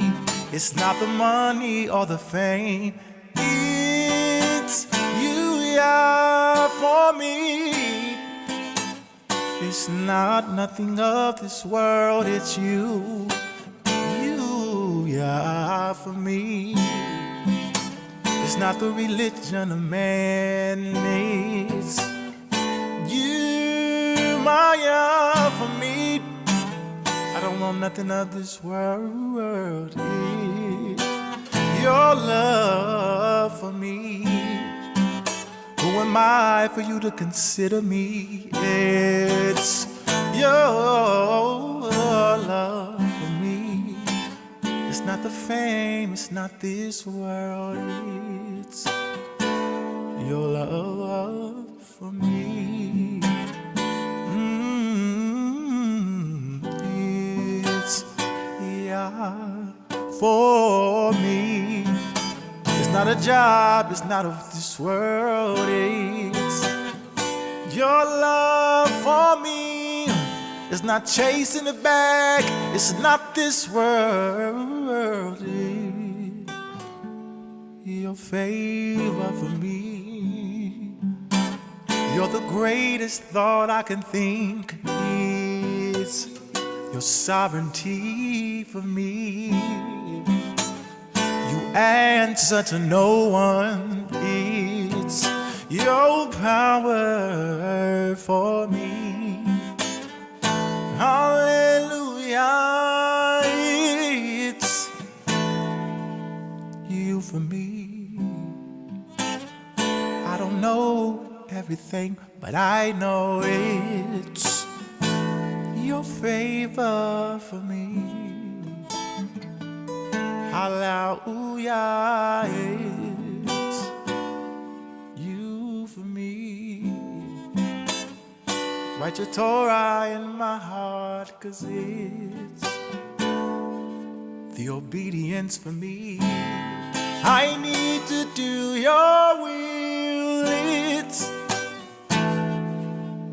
you for me. I live to praise your name, it's the freedom for me.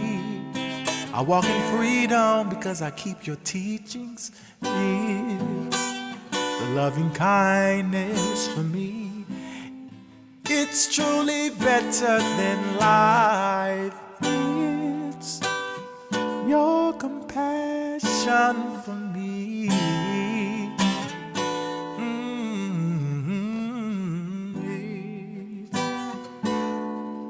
Your compassion for me. No one compares, you're so amazing. Hallelujah, you're more than life to me.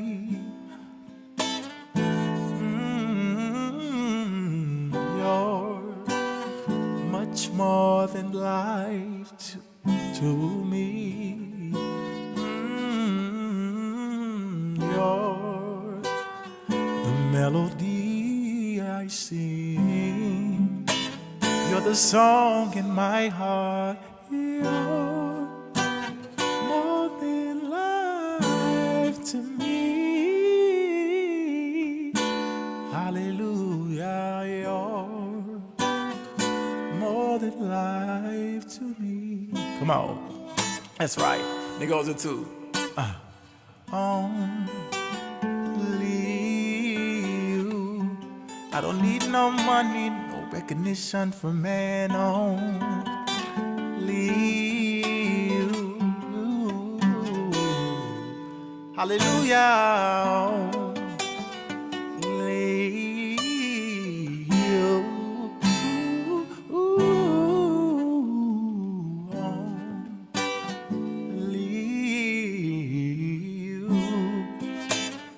Daily you load me,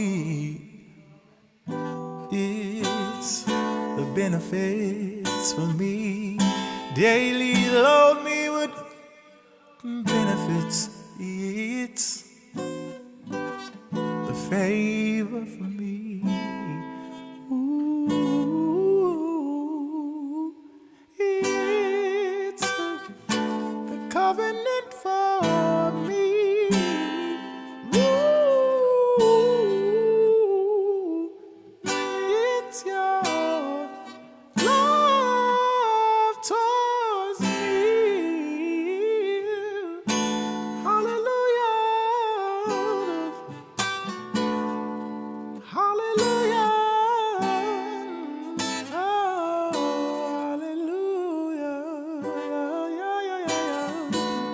Oh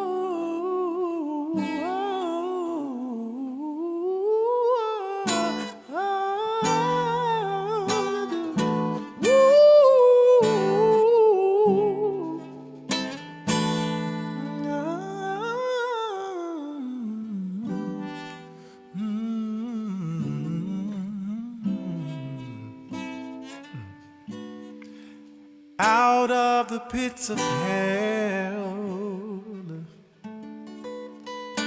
You delivered me, and I can't help but wonder why you'd even consider me to be worthy of your love, your love. I'm in awe, speechless.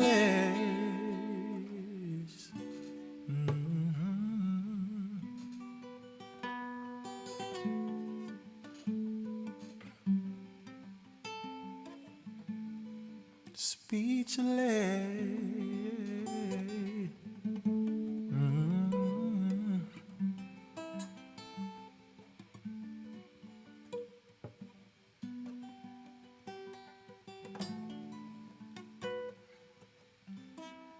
Speechless.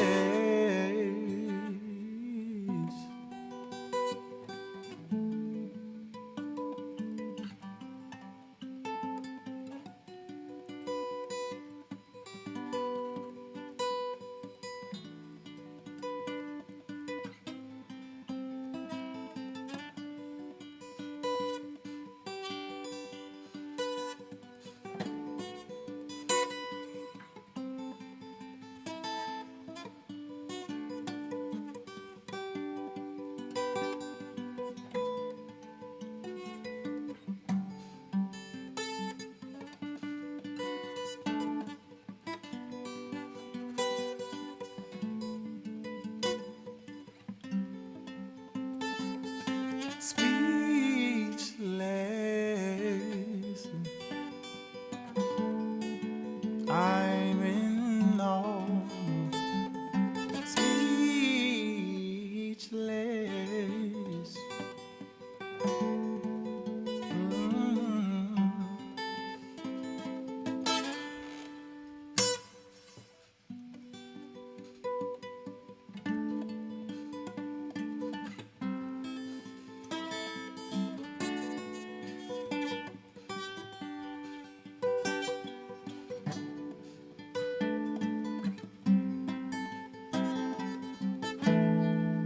I know my YAH is kind. I know my YAH is great. I know that my YAH is almighty. He's always good to me. My YAH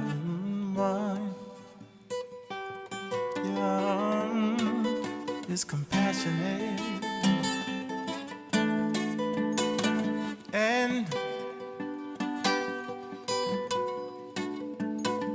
so kind.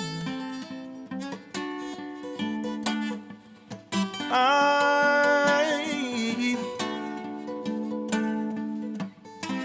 love you with all my heart, my soul, and my mind.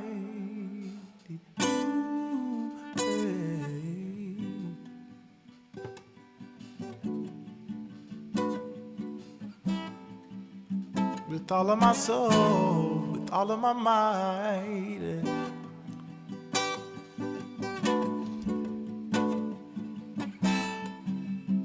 From the start of the day to the end of the night, the joy of my life, the strength of my life.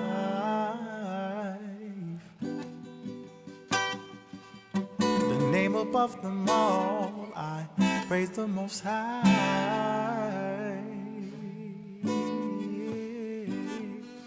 All praise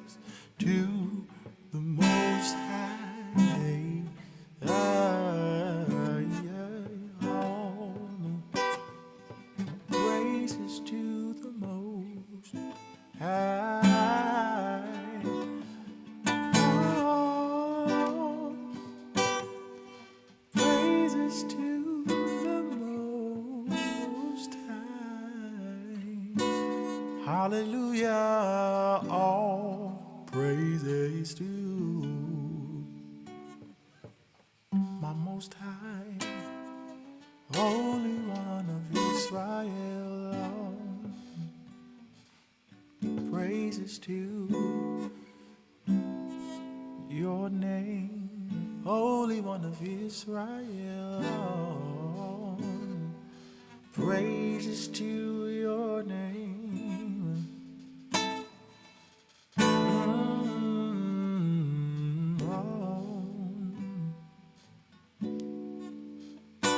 All of my days I praise, oh, praise to your name.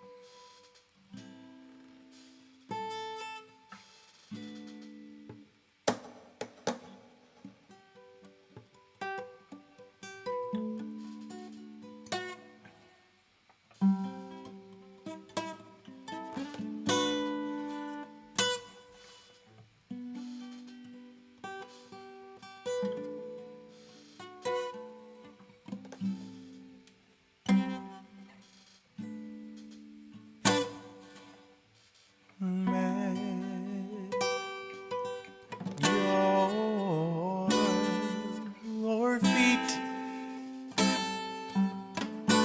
that's where I love to be. Your feet, that's where I need to be. Your feet,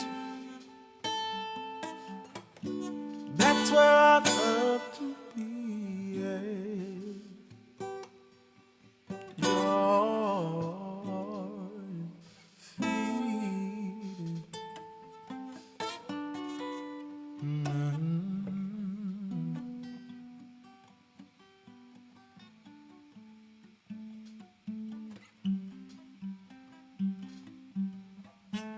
That's where I love to be.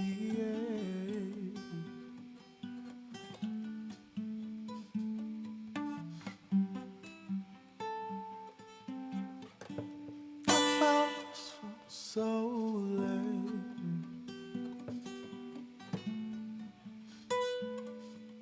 your feet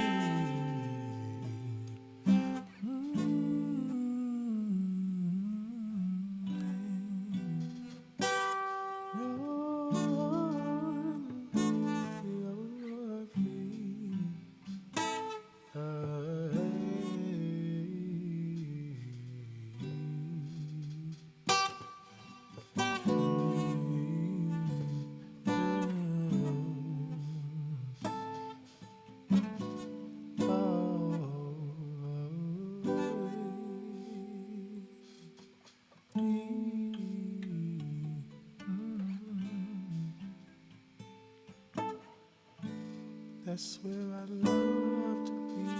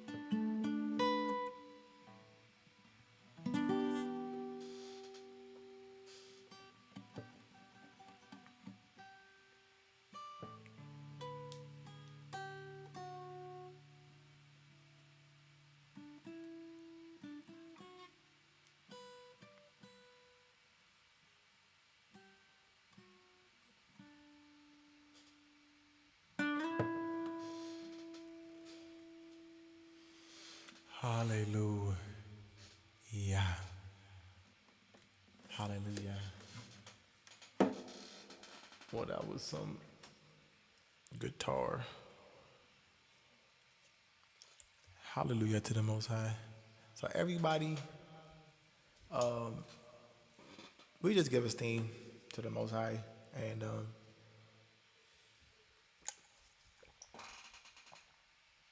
He's good. So y'all have a peaceful day, if it's daytime where you at, or night if it's night where you at. All right, and all is well. Yah is delivering His people. That's final. It's the final. Just final. The word that the prophets spoke. Every single one of those words will be fulfilled. So be comforted in that. I had to take out the background stuff. Be comforted in that, my people, in this hour. And with that being said, see y'all next time. I'm going to get out of these headphones. They start to hurt your head after a while. All praise to the Most High. And see y'all next time. Aight. Hallelujah. All praise to the Most High.